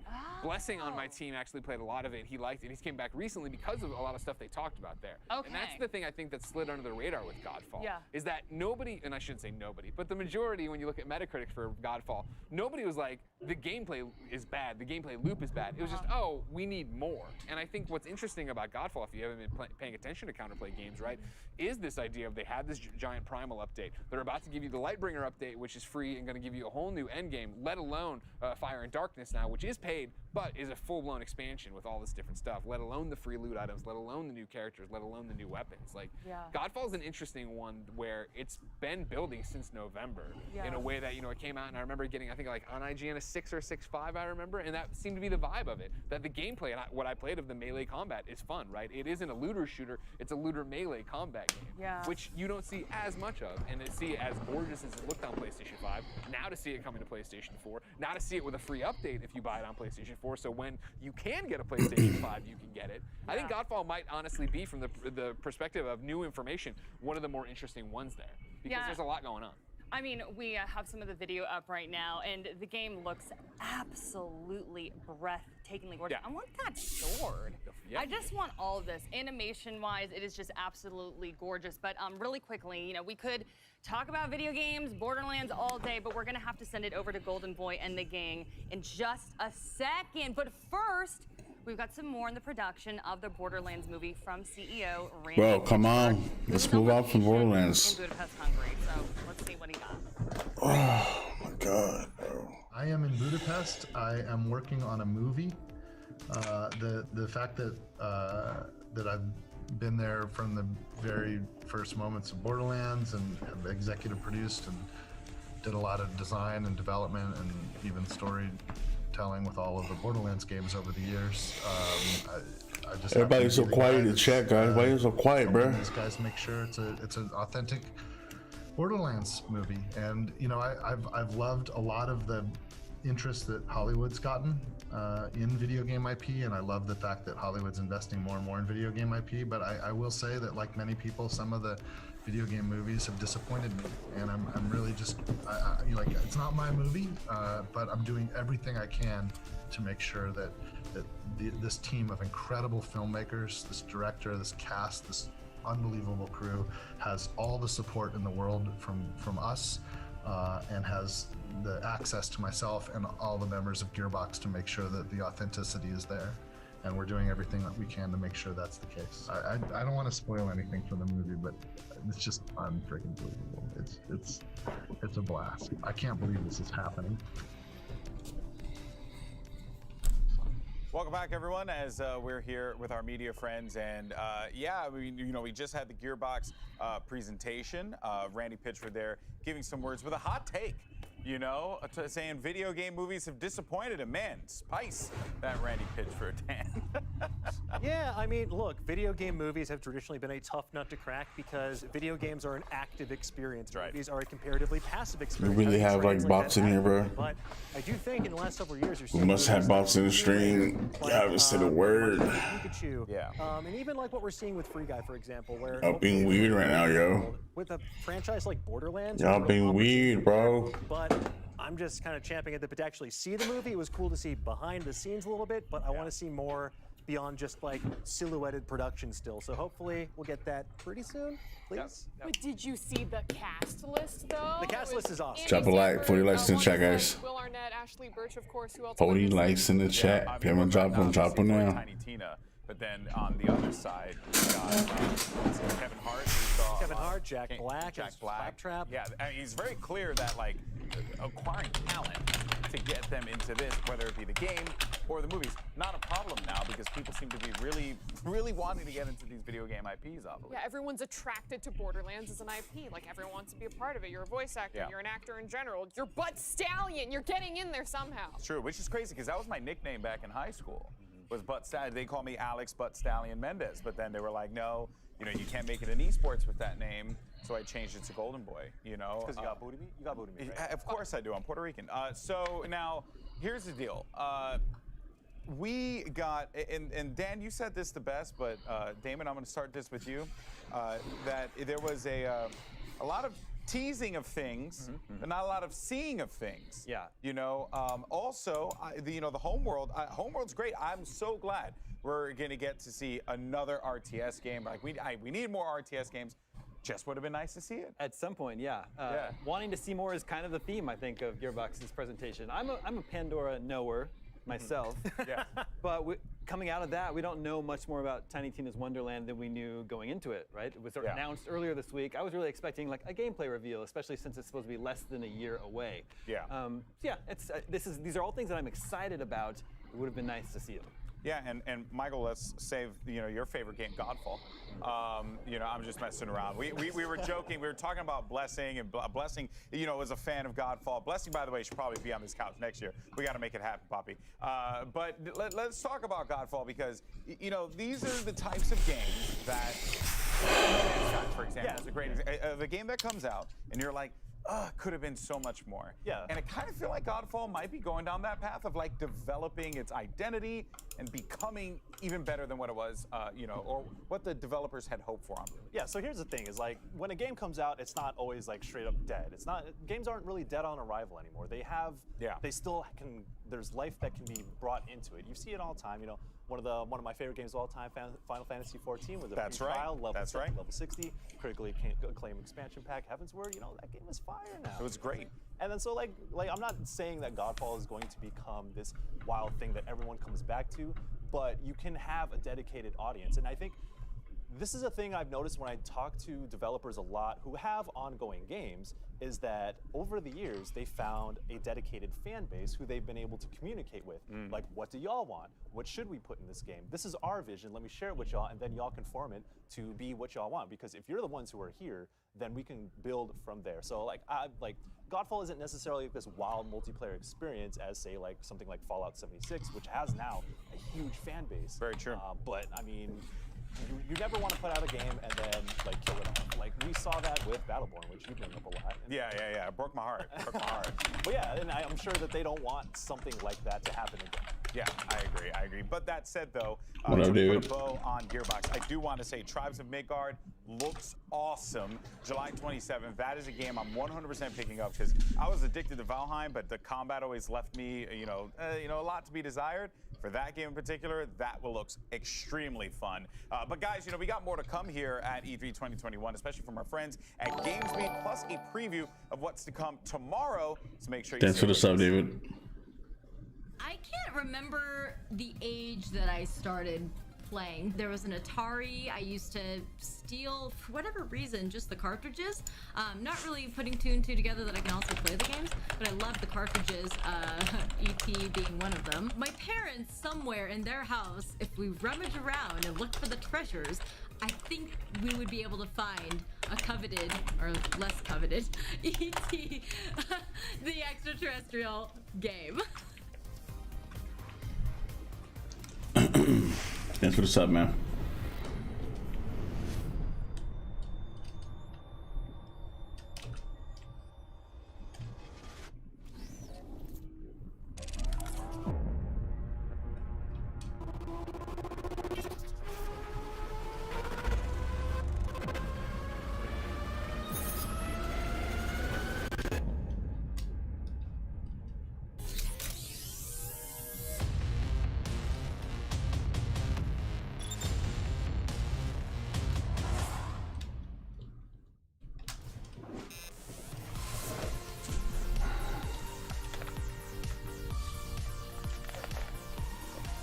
What's up, Heavy?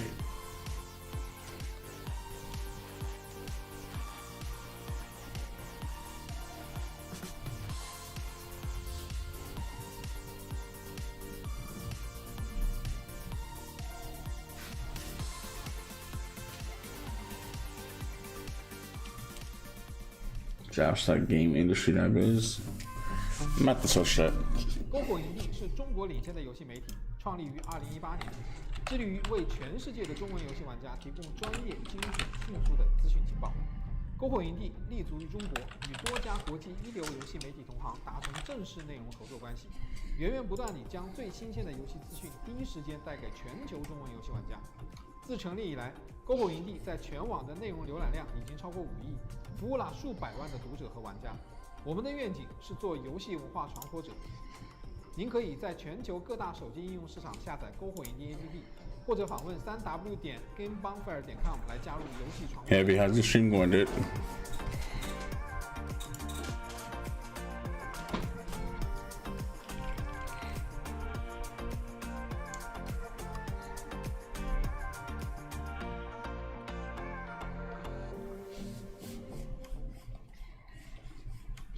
As a part of Play for All, GameSpot will be bringing you the latest gaming news and announcements, interviews with developers, exclusive press conferences, and lots more. Play for All is our yearly online event that combines the excitement and announcements of E3 with charity live streams the following week, with lots of special guests who are going to help us raise money for AIDS. So Play for All on GameSpot.com. gamespot.com, Back. youtube.com/gamespot. My mouse speed's stupid. I gotta buy another mouse pad. E3's official broadcast. See you then. Welcome back to E3 live from LA. It's been quite a show. It's not over yet. We're gonna look back, ladies and gentlemen, at some of the most historic and iconic moments in E3 history. But I have to apologize for the people who are going to do this, all right? I don't know if you understand what GamesBeat is. It's a great site full of great people like Dean and Mike. But there's also a person there named Jeff Grubb. And Jeff Grubb is not a man you want to know, ladies and gentlemen, but he's in this video, and I'm very, very sorry for it. So without further ado, my apologies, but here is Jeff and Mike from GamesBeat.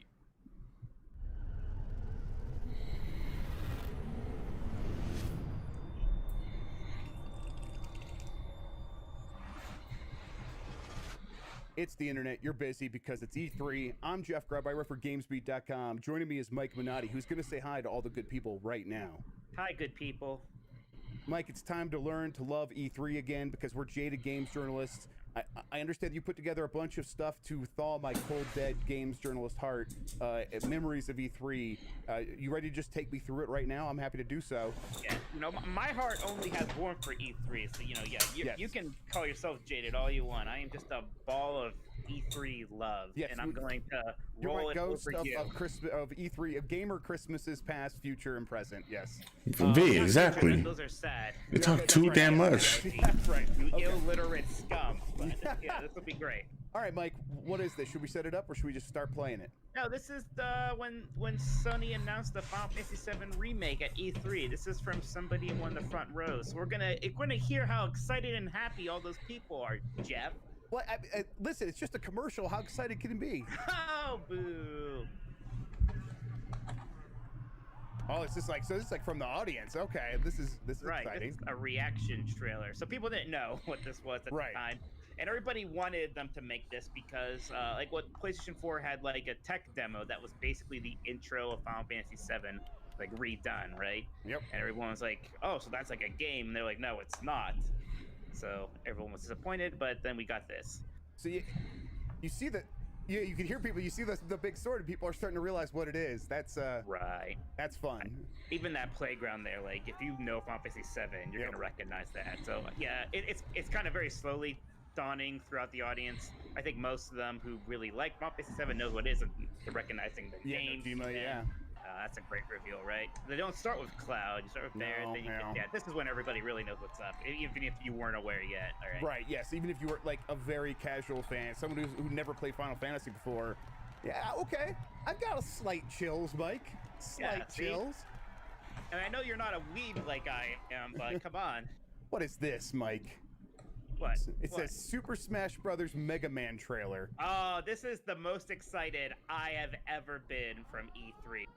I love Smash Brothers, but Mega Man is my favorite video game character. And this was back when there were very few third-party characters. Like this point right here, like I knew who it was from that. Yes. I lost it, Jeff. I was so you can ask my brother because I was watching with him. I absolutely flipped out. Like I play a ton of Smash Brothers. Mega Man is literally the character I would have wanted in that game the most. And at this point, there was no indication that was going to happen. We had only gotten Snake and Sonic as third-party characters at this point ever in the series. Look at all his great moves. This incredible remix version of Mega Man 2 music. The beautiful CG art. This is still the best Mega Man has ever looked, by the way. Is this like Smash Brothers version of him? The kind of like it like captures the proportions of the 8-bit sprite. Like he's kind of staunchy. Mike, I'm sick of hearing about things that you love. If you're not gonna bring anything that I love, oh, okay, wait, what's this? Okay, all right, maybe this might do it for me. This might be my favorite moment from any E3 ever. I've been a long time Legend of Zelda fan, and it's always been like one of my most important franchises, but I also agreed with the assessment that they needed to change things up. And when they said they were going to change things up and they delayed Breath of the Wild, because they're like, we found a new way of doing things, we're going to try to change it. I didn't really believe it. And then they released this trailer and I was just all in. It might be the best trailer for anything ever, period. I don't know, honestly, it's almost just like good filmmaking, this trailer. Like it is insane. They know, like, here we go. Yeah.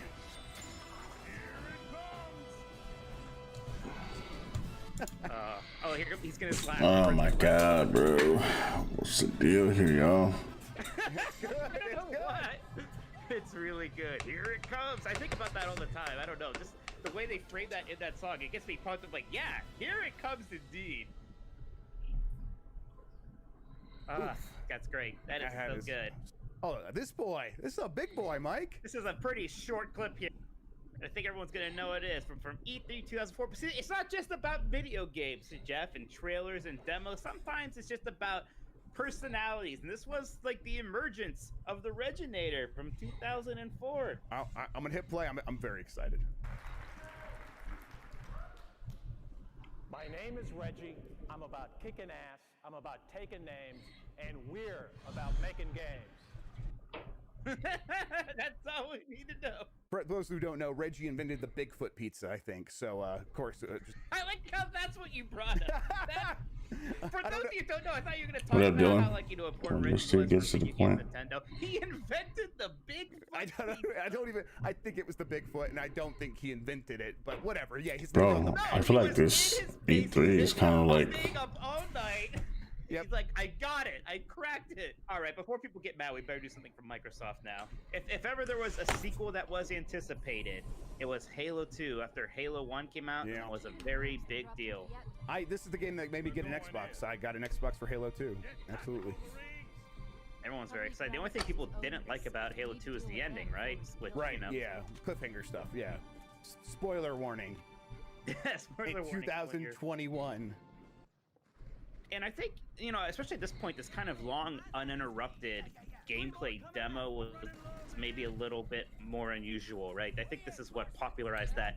Like even up till like 2015 with Sony, they have a pretty long Uncharted 4 demo. It's basically What's the deal, guys? What is the deal, y'all? This is E3 2007, and it's kind of hard to believe now, but this was the E3 where Call of Duty 4 Modern Warfare was the belle of the ball. Yes. Like, you know, like Call of Duty is the biggest thing in the world right now, and still is, and people are excited about it, but it maybe isn't like a showpiece for the show anymore, because a lot of those people are, again, they're hoping for something more surprising than here's the next Call of Duty. At this point, this was really Call of Duty hitting its stride. Like that moment right there, people freaked out about. People talked about that all show. You did not see that guy in the tall grass till he got up, and that absolutely destroyed people's brains in 2007. But you know, Jeff, it's not just about gameplay demos and executives. Sometimes celebrities could even make their way into your heart. This really was a moment, wasn't it? It was. I mean, everyone loves Keanu Reeves. I'm not one that gaga and do over celebrities, but this is pretty neat. And remember crowds? He seems to be very interested in the game that he was making. So it's like, that's kind of all you can ask for from a celebrity, right? Just come, don't talk down, seem like you're enjoying yourself, maybe even actually enjoy yourself, and people will respond to that. And also, you know, kind of be Keanu Reeves. That helps a lot. You think they're gonna bring him out this year to have him apologize? But yeah, that's pretty great. Why don't we go back again, though? Pretty far back to E3 2000 to see what was... Gosh, I was pretty young at this point, but I remember thinking this is the most excited I think I've ever seen people be for a video game. Like, this seemed like it was by far the biggest deal in the world at the time, and it's Metal Gear Solid 2. And Metal Gear Solid was such a big deal. It was, I mean, probably the best PlayStation game. Getting the sequel on PlayStation 2, seeing all this stuff, and just, yeah, it just looked so good, so cinematic, yeah. So you have to understand, like, at this point, the fact that we're seeing raindrops, like, bouncing off of objects, I'm seeing this, like, these light bloom effects, like, this was all pretty nuts at this time. Yeah, games just didn't look like this before this point, and it was this, you know, perfect storm of the best artists in the world working with the best technologists in the world to make a video game. Yeah. All right, Jeff, you want to close this out with maybe the first E3 moment? I do. Back in 1995, again, the first E3, and this was Sony's big moment. It was following Sega's little show about the Saturn, and their surprise that it's out now, which just confused everybody. And this is how Sony responded as they were getting ready to launch the original PlayStation. Sony Computer Entertainment President of America, Steve Reyes, joined me for. So this guy right here had just given a long, boring presentation, and he did that on purpose to really emphasize what's about to happen right here, where Steve Reyes is going to come out and say one thing. $299. Got chills there a little bit because that's it right there. This is them understanding immediately. This is PlayStation, not out yet. Sony, not really in video games yet, especially not as a hardware company. But they already understand how to do this E3 show, come up and make a huge impact. It's kind of unbelievable, and the rest is history, right? Like Saturn had to bow out because the Saturn was too expensive. Sony knew that. They undercut the price by $100, and then every time Sega would respond, PlayStation would lower the price until Sega just couldn't keep in the business anymore. And they tried a few other systems after that, but it was the writing was on the wall at that point, and it all happened right there with PlayStation understanding how to play this E3 game. Yeah. See, there's all sorts of fun. I didn't even talk about giant enemy crabs and bro, this thing can fall asleep, bro. Announcements years before we'll ever see it. But there's all sorts of fun stuff, Jeff. Imagine all the fun stuff that's happening right now and what will happen in the future. So just admit it, Jeff. Admit that you love E3. All right, I'm a fan. I admit it. I'm not just a games journalist. I like games too. Don't tell anybody. No, we're telling everyone. Okay. I'm calling your mom, calling your wife. All right, that's going to do it for us, everybody. Thank you so much for watching. I hope you enjoyed the rest of the show. I hope we didn't keep you too long. And if you tuned back and you're just getting here right now and you're confused, good. Yeah. We don't deserve us. I hope your favorite game gets announced next. I'm sorry. All right, everybody. Have a good one. Enjoy the rest of the show. Bye.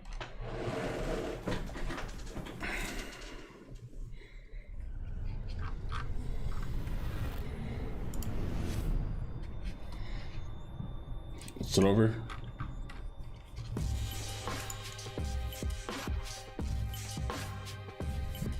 Hi, I'm Mona Ikeda, and I currently work for a Japanese video game company called Oh my god, as the bro. client art director. And previously, I worked for Digital the Night as the communications manager, and I also drew the box art. So that's just kind of a summarized version of myself.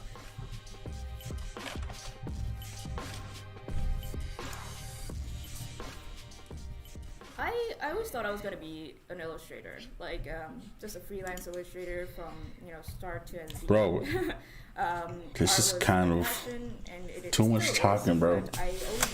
Too much talking, not enough games, bro. I feel like we've seen more talking than we've seen games, trailers. Video games, just anything in general. Oh man.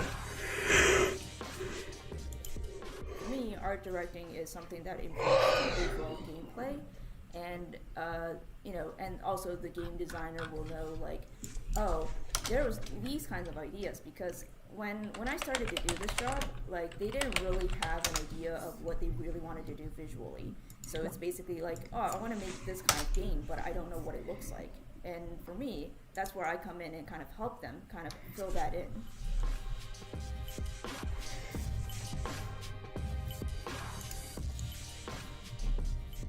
I started as a fan, and I really wanted to, my artwork was very inspired by the games that they created in the past.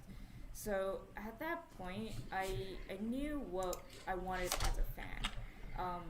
And with staying with Ritual of the Night, it was a game that's based on gothic horror, and the past, and the people that were working on the past Castlevania games were working on.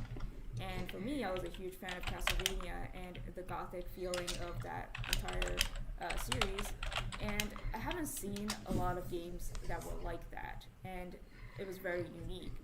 And since my artwork was inspired by that kind of game, I drew a lot of those kind of dark horror game kind of style.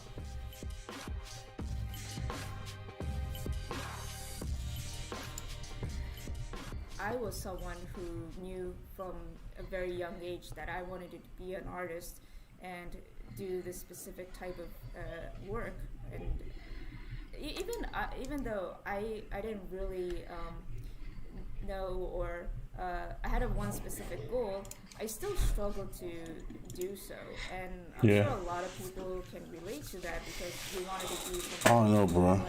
I feel like hopping off, man, because there's nothing going on besides that. Even though they try really hard, and for me, I think that's totally fine, and they should try something else that's new. Yeah, I'm about to just. You know, if I didn't. Alright, guys, I'm gonna hop out, yo. All you do is just talking. Alright, you get sick of these guys. I'm catching you guys later on. Take it easy, guys. I would have been like, you know,